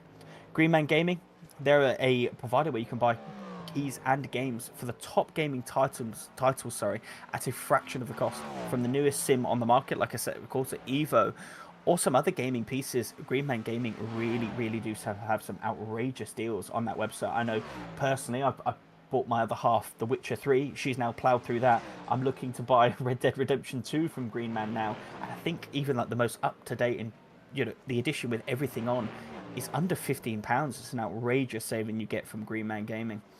And of course, Motorsport UK, who have us as a recommended community. We absolutely love all the work that we do with Motorsport UK and are proud here at RCI to be affiliated with them. If you have any further, or if you want any further information on any of our partners, please look at the description below. And while you're there, why not stop at some of our social medias?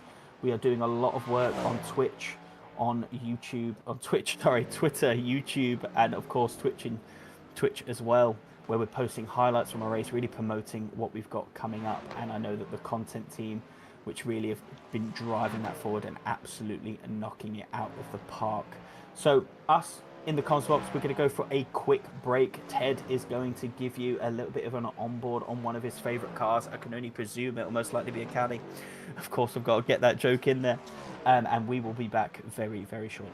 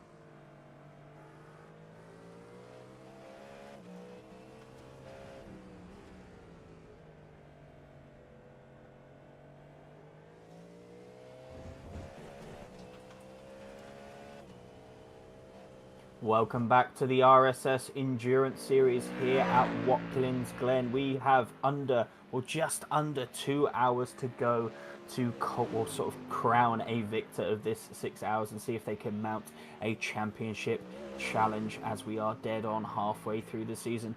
I'm joined by Matt Malcolm here in the box with me, and as always, Ted doing the full 6 hours here. Ted Edwards, an absolute hero here at RCI, doing the 6 hours on the broadcast, bringing the pictures as we ride on board with the VGTR car. But what I do want to talk about, Malk, Adrian Galeo, previously a lap down, has got that gap down to only a minute behind in the GTP class. Yeah, it certainly has. But the gap's been brought down by quite a bit since he originally overtaken it. So I think the gap's now been reduced by half since he made his overtake on the leader to unlap himself.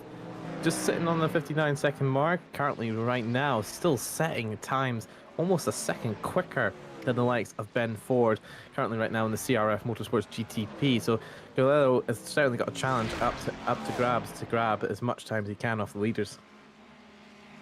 You're absolutely right, Malk. And one thing I do want to talk about, because it's something I talk about every broadcast, it's almost a Callum staple here, but it's about the hunter versus the hunted mentality when racing.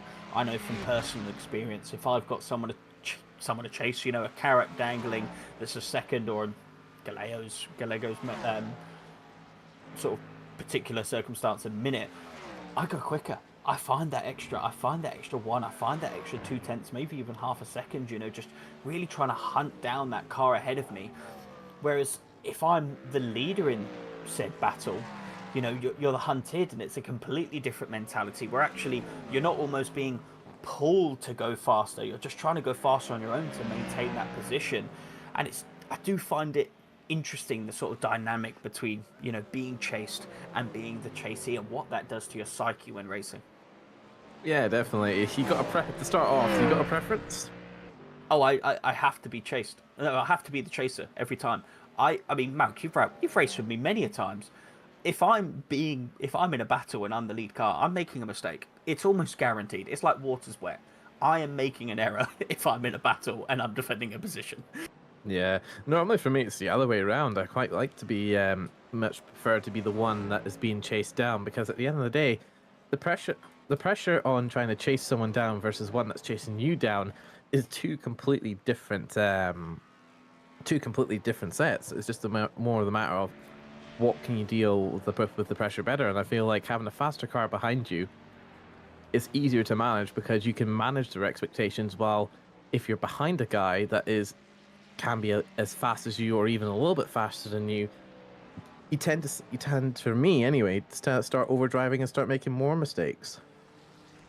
Oh, look at that. Even here in the booth, we've got completely different opinions on whether you prefer to be the chaser or the chasee, but clearly Adrian Galeo in the VFB Esports TMC car, loving and relishing in the pace he currently has. Purple on the sector splits, currently lapping a second quicker than Ben Ford in the CRF Motorsport car in the GTP category. So clearly a man who prefers being the chaser.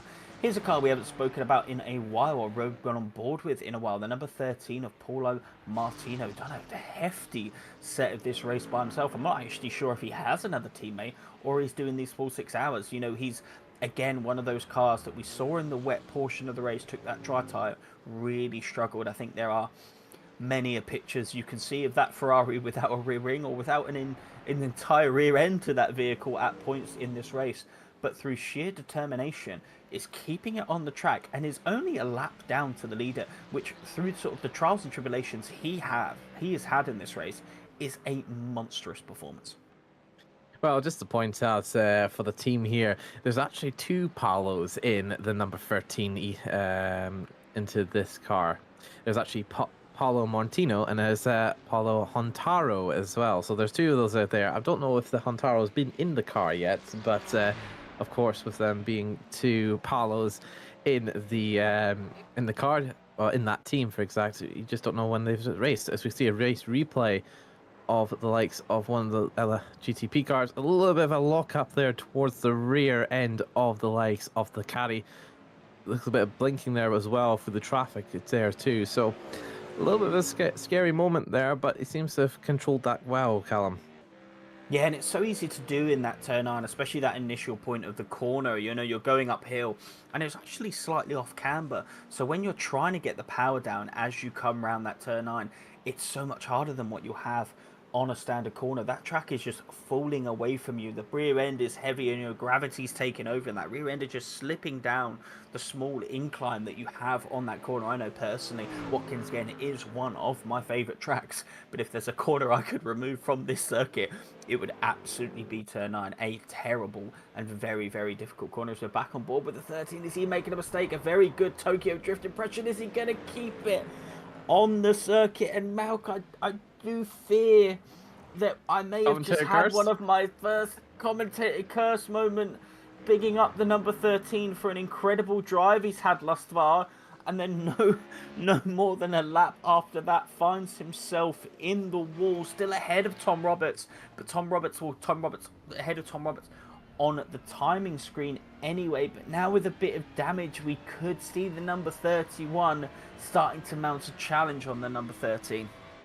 Oh, it certainly will be at some point or another, but of course it really depends on whether or not they do damage limitation, because it was a bit of a hard shunt into the barrier there, but as we saw from here, well, for me anyway, Mike Redford isn't in this race, so I can't commentate Curse him like I've done in nearly every race I've commentated so far.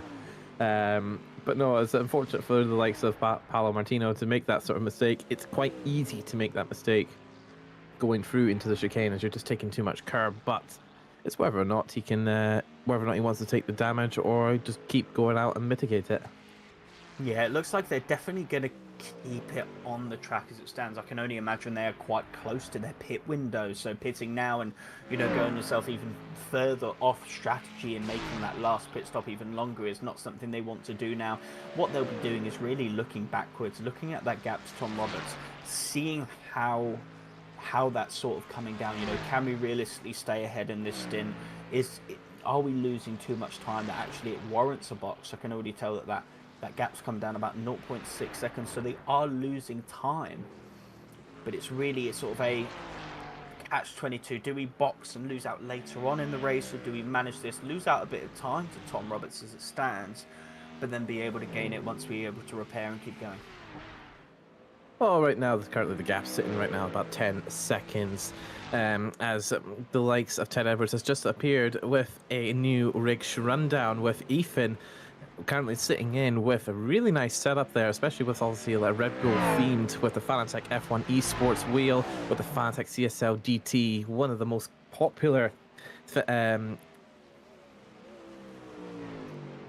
the HDTV. Ethan is onto there as well, so as Ted has corrected me, as he's got currently sitting with the CSL DD, one of the most popular direct drive bases on the market, along with some SimMagic P1001 pedals with an ASR-free rig to round it off. Quite a nice rig, I want to say, onto there, Callum, especially with how well-rounded it looks with the little button boxes and everything. Yeah, Ethan's definitely one of those people we were talking about earlier who likes a gadget or two, but again, not opting for the triples. One of that sort of that larger sort of curved screen tucked up in the corner. It seems like it's quite a narrow rig, so not taking much room in there.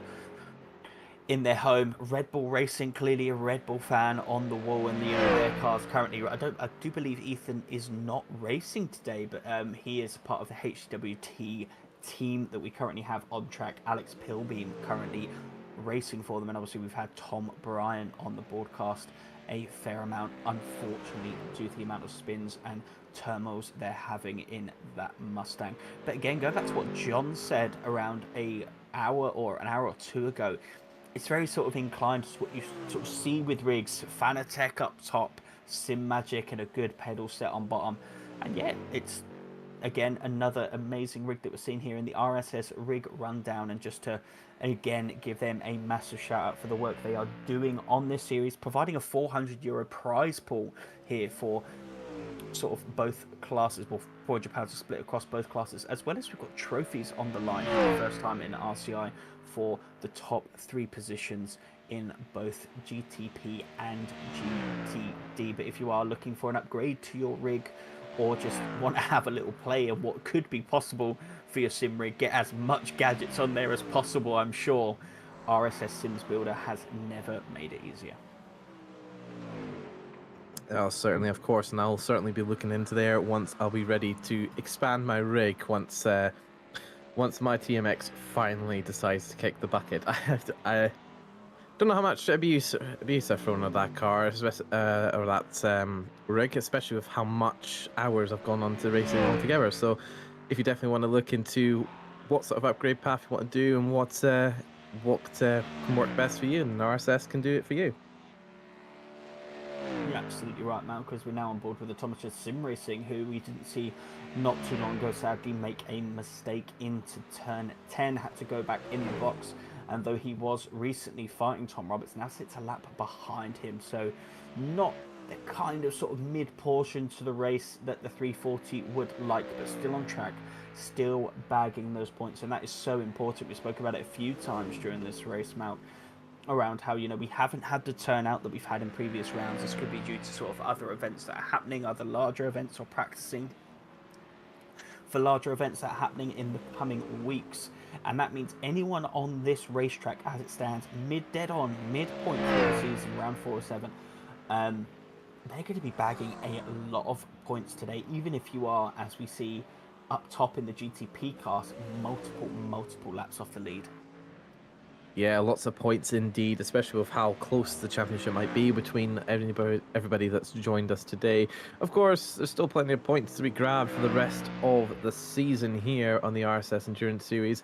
Currently, we're sitting at round 4, Watkins Glen, but of course, the next 3 rounds being Road America for the 2 hours 40 minutes, Indianapolis for 3 hours, and of course, our grand finale at Road Atlanta for the 5-hour sprint to the grand finale. So, certainly be exciting to join onto there. But if you want to join yourself, even for a bit of fun on iRacing, you can always just sign up today on racerci.com. Yeah, you're absolutely right. And, you know, what we have here at RCI is not only the RSS Endurance Series, as we see Harry Conway, I believe, being lapped by the number 333, giving him a whole host of flashing, holding down that flash pedal as they come barreling down through turns 2, 3, and 4 and into the bus stop. I actually borderline would consider that shifter to be broken at this stage. I mean, as aggressive amount of flashing, almost going side by side into the bus stop. But Harry Conway there actually getting a black and white flag for cutting that chicane and getting a bit of a slowdown, having to let Adrian Galeo through. Now 3 laps off the lead, but still, 3 laps off of P2, but still in that podium position. But yes, you're absolutely right, Malk. Not only do we have the RSS Endurance Series here at RCI, but we do also do a lot of work over at ACC and LMU. ACC currently have 2 championships brewing, cooking up. We have the mini British DT, which is essentially take the British DT calendar, halve the race lengths, and that's what we're going to be running every single Monday from June 9th. A championship which I know me and you, Malk, are incredibly excited for. Another one on ACC is our 8 Hours of Suzuka coming up imminently. That's in 2 weeks' time, and that's not only for our sort of World Tour competitors, but also for anyone that is looking just to join that race and flex their muscles on a one-off through the iconic and incredible racetrack that is Suzuka. Sign-ups are open and ready for that. But as for LMU, we have just finished our Friday LMGT Sprint Championship, which was an incredible, very tight championship in both the Pro and AM categories, which ultimately saw, I think, Martin Lawrence take the win in Pro and Marco van der Velken take the lead in the AM category. So we can only imagine that the RCI event managers will be cooking up a new LMU championship to fill that Friday spot very, very shortly. Certainly would be exciting things going ahead for the future for 2025 on RCI. Plenty of events, plenty of, obviously, a lot of action between them through for this year so far and towards the rest of the year. So it'll be exciting to see what our EMs are going to be cooking up alongside. But of course, back to the action here. We're currently in the car 74 with Justin for Drake's draft with the weapons manager 74 Cadillac. It's just Ted Edwards always says this a lot, but the Caddies is just probably one of the best sounding cars in all the GTPs. Well, now I'm going to go completely against you and Ted here and say that I am a Porsche man through and through, supporting no, 369 to the end. Don't get me wrong. I love the Caddies sound, but there's one car that sounds. I know what you're going to say. You already know it. Ferrari. Oh, come on. You always love the Ferrari. Everybody loves the Ferrari. But no, I think it's probably got one of the best sounding ERS systems in the whole group. It's not the best sounding engine, but when you hear the ERS sounds when you're downshifting or when you hear that electrical system going by, it's just enough just to make you feel great. So, as we've got to see, the Weapons Manager 74 car, the car we're watching right now, has got a black flag for track limits, as well as Nicholson for the 340 for Thomas Edge Sim Racing for the likes of the Mustang as well, as Ted Edwards is having a little look for us at the meantime. So black flags for them too for the meantime. So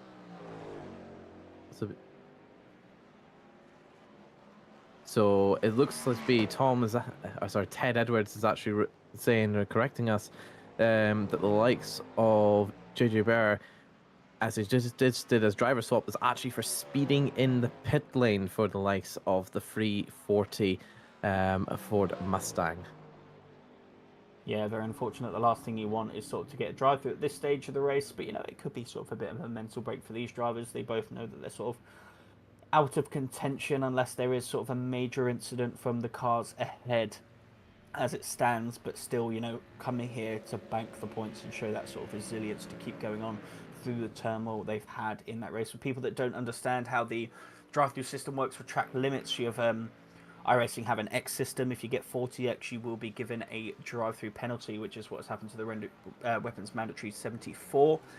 Anything over an 8X after that will be an additional drive-through. So there you get those guys. Dustin Dijkstra in the 74 and his team need to be squeaky clean from this point out in the race unless they want to take another trip down the pit lane. As for JJ Burt speeding in the pit lane, I can't say anything bad about it. It's almost like a rite of passage. Everyone needs to get a penalty for speeding in the pit lane as it stands. But again, one of those frustrating ones that we all do get from time to time. Yes, exactly. It's just one of the things that obviously it's one of those things where the rules are made for safety wise, and while it is used in real life, it can also apply to the likes of sim racing, with the likes of how the technology has progressed in so few years.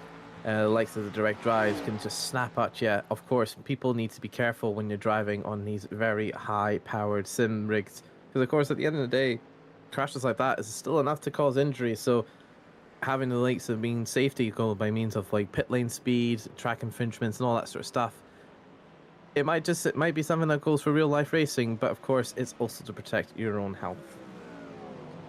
Yeah, absolutely. So right on board now with the CRF Motorsports car, who's again lost about 10 seconds since we last spoke about these leading pair in the GTP category. So still, whether he's taking it chill and just bringing the car home, or there's genuinely a pace disparity between these two cars, let it be known, even though it's a 50-second gap, he will be feeling that one and wanting to make sure he himself is absolutely squeaky keen, not only for track limits, who I believe if you're in another sim that would be a track limit, but not here in iRacing. You can exceed the yellow line at that particular corner. But it has to be said, Ben Ford driving a clinical race, did the most important thing in the wet conditions earlier, kept it on the road, didn't make a mistake, unlike everyone else in the GTP field, kept it clean. It doesn't matter if he was going slow, which he wasn't, may I add, but he just kept it on the circuit, and that has given him this colossal buffer. Previously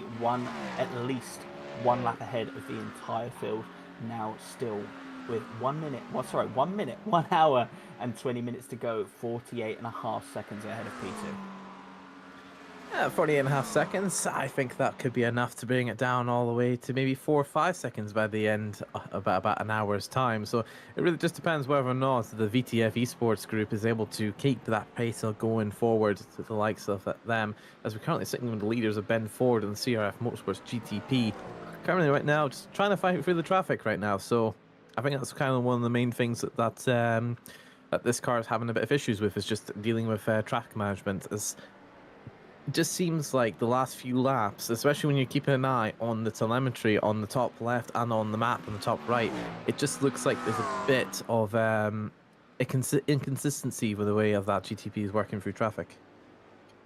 Yeah, and obviously multi-class does giveth, multi-class taketh. Boom, I've said that twice in this stream already, Malcolm. You know, it is a phrase that I probably say a bit too often here when broadcasting here on RCI, but it's such a true statement. For these GTPs, it's not about being the fast car on track. Well, it is ultimately, Ben Ford being the key example at this stage. But how you manage the traffic, how you get around these GTDs can really be a make or break when it comes to your race. Even though we didn't see it on the broadcast, we do theorise that the 333 actually unlapped himself due to traffic management, whether Ben Ford in the 9 and the CRF Motorsports car had a bit of an issue with traffic, whereas the 333 was just able to sail through and get them both there. Traffic management is absolutely key, and even though we don't have a massive field like we're used to seeing in the RSS Endurance Series, it is still a massive factor. Like coming down here, you've got so much speed coming into the bus stop, but if you don't pass a GTD, by the time you get to that bus stop, you're behind them. And let me say, when you're going through that bus stop and you're behind a GTD, you must feel like an absolute snail. And where you lose that time, the car that's chasing you, albeit 47.5 seconds behind, they could get straight through. And traffic management in these multi-class races is absolutely key. And you can see that there, you know, up the inside, didn't lose that much time in that particular corner. But we come to another one, he may be held up, and it's all about that ebb and that flow that you see in multi-class. It's not about being the fastest, it's about managing the traffic and keeping consistent, as we see P2, the 333, coming into the pits. Yes, it's where I think it'll be their final full stint they'll have to do before they do a splash and dash towards the end.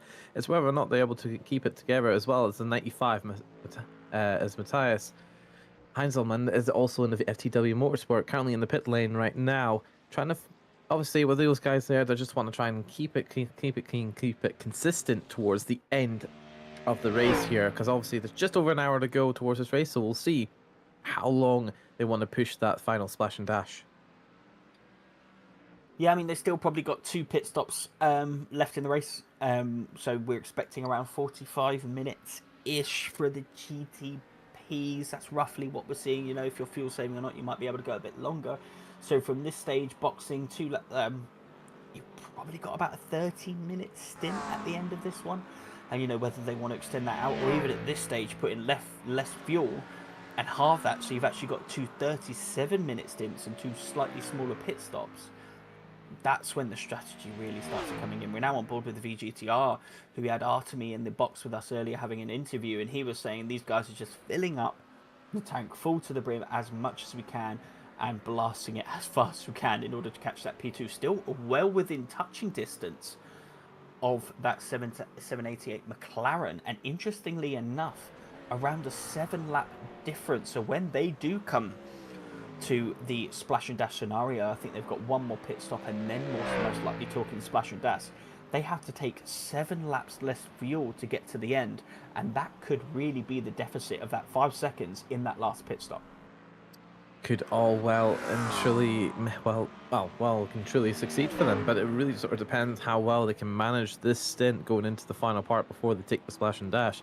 Because of course, there's still plenty of time, plenty of opportunities for mistakes to occur. So we've seen that quite a few times already with just even just touching a curb or even just going a little bit too fast in some corners, that it's enough just to fling you straight to the barrier. Because remember, this track is very narrow, very tight, and there's really no room for mistakes here.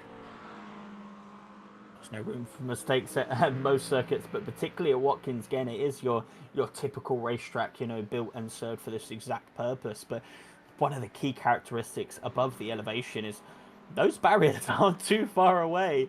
You know, when you go to sort of an F1 style circuit, those sort of grade 1 FIA rated venues where you've got the long runoffs, albeit with gravel or a bit of tarmac. I mean, coming through here, turns 3, 4 and all the way up into the bus stop in 3-5, you are encased in that barriers. Any mistake through this section, a door bang with a car, if you're going side by side, you could find yourself with a hefty bit of damage into the wall. And we've seen many victims across the past sort of 4 hours and 45 minutes who have succumbed to those barriers. That's one of the key characteristics here is Watkins. Again, it's fast, it's flowing, and it is extremely tight. It will punish you for those mistakes. I certainly will, especially if you haven't got the tires to go for it. But it seems like to be obviously, well, a lot of these cars are here to the end for that point here, because of course they've all gone through it all, whether they've touched the wall, touched the car, or anything like that. It's just a matter of attrition as we go into the final act. It's just a matter of not a matter of if, but when they'll finish.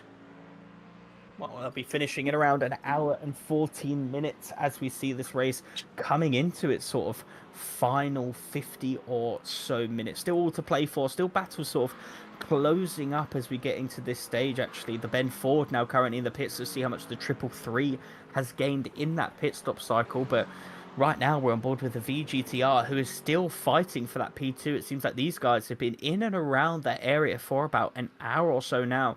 That McLaren done so well to come from such a poor first stint to climb all the way back up the field. Once it's got to P2, has almost just stagnated as to where it is and is finding itself not being able to get the legs that it has previously done on all the other cars, and the number 14 is really keeping tabs with these guys. I think this could be one that will run right to the wire. I don't think it's that the McLaren has stagnated. I think it's just more because the Mustang has unlocked more pace out of the car itself, whether it's trying a new line or trying a new different sort of strategy when it comes to the way that their cars have worked out. So I think so far right now the McLaren is doing the same job it's always done. It's just a matter of as it sees. Sorry, we're getting a little bit distracted there from Tom Wyas for FTW Motorsport going off of the bus stop chicane, almost taking out Harry Conway, the Speed Juice Horseful car. It's very close onto there, so there has been damage as there is a meatball flag. What do you mean by meatball? It's a black and orange flag, which means there's significant damage to the car. So we'll see if we get a chance to see a replay of that incident over towards the bus stop chicane, and we will. Coming up onto the curbs there, just take too much of it, just lost the rear end and just locked up straight into the barriers. So that'll be an issue where the rear axle will be completely snapped off there. So it's whether or not they can able to limp it back into the pit lane, get it fixed up and send them back on their way, because again, they've got a big distance, so they haven't lost out too much when it comes to the damage they're taking. Yeah, very unfortunate from the FTW Motorsport, driven by Tom Weethas. It just seems like going side by side with the weapons mandatory entry into the bus stop, but obviously lapping the number 74. As you can see, a very wonky steering column there by Tom Weethas, but being on the inside meant he had to take a much more of a tighter angle into that bus stop curb, mounted it a bit too much. That unsettled the car, and ultimately what we spoke about not too long ago, Malk, was succumbed to the very, very close and nearby bunkers. He actually just rides straight on board with a Macca, which just feels like it could just run over that curb, no issue at all.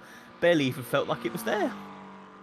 Yeah, the GTDs can obviously take those corners much better than the likes of the GTPs, because again, the GTPs are very much cars are very sensitive to it, because obviously a lot of the aerodynamics and all that are based upon the speed and everything else in between, while the likes of the GTDs, they very much they can just power through anything when it comes to the amount of curbs. So of course, with some exceptions on some of the curbs. Yeah, you're absolutely right. The GTP is probably running a bit of a higher ride height, bit of a softer suspension package as opposed to the GTPs, which, you know, are optimized for that floor level downforce, much higher downforce package, therefore a lot lower to the ground to get that suction on the floor, and from that not being able to utilize the curbs in the way that we see these GTDs go as we ride. Well, we're still on board, sorry, with Matthias Leteo in the ERE Race Esports team. Currently around a lap behind, but that's because of sort of the alternate pit strategy. We are expecting Florian Durkov in the 96 to pit not too far from now, and they are on a massively different strategy to what we sort of see from the other cars. Still being chased down into the Macca by the VGTR Esport, who is just slowly chipping away at that lead. 3.9 seconds last time we spoke, 3 seconds now, so he is hungry. And again, going back to the hunter or the hunted mentality, it does seem like Huna Hornsey is definitely one who is seeing that carrot in a McLaren format ahead of them and going, I am chasing that thing down.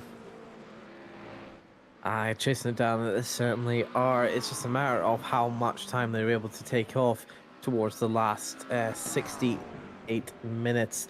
Going on to that point there, it's still plenty of time, plenty of opportunities for any of those cars to be made. So it's just whether or not we'll get a chance to see if anything will get to happen, which we'll sure get to see it once it happens here, Callum. But of course, with just over an hour to go, the pit stops should have come and gone by. It's just a matter of just trying to make it to the splash and dash in about 30 or so minutes.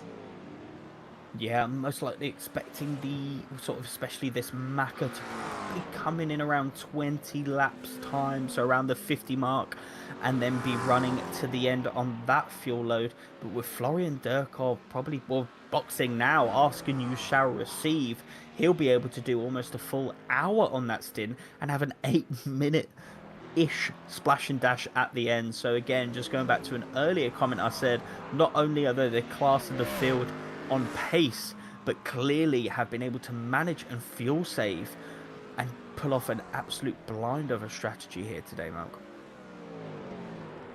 Certainly is a blind of a strategy indeed as they go towards the corner's boo there. But of course, when it comes to blind strategy, there has to be some foresight that needs to be made in order to make those strategies play out the way they want to. Because again, if you can't get your strategies right, you can't get the places. But you can see there we're currently in the likes of Martin Varga in the CRF Motorsports in the McLaren. Quite a nice little McLaren. I was almost mistaken it as a Ferrari for a second there, as I think one of the LMU liveries has almost sort of this exact same look to it as well, but certainly is one that is very stunning. Very crisp, clean livery on this Maka. It is definitely one that I particularly enjoy. I absolutely love the red on the side, sort of boxing it in. I think I might have just got a bit of livery inspiration looking at this for our next championship, Malk, for a car that I'll be potentially running. But yeah, CRF Motorsports have again had a sort of quiet-ish race. They were one of the unfortunate souls who selected the dry tyre in that initial wet stint. Had a few incidents because of that, and just slowly climbing the ranks, keeping it quiet, keeping it consistent ever since the road's gone dry, and are actually finding themselves closing up to the number 34, only 13.5 seconds behind, clearly with a lot more pace behind them as well, and actually currently behind the car in P3, who can really just pull them along. So use that slipstream if you can get close enough in the VGTR eSport Mustang to catch up to the other following Mustang. But 13.4 seconds behind, this is another battle that again is brewing between these two cars. So a fight for P4 is on. I think we lost Callum for half a second there, but obviously the likes of Martin Varga trying to power through the likes of going up the hill towards the bus to the chicane there.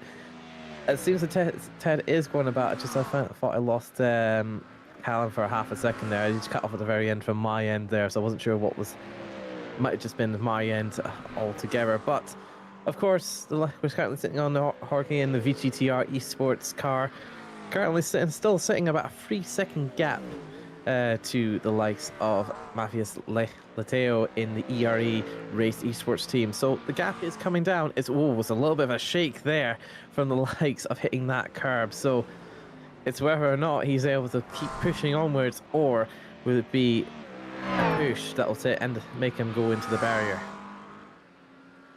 Yeah, VGTR clearly pushing every inch of the road in that Mustang in order to try and catch the McLaren of the ERE Race Esport team. I said ERE sounded like a bit of a robot there, apologies. But going back to sort of the livery discussion, one that I haven't spoken about today, and one that I do really appreciate, and you can guess because it's pink and purple colours, is the VGTR liveries that they have. They did previously run a GTP entry as well, and they had a very similar livery on that. But I would go as far as to say, probably my livery of the championship, Malcolm. Yeah, I could agree with that. It's definitely one that's definitely out there when it comes to its both uniqueness of both the colour and the scheme itself. Sort of almost like a schematic sort of, when you see like these computer schematics of how they're built and all that sort of stuff, like trace lines. That's what I'm trying to think of when it comes to there. So obviously once you get a livery like that and something as unique as that, it just makes it stand out even more. Yeah, you're absolutely right. I'm definitely going to have to get on the phone to their livery designer. But while we talk and waffle about liveries, there's one particular livery I do want to see because we've got someone who wants to come and join in for an interview. Let me just pull them in. Hello, Tom Roberts. How are you? And welcome to the RCI broadcast, currently running the Iron Brew Acura car. You haven't had a quiet race at all, have you, Tom? Absolutely not. No, it's it's been fun. I'll put it that way. It's been a lot of fun. A bit frustrating. I'm not gonna lie. There's certainly pace in the car that I think we may have just got completely wrong with the setup.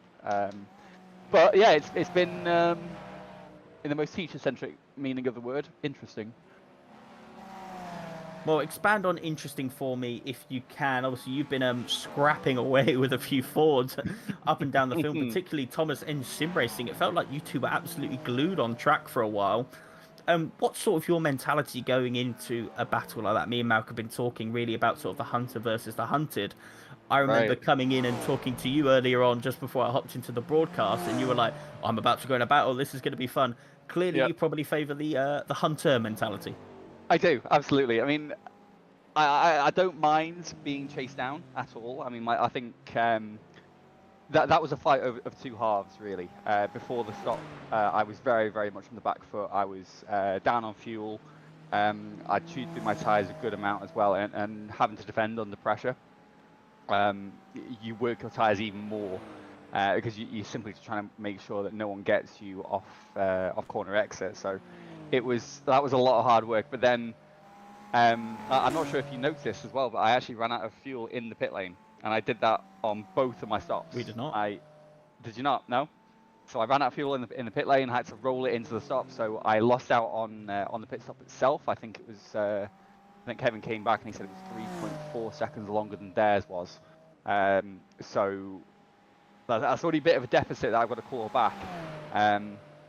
But I always feel like I'm faster when I'm chasing somebody down. And I like you said, that hunter mentality, it's easy to fall into a mindset where you are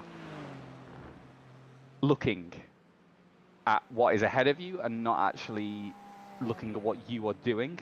So the amount of times I've seen people just, have that train track, the railroad mentality where someone does something unexpected and you just go to the back and you collect them, and all you've done is follow exactly what they've been doing. That is the worst thing you can do when you're in a fight like this as well.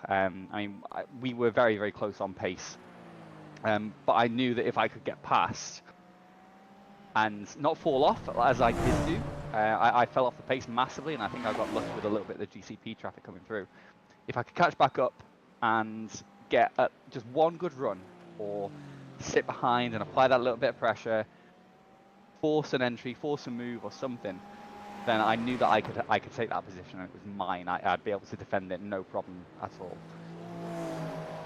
Yeah, no, you certainly did a great job in order to do both the defending and the attacking, of course. But when we saw you defending against the likes of the Mustang that was chasing behind you, when you took the curves very aggressively, was that something that that you were doing as like sort of intentionally, or is that something that you were just doing as like a sort of as a last grasp in keeping the place? Because it looked like you were really pushing that car to its absolute limits on the curves, especially when, like, say for example, these cars can take the curves, but when you take it too hard, they kind of just bottom out and just go all over the place. That's true, but we designed the setup we had. Obviously, we started with a baseline setup that we procured from somewhere, but we had to modify that very well to suit both Kevin and my driving styles. So yes, I knew that taking the curbs aggressively is going to be one way to potentially cause an issue, but I knew that with the way that I had to set the car up for the two of us, that it could handle that sort of abuse. And I do think as well that a lot of people don't realise exactly how much curve you can take in these cars, particularly through the bus stop. You have a lot more grip on the exit of the first half of the bus stop than you think. So I was taking that line anyway, normally through the race, particularly when I was on push laps. If I was looking to go and claw back a little bit of time, or just get into a good rhythm, you look for a wide entry, smash that entry curb, smash that second curb, and then because you have that much rubber on the outside of the circuit, especially in the dry conditions now, and the track's been rubbering in brilliantly for the entire afternoon. It does give you that confidence to go, I know that if I plant it and park it on the apex, one, it's going to stop the person behind me. They will not be able to be in a position to make a move. If they are faster than me, they're going to have to slow up, or they're going to go into the back of me, which they don't want to do. And then also, it's going to give me the opportunity to carry more speed through the corner, take that faster line on exit. Yes, I might have to slow down a little bit going through mid-corner, but that's racing. That's how every car is stronger in different areas and has different strengths as well. And I know, for example, basically the entire mid-engine field is very, very good at mid-corner rotation as well, and keeping that lateral load held through the tyres. Whereas I think the front-engine cars, like the Ford, as you said, the BMW, the Mercedes,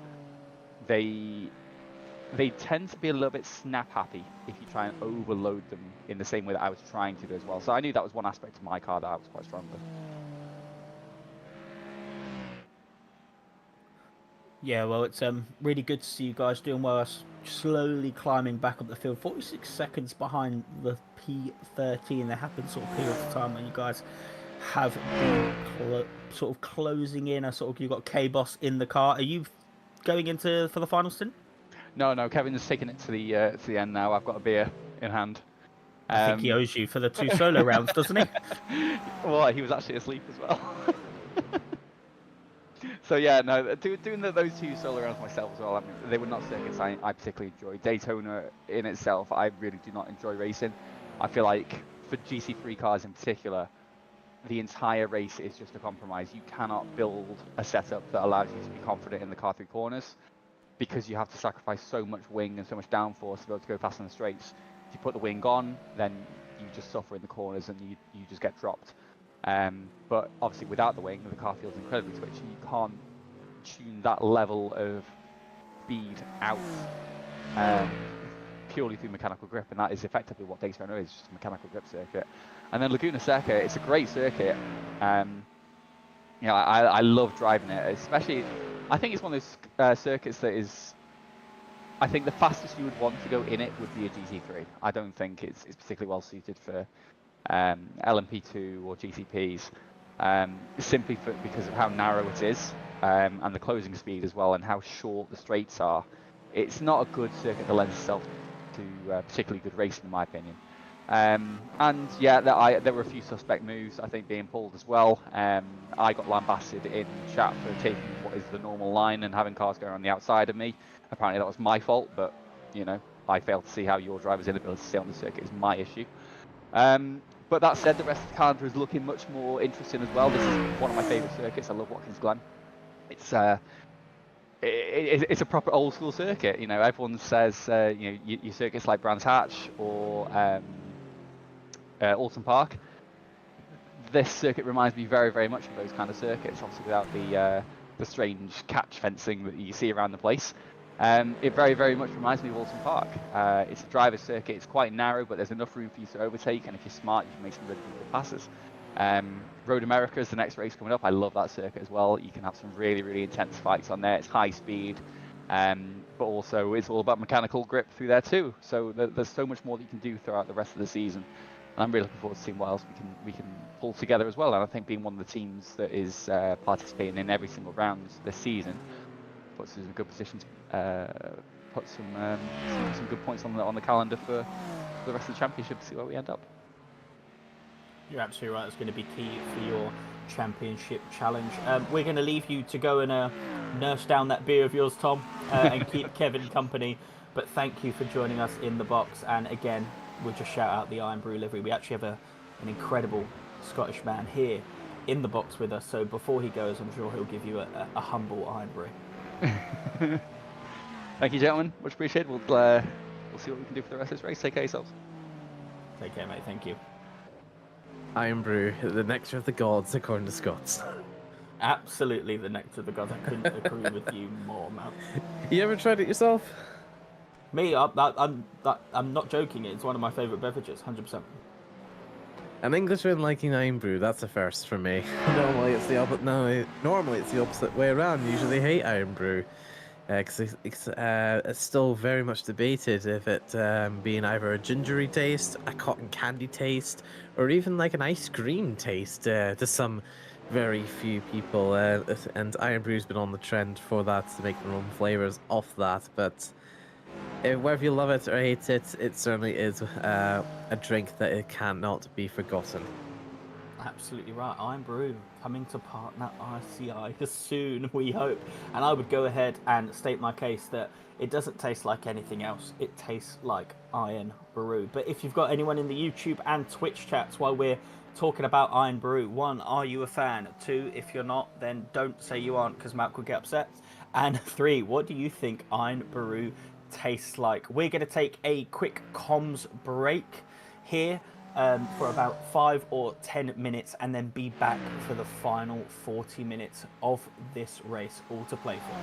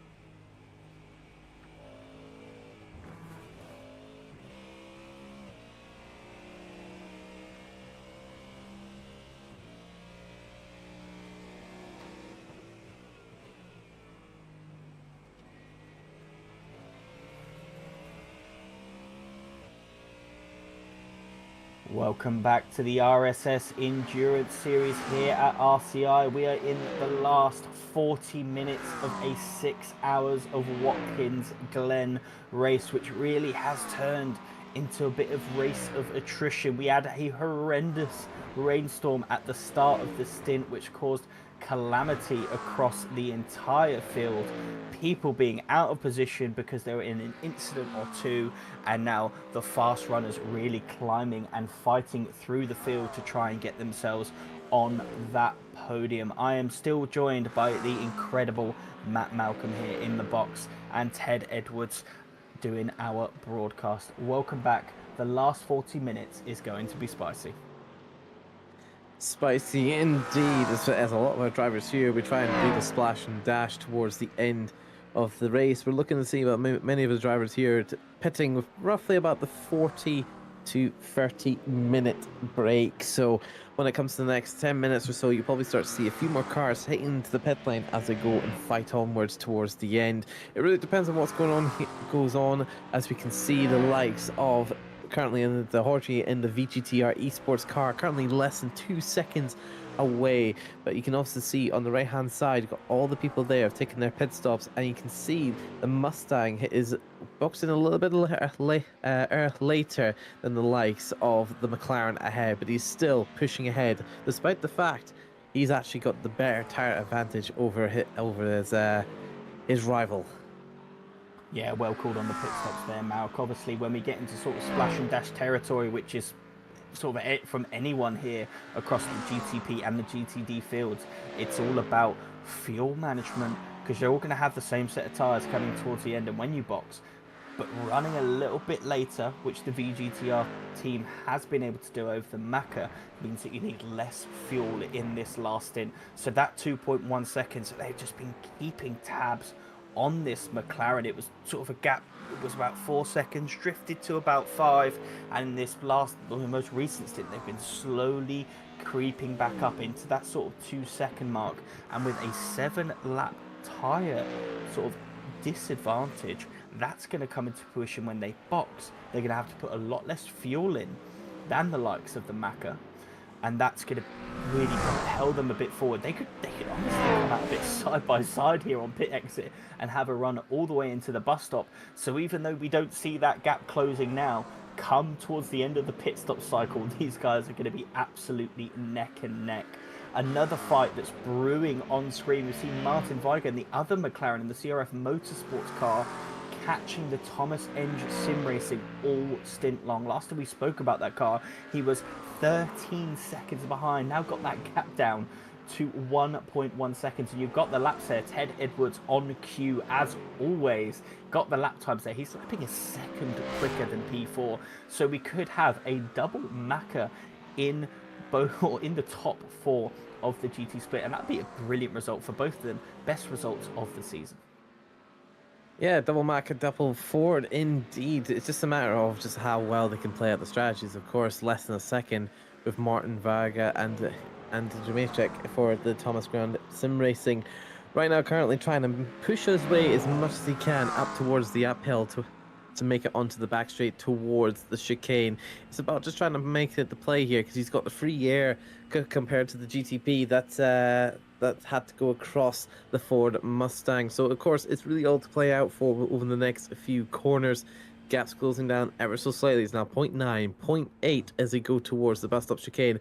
Didn't take as much curb as like some of our other drivers here today, costing a little bit more time onto there. About 0.2, 0.3 they lost compared over to the likes of the Mustang itself.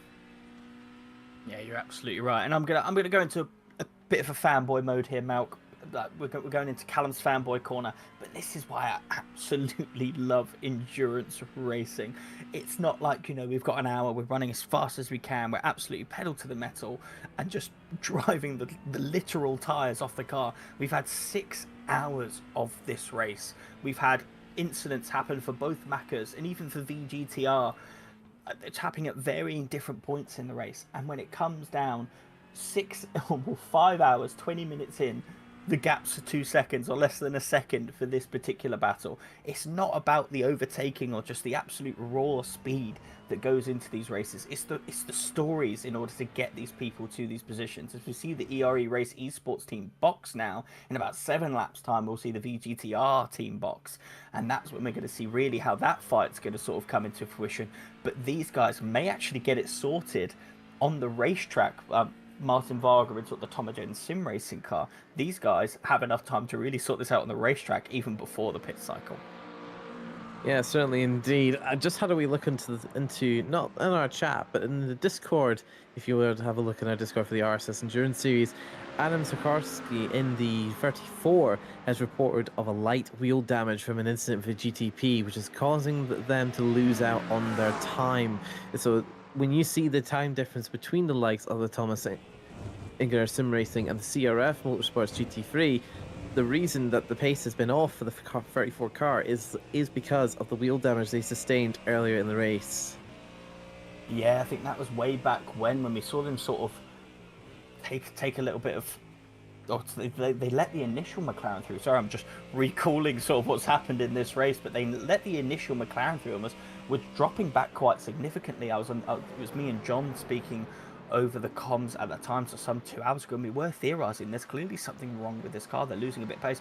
Whether that is sort of sustained into this section, which is why we're seeing this Macca catch up so quickly, and maybe they haven't opted to repair that in the box, and now they are sort of suffering and potentially losing P5 because of that. Whether they repair that in this last pit stop and, you know, can start rechasing back on this Macca remains to be seen, as they are now 0.3 seconds behind. Again, just talking about the different car characteristics, we've got the front engine Mustang, the absolute grunt of the Mustang, powering you through corner exits and down the straights. They are absolutely diabolical in a straight line. The Macca almost cries as you see it driving off into the distance. And then you've got the McLaren, such good cornering, such good aero package on there as we see them coming down. Like, you can see the mid corner, the Macca just gains, but then in the exit they're almost dead even. And we think actually the Macca is tucked right into the slipstream here. The Mustang obviously punching a massive hole in the air for this Macca.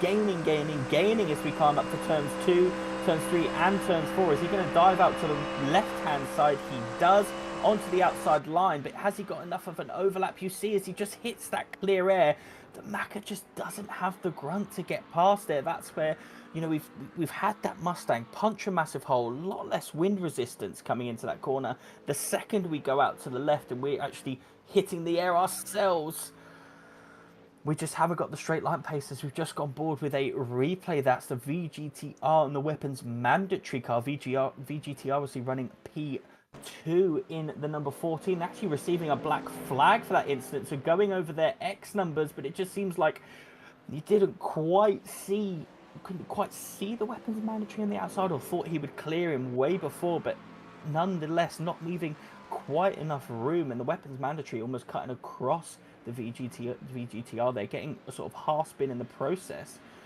but that's led the number 14 to get a black flag. He now has to take a trip down the pit lane. Does that now mean he is, well, I would say he's at risk of P3, but now he's secured P3, because obviously the number 78 is an alternate strategy. That sort of nullified our dreams of a fight for P2, Pug. Yeah, unfortunately so, and it's one of those things those things do happen. It was a little bit of a wider line that the VGTR did to make, but also it's just a matter of just trying to deal with the traffic, and just unfortunately it's one of those things where once you've been driving as long as this, or managing as long as this, it's just one of these things where you do make those small mistakes like that, and it's just going to be one of those things, unfortunately, that can and will happen, as we saw with the likes of the VGTR car with Horchy in the Mustang itself. But of course, there's still plenty of time left. There's still about half an hour to make up some time, but of course that really sort of depends on how what the other cars today make when it comes to the mistakes, as we jump back in to the likes of Kevin Boss in the really slow racing team in the Akira. Currently got a 0.6 ahead of Martinho in the eSim Racing Winter segment of the Ferrari itself. I do love the 296 with how it's V6 turbo pushing its limits to the absolute absolute max. But of course, Kevin Boss is a very capable driver. He knows this track well enough to pull off some amazing defensive moves. That's Kevin Tino. Bossy Malk, he's one of the best defensive drivers I know, that's for sure. Kevin has a real knack for making whatever car he's driving as wide as possible. But it is worth noting that this is sort of a pit stop overtake for Kev. The sort of Paolo Martinho has pitted on lap 173, the Iron Baru car on 148, and is still waiting for that final pit stop. So the number 13 has made his final stop. We're expecting the Iron Baru car to come down the pit lane one more time, but whether he wants to defend or just let that one go, I know Kevin, he ain't letting that car through, as the sort of the number 420 has got a run here on to turn 1, taking the outside lane. That's going to compromise the number 34 down this entire straight, because he's had to take a much tighter line, and you can just see how much closer the McLaren is. But I think he may have had to do a baby lift. It doesn't look like he has to, so he has momentum. Goes out to the left-hand side a lot earlier. Now we get to see a direct speed comparison, and even though he had that slipstream going out to the left, just cannot get the legs on the Mustang. I can see why Ted Edwards loves this thing. Yeah, it certainly is well loved in its own way, but the GTP is making its way around the corner of the bend there, making sure it can go for the traffic there, upsetting the Mustang just a little bit, but enough so that the likes of Martin Varga can keep in the back of the Mustang. Yeah, and it looks like they're just negating a bit of traffic here. Obviously, the core rule when dealing with traffic for the slower class, the GTD class, is stay to your line. The faster cars will come through. But you noted there, the number 34 darted to the inside, almost looking like he was letting that GTP through, and that has now compromised him, giving the number 40 another run. He takes the outside lane, displaces the number 34, does a bit of an up and under, and he could go around the outside of turn 9 here. If he does, this is going to be a monstrous move into here. It's so hard to plant the power down, but they stay side by side. Going into it, he's still going to have the outside, for turn 10. Is he going to hold it around there, just in sort of the dirty part of the racetrack? But he gets the exit. He's going to have the inside coming into the final corner, and he makes that move stick. The number 34 tries to go for an up and under, and now we're going to see the legs of the Mustang, not only from the sheer power of the machinery, but also through the slipstream that McLaren is now punching in air. He's going to have to go defensive into turn 1, have a compromise line up 2, 3, and 4, and I fear that we may see a position swap again coming into the bus stop. Can he maintain momentum? 2, 3, 4. Through turns 2, 3, and 4, he's right behind, darts up to the left-hand side, tries to tuck back into the slipstream, almost pushing him along, it seems. When is he going to try and make the move out? No, it does seem like he's looking to keep pushing him along.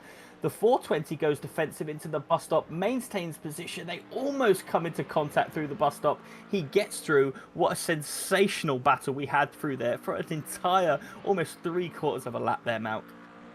Certainly do not want to see the onboard of that Mustang with how close that was between the legs of the two cars there. That could have ended really badly between these two. But that's currently right now the VGTR in the pit lane just now, currently 12 seconds behind the likes of the ERE Race Esports team. So there's still a bit of time yet to be gained when it comes to these with these two cars here. So we might still see a little bit of battling towards the very, very end of this race. Yeah, you're absolutely right. Obviously, the VGTR has just lost out massively because of that drive-through, but in all honesty, not lost as much as I'd have expected him to. Previously 2 seconds behind after the drive-through, and now his final stop for the race, only 13 seconds behind. And that's probably because we know he could take a lot less fuel. So imagine if he didn't have the drive-through there, drive-through probably around 20-25 seconds, he'd actually be 10 seconds clear of the P2 car. Thus sort of the benefit that the strategy would have gone. And now that's really going to sink in for the team. The understanding that mistake, well, not really mistake, it was just two cars occupying a piece of the racetrack, very unfortunate for both parties, has cost them a P2 hit here today as we ride on board now with the number 13. And what did I say? Even though there are alternate strategies, Kevin does not let a man pass. He is the hardest person to pass on this racetrack. I can almost guarantee that.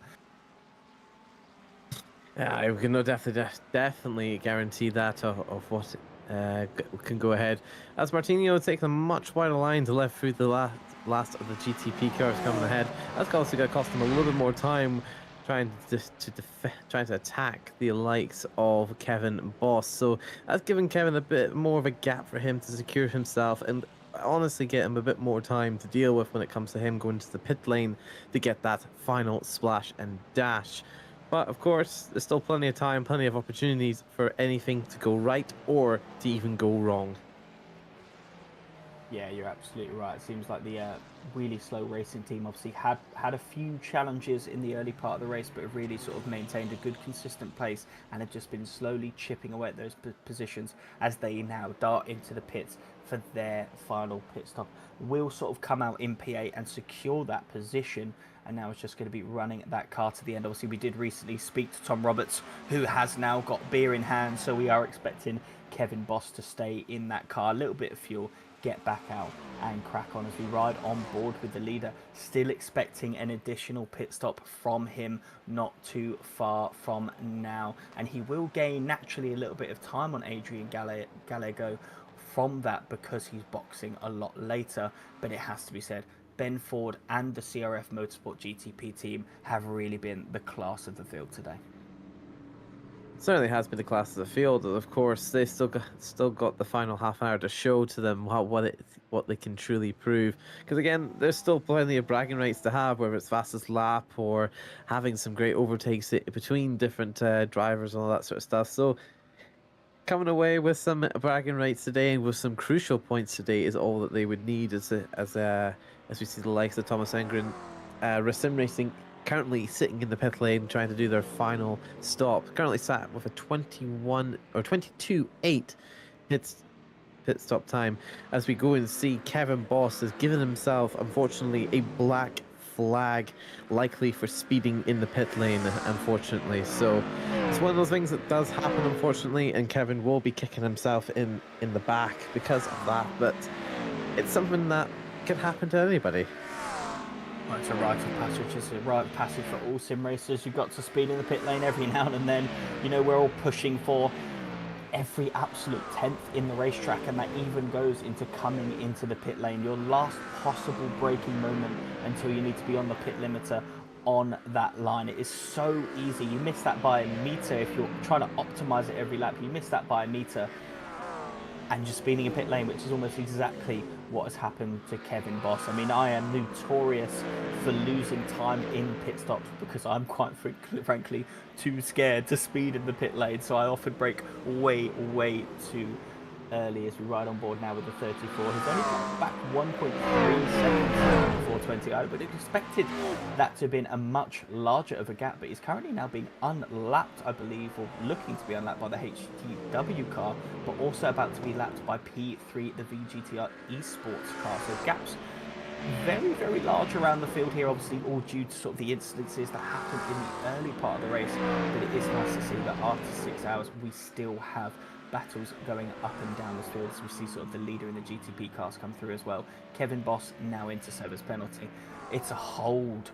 Ted's telling me it's a hold position, so that was a massive speeding in the pit lane here. And really we now need to be looking at where the 340 is on track, as they could be battling as they come out. Obviously he's a lap behind as it stands, and depending on how long this hold is, maybe P8 isn't secure for the number 31 car. Might not be, but of course this still really depends on how well they can bring it home, because at the end of the day it's about bringing it home. So it looks like they've managed to bring, if we go and sitting with the current car, it looks like they might not be able to well, they might be able to unlap themselves at this point here, Callum. I don't know if you agree, because can't really see their car number on the map just yet. Yeah, that is an unlapping for 340, but whether he'll get the full lap to get back onto Kevin Boss, I am unsure. Well, Kevin Boss is currently still in the pits. He's now back off the jacks, but hasn't got going again. So the 340 constantly gaining time on the number 31 car. He might have had an issue in the box. No, he gets away and going now. So he is securing PA, granted, if he's able to get back to the pits. But that's a 1 minute pit stop from Kevin Boss. Absolutely gutting at this stage of the race. Certainly is a bit guts. Yeah, certainly is getting at that point there, but of course it's just about trying to keep it calm, keep it cool, and keep it collected for the point of just trying to get the last 20 minutes of this race done. It depends whether or not you want to put this as a race to forget or a race you want to remember. But at the end of the day, as long as you've had fun, as long as you had a great time out on track, that's all that really matters in my books. Absolutely right. Fun is the main name of the game here. I mean, we wouldn't all be doing this if we're not enjoying it, and that goes for us in the comms booth, Ted on the broadcast, and everyone racing today. You know, there is prize money in the line, €400 prize pool that has been supplied to us by Ready Set Sim, as well as trophies on the line. But ultimately, you know, we're all doing this because of our love of racing, love of sim racing, and, you know, wanting to get that competitive edge on people. You know, it fuels our competitive nature, and also fuels our love for sim racing. I certainly will agree on to that part as well, especially when it comes to how much time, effort, and the blood, sweat, and tears that a lot of people put into this sim and into any sim or into any sort of anything that would cause them to gain that extra 10 for it, or even the extra second, of course. But of course, if you want to find that extra second, of course, you can always go towards the likes of our partner, Coach Dave Delta. They can able to provide you all the telemetry needs for both SL Corsa, Competizione, iRacing, Le Mans Ultimate, and of course GT Gran Turismo 7. Because of course, if you want to gain those extra temps or extra seconds, you can compare your lap times to that of the pros and find yourself a step closer. But of course, we can't forget our more important our sponsor for this season, Ready Set Sim, one of the leading customizable sim rig setup groups, so you can able to customize your own setups in order to get everything done. So from your base setup, so from your base to your wheel, to even to your to the rig itself, Ready Set Sim has all your needs for that as well. And of course, we've also got all of our partners in the bottom left corner rotating with Moser Racing, Green Man Gaming, and of course, we are a recommended community for the Motorsports UK esports.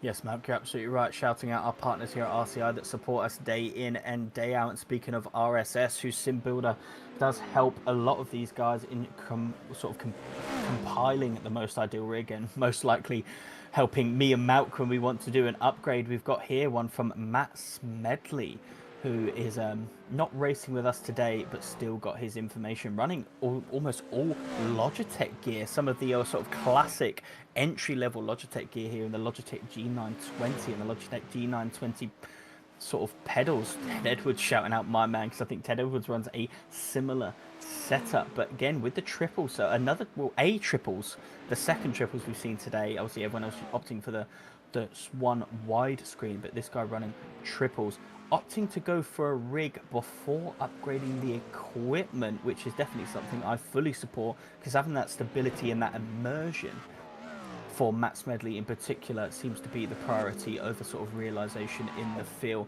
Again, Malk, I've got a hefty serving of Simrig envy.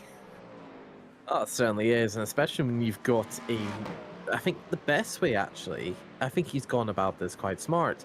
Going for a rig first actually gives you a best idea as to, it doesn't lock you down immediately with what you can get for your, for like, say, for example, your base, your wheels, or even your pedals. But it's a great start to have, especially if you're going for something like a sim rig that is quite well balanced, quite well structured, and well put together. And it just gives you a way for you to give yourself a great upgrade path to go what's next, especially if it's the one that is rated to take even the highest of the bases, like of our partners in Moser Racing, having the R21, having 21 newton meters of peak torque. So getting yourself sorted out with a rig like that can take the brunt of it can really help in the long run. Yeah, you're absolutely right. So now right on board with the GTD sort of leader. This is Florian Durkop, who again we're expecting a sort of a literal last minute splash and dash, probably like an 8 minutes mark. We'll see him coming in for his final pit stop on what has been an absolutely dominant performance in the GTD class. No one's really been able to come close to him. Like, FTW Motorsport has really absolutely capitalized on this opportunity. These two championship contenders are not in this race. They've signed out for this particular race for one way or another. FTW Motorsport Red are currently sitting in P3 and are going to be gaining a whole host of free championship points to really take them on the trajectory for this championship for the rest of the season. Yeah, certainly every point matters in a championship like this, especially if it's a long one with about 7, 8, or even 9 races in the season. Because of course, with something like this, like, you have to grab every point you can bag, and especially with these guys here for the FTW, they've done a good job in order to keep the lead, keep the points, and just bring it on home. And bring it on home is exactly what's going through his mind. 16 minutes on the clock. We're probably expecting around 8 or 9 laps. Well, not 8, sorry, around 9 or 10 laps left, and he's still yet to do a pit stop. Everyone else in the field has already boxed, with the closest battle on field being the number 34 and the number 420. We have P2, Matthias Leo in the ERE Race Esports team. 1 minute 27 seconds behind the leader as it stands. Obviously, the leader is yet to pit. Going down from there is a VGTR Esports car, currently 11.9 seconds behind. Sadly, fell victim to a late drive-through and really would have been contesting this P2 if that wasn't the case. From there, Martin Varga, very similar to here, who were on board with the 788 of Matthias Leto. Really just kept it quiet. Thought this first hour has been horrendous, but what can we do from here? And just slowly climbed up this field, and the top 5 is rounded out by the number 34 Thomas Enge Sim Racing Mustang, 2.3 seconds behind the number 420 as it stands. Certainly is great to see, especially with how long these drivers have been pushing for, especially with it as near the end of the race. That's when you start getting tired. That's when you start to feel the grudge that happens when you've been racing or sitting in an environment in all focus for so long. But there are some drivers that love to cherish moments like this, as we saw in our World Tour Series in round 2. Alexander Link driving the Lexus around the Nordschleife for 6 hours on his own. So there's drivers that do love the conditions like that. There's some drivers that much prefer just to take it hour on hour. But for whatever it's worth, as long as you're having fun, that's the way to go. Yeah, you're absolutely right. So we've got a lovely sort of external shots here from the blimp cam, I believe it's called, sort of showcasing the lovely scenery here in upstate New York. Watkins again being, for me personally, Malk, probably my favourite track in around this area. So 420's actually got a slowdown penalty. That could add a little bit of spice in this fight for P4.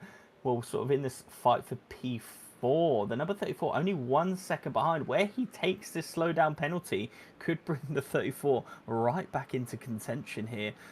I mean, how these guys are still going at it for this long, I don't know. It's just a matter of just sheer consistency and a bit of bashing around, really. Not that they're actually bashing their cars apart, but bashing around the corners and all that sort of stuff. So yeah, the gap's really brought down a bit more. I see also the gap between the VGTR and the ERE Race Esports team has also come down by another 2.5 seconds over the last couple of minutes. So it'll be interesting to see how much more of a pace advantage that those cars will have come to it. As we can see, between P4 and P3 right now, they both have the very similar pit stops. They don't have anything really going on between them when it comes to the final few laps here. There's no really much on the tire advantage or anything like that. No, it's just a straight fight out to the end, other than sort of Florian Durkov, who's got to do the final pit stop. I think a similar situation really in the GTP cast. Ben Ford has done his final pit stop, and I tell you what, the 33, the 333 to go a lap down to only 26 seconds off that lead position is unbelievable. He's going to be gutted at sort of the earlier stints where he got caught out in some of those rainy spells, because he's clearly showcased that he had the pace for the race win here. 26 seconds after being over a lap down is an unbelievable result. Billy Octane just doing his final stop for the Speed Juice and Horseflow entry. Those guys are having the best race they've had this season. Kept it clean, kept it consistent, and really benefited from other people making mistakes and having incidents. So the Speed Juice and Horseflow coming will be, hopefully, I don't want to say it, I don't want to commentator's curse, I almost don't want to big them up too much, Malk, but I can only presume they will be coming across the line in a well-deserved P3. It certainly is a really well deserved anyway, but it's just trying to make the push for the final part here. So of course they still need to keep it clean and keep it consistent and on the black stuff. So because another way that's them could be losing out onto it as we ride on the likes of Alan Gurkey for the Unger Sim Racing Group.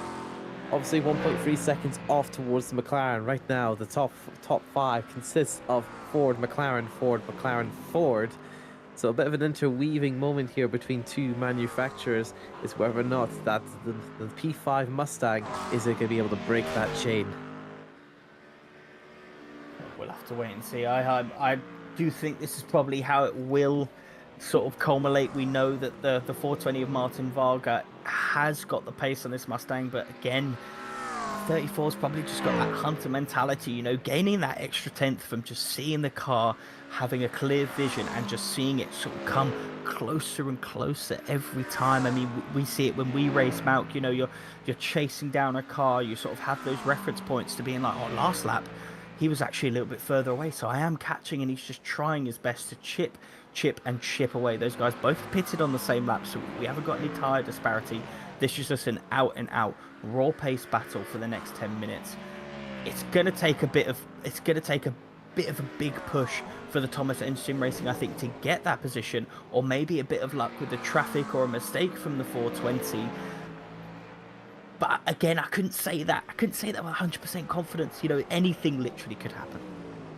Certainly can, but I'll ask you a question. If you were to take any car around this track in GTD and chase down this McLaren that the Mustang's chasing, what would you choose, and what sort of way would you come from an attack?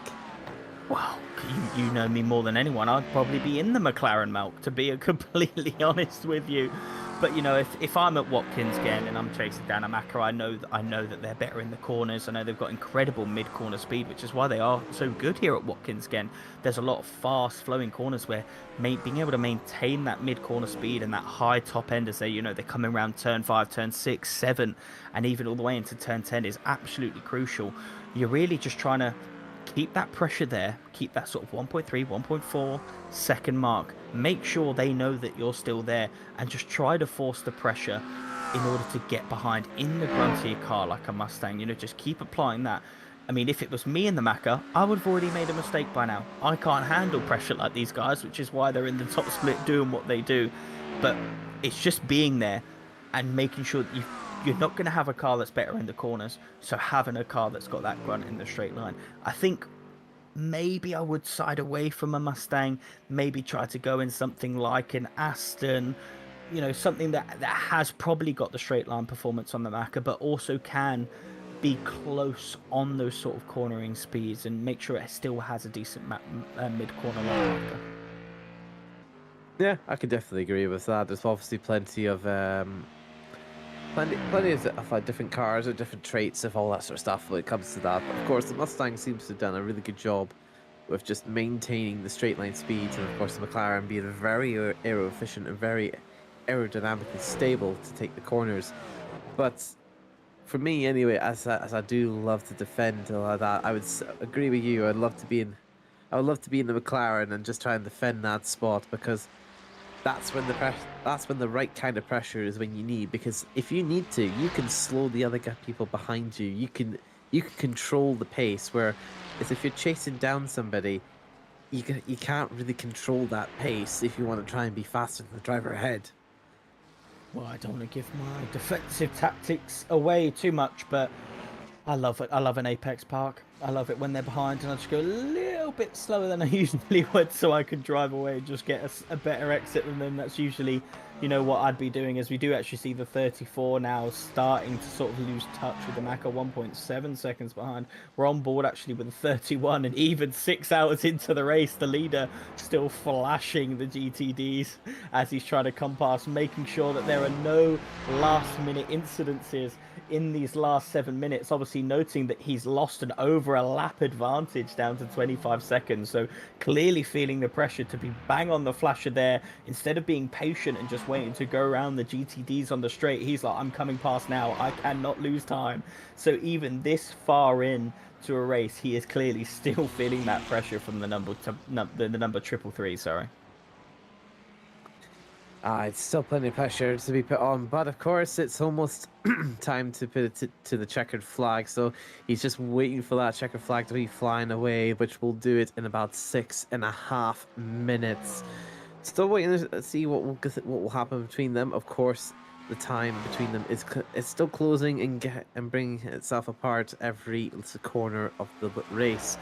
But as we currently sit down to Adrian Gallo of the VTF Esports there, he's made an absolutely brilliant charge onto there, but it's looking like when they're not going to be able to make the actual time that they need to be right behind the leaders of the CRF Motorsports GTP. But again, we can't obviously say anything about it without giving them a valiant effort. They put everything into this to trying to unlap themselves and then bring down the time.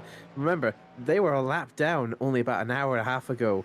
They've brought upon a lot of time, and unfortunately, if they had an extra 30 minutes or even an extra hour, they could have maybe taken that place back. Yeah, will definitely be a race of what could have been for these guys. Definitely a gutting feeling, knowing that they had really the pace to be on the top step, but still a P2 nonetheless.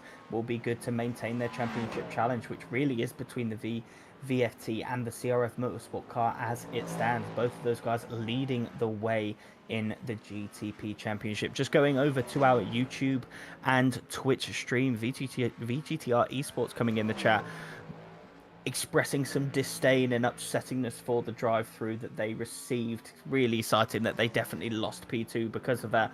We out here are absolutely gutted for you also, and we've also got some big love here for Martin Varga. That's Chowie, I believe. Forgive me if I've pronounced that wrong, but definitely the number 420 of Martin Varga in these particular last stints where he's been absolutely flying is getting a lot of love from our YouTube chats. Yeah, we do appreciate all the love, and we appreciate the everybody that has joined for us, and either whether you're watching as a spectator or even racing in one of our own series. We always would like to thank you for being a part of the RCI family in some way or another. Completely agree. And if you do want to get involved here at RCI before we just close off the broadcast and sort of see who does come across the line in first position, please visit us at racerci.com. We not only have long endurance events here on iRacing, but we're also running a considerable amount of LMU and ACC championships. We just closed out our LMU in the LMGT3 Sprint Series Cup, which saw Martin Lawrence take a win in Pro and Martin van der Velken take the AM win. But that was an incredible season across 6 rounds. I can only presume that the event managers are cooking up an incredible championship to come on that Fridays for our LMU series. On Mondays, we have our mini British GT race starting. That's starting in only 2 weeks, and I know me and Malk are unbelievably excited for that one to start. It's essentially just the British GT calendar, halve the race lengths, and that's what we're going to be going at it. Multi-class, both GT3 and GT4. If we get any more sign-ups in the GT4 split, we're going to be able to open up a second split in that championship, and that will be incredible for things here at RCI. We've also got an 8 hours of Suzuka starting in around 2 weeks time. Also, that's an 8-hour endurance race with your team. Not only is it just a one-off, but also for the World Tour points as well. So please, if you are interested in that, get involved. I mean, it's Suzuka. There's not a soul in the world who dislikes Suzuka as a racetrack. So even if you just want 8 hours of driving one of the greatest racetracks in the world, come and sign up. But of course, here, the RSS Endurance Series, this is only round 4. We've got 3 rounds to go. We're going to Road America. We're going to other rounds, and it's going to be incredible. We're only halfway through this season. Both championships wide open, especially off the back end of this round. What can I say? Get involved here at Race RCI as well, not only in what we're doing, but also on our social medias where we promote all our series and highlights from each race. Yes, we do love it. Yeah.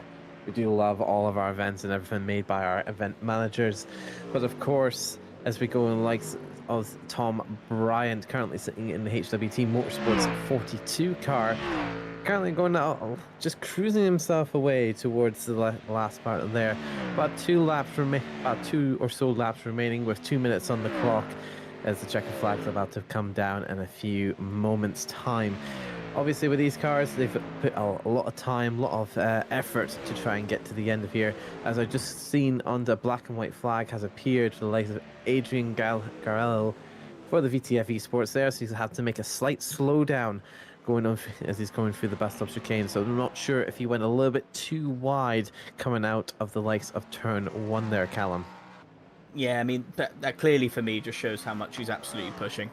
Even in the dying stages, you've got a minute and a half to go. You know, you've probably got 2 laps left in this race, 3 laps left in this race, and he's still giving it 100%.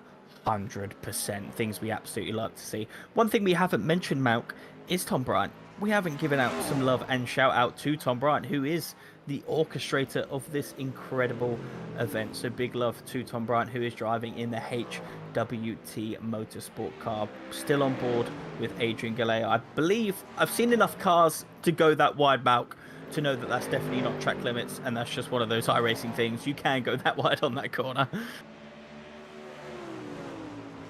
Yeah, because there is some places within iRacing, obviously, there's places you can cut, there's places you can take a little wider, because obviously when you're racing here, you're not just racing GT3s or GTPs, you're racing all sorts of cars here on iRacing, whether it's from Formula V to IndyCar equivalents, or even just, say for example, you can do NASCAR up onto these tracks as well. So with a lot of these cars here having so many different characteristics, so many different aerodynamic philosophies and regulations, of course they have to push the boundaries a little bit, but there's obviously some people that can definitely take those to their advantage. Yeah, you're absolutely right, as I do believe we are actually on the last lap of this race. It's been 6 hours. We've had mixed race conditions, and we have seen some absolutely dominant performances. None other by this man right here. Ben Ford in the CRF Motorsports GTP entry has led this race from start to finish, managed the wet weather to absolute perfection, managed the entire race to absolute perfection, gained himself an over a 1 lap gap, and has brought this home. Ben Ford is your winner of the 6 hours of Watkins Glen for the RSS Endurance Series. Yes, certainly is a great moment here as we sit in the likes of both P2 and P3 coming up towards the likes of the final straight, taking their final laps here. The great effort from all of our drivers here today, especially with having to take on the 6 hours of Watkins Glen. Here comes P2 of Adrian Garello in the VTF Esports here, taking it, as well as Martin Varga taking P4 for the GTD class. Yeah, incredible. And here is P1, Florian Durkov, another absolutely dominant performance in that FTW Motorsports Red Mustang. A worthy win, and you can see just by the way he's crossing the line there, flinging it left, flinging it right, clearly over the moon with that performance, and he should absolutely rightfully so, sorry. He has been absolutely dominant. Speed Juice and Horseflow, Billy Octane in the car. The number 369 comes across with the best result of the season, a very well-deserved P3. And I have to say, the number 74 of Weapons Mandatory has to get a massive shout out. They have come through absolute turmoil to cross that line. Those guys were in and out of the box, really struggling in the early portion of the race, and have showed true perseverance this race, as well as everyone has. There's been incidents up and down the field, but really everyone wanting to bank those points and really secure it for the championship fight. Resilience really has been the game here, and the FTW Motorsports Red for the GTD category and the CRF Motorsports car and the GTPs have been the absolute leaders in not only resilience but clearly in raw pace here. Deserved wins for both. Yeah, very well deserved indeed, especially with how much time and effort they've put into this race for today. Obviously, for everybody, wherever you place in the top of the podium, or in the back of the field, we always want to thank you for joining us for the race and hope you have enjoyed yourselves. As Watkins is certainly not a track that punishes. So one of those tracks that punishes ones that don't take too much attention.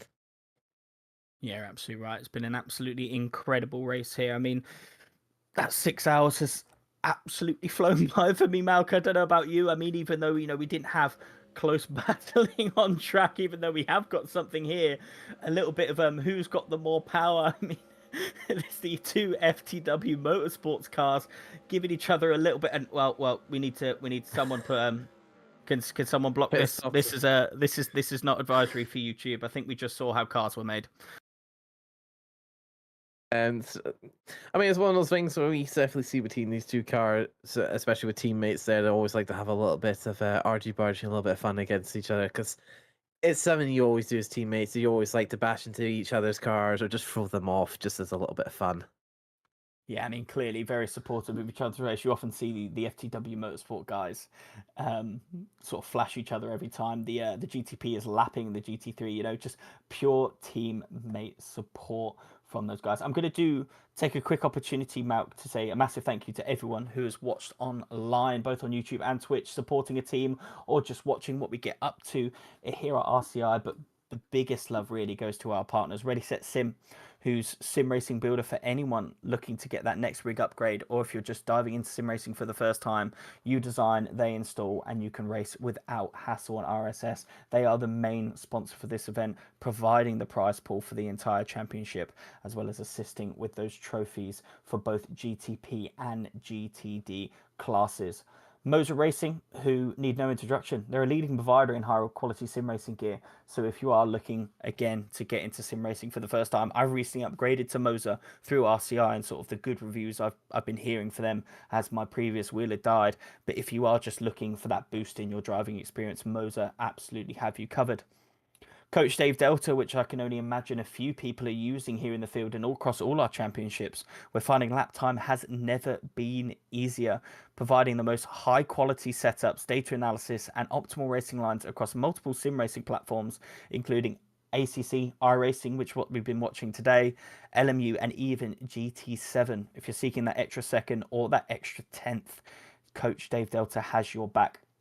And Green Man Gaming, where you can buy games and keys for the top gamer titles at a fraction of the cost, from the newest sim on the market like AC Evo or even LMU, to some of the masterpieces in gaming like Red Dead Redemption 2, which I know I'm picking up because the missus is giving me a look and wants to play that game, and she usually stays up to 5 a.m, bless her. So I'll definitely be picking up Red Dead Redemption 2 via Green Man Gaming. And of course, Motorsport UK, we are a recommended community here by Motorsport UK, and something we are very, very, very proud of, to be affiliated with Motorsport UK, an incredible partner here. If you have any, or if you do want any information on our partners, please check out our descriptions below and check out our social medias where we post updates to not only what we got going on here at RCI, but a lot of the highlights that we've seen from this race will also be going on there shortly. Well, without further ado, I'm going to close this one out. Thank you to everyone that has been watching. Thank you to the teams that have been involved, that have hopped into the box or just out there racing for those 6 hours and that incredible race.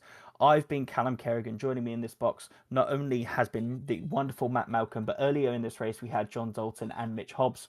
Ted Edwards putting in an absolute shift, as always, for this series. Doing the full 6 hours, bringing us those incredible pictures and replays. Ted never misses a mark. We thank you for everyone that's been involved, and see you next time. You ready? 3, 2, 1, go. Get behind the wheel, let's go. Grip the road, feel the flow. Thunder roaring, steel alive. Live this dream and drive. Tires burning with gasoline. Push the limits, chasing green. One shot, don't slow. Go on, we'll take control. Engines scream alive tonight. Blazing past the red line. Outrun the night, won't lose this fight. Follow the road, red line for show. We're chasing taillights, don't let go. Under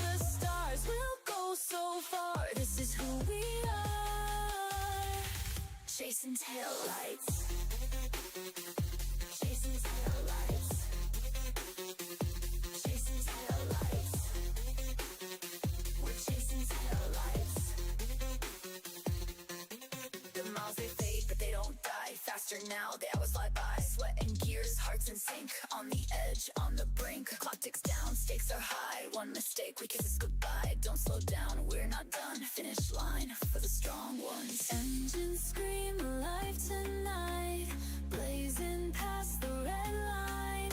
Outrun the night, won't lose this fight. Follow the road, red line for show. We're chasing taillights, don't let go. Under the stars, we'll go so far. This is who we are. Chasing taillights.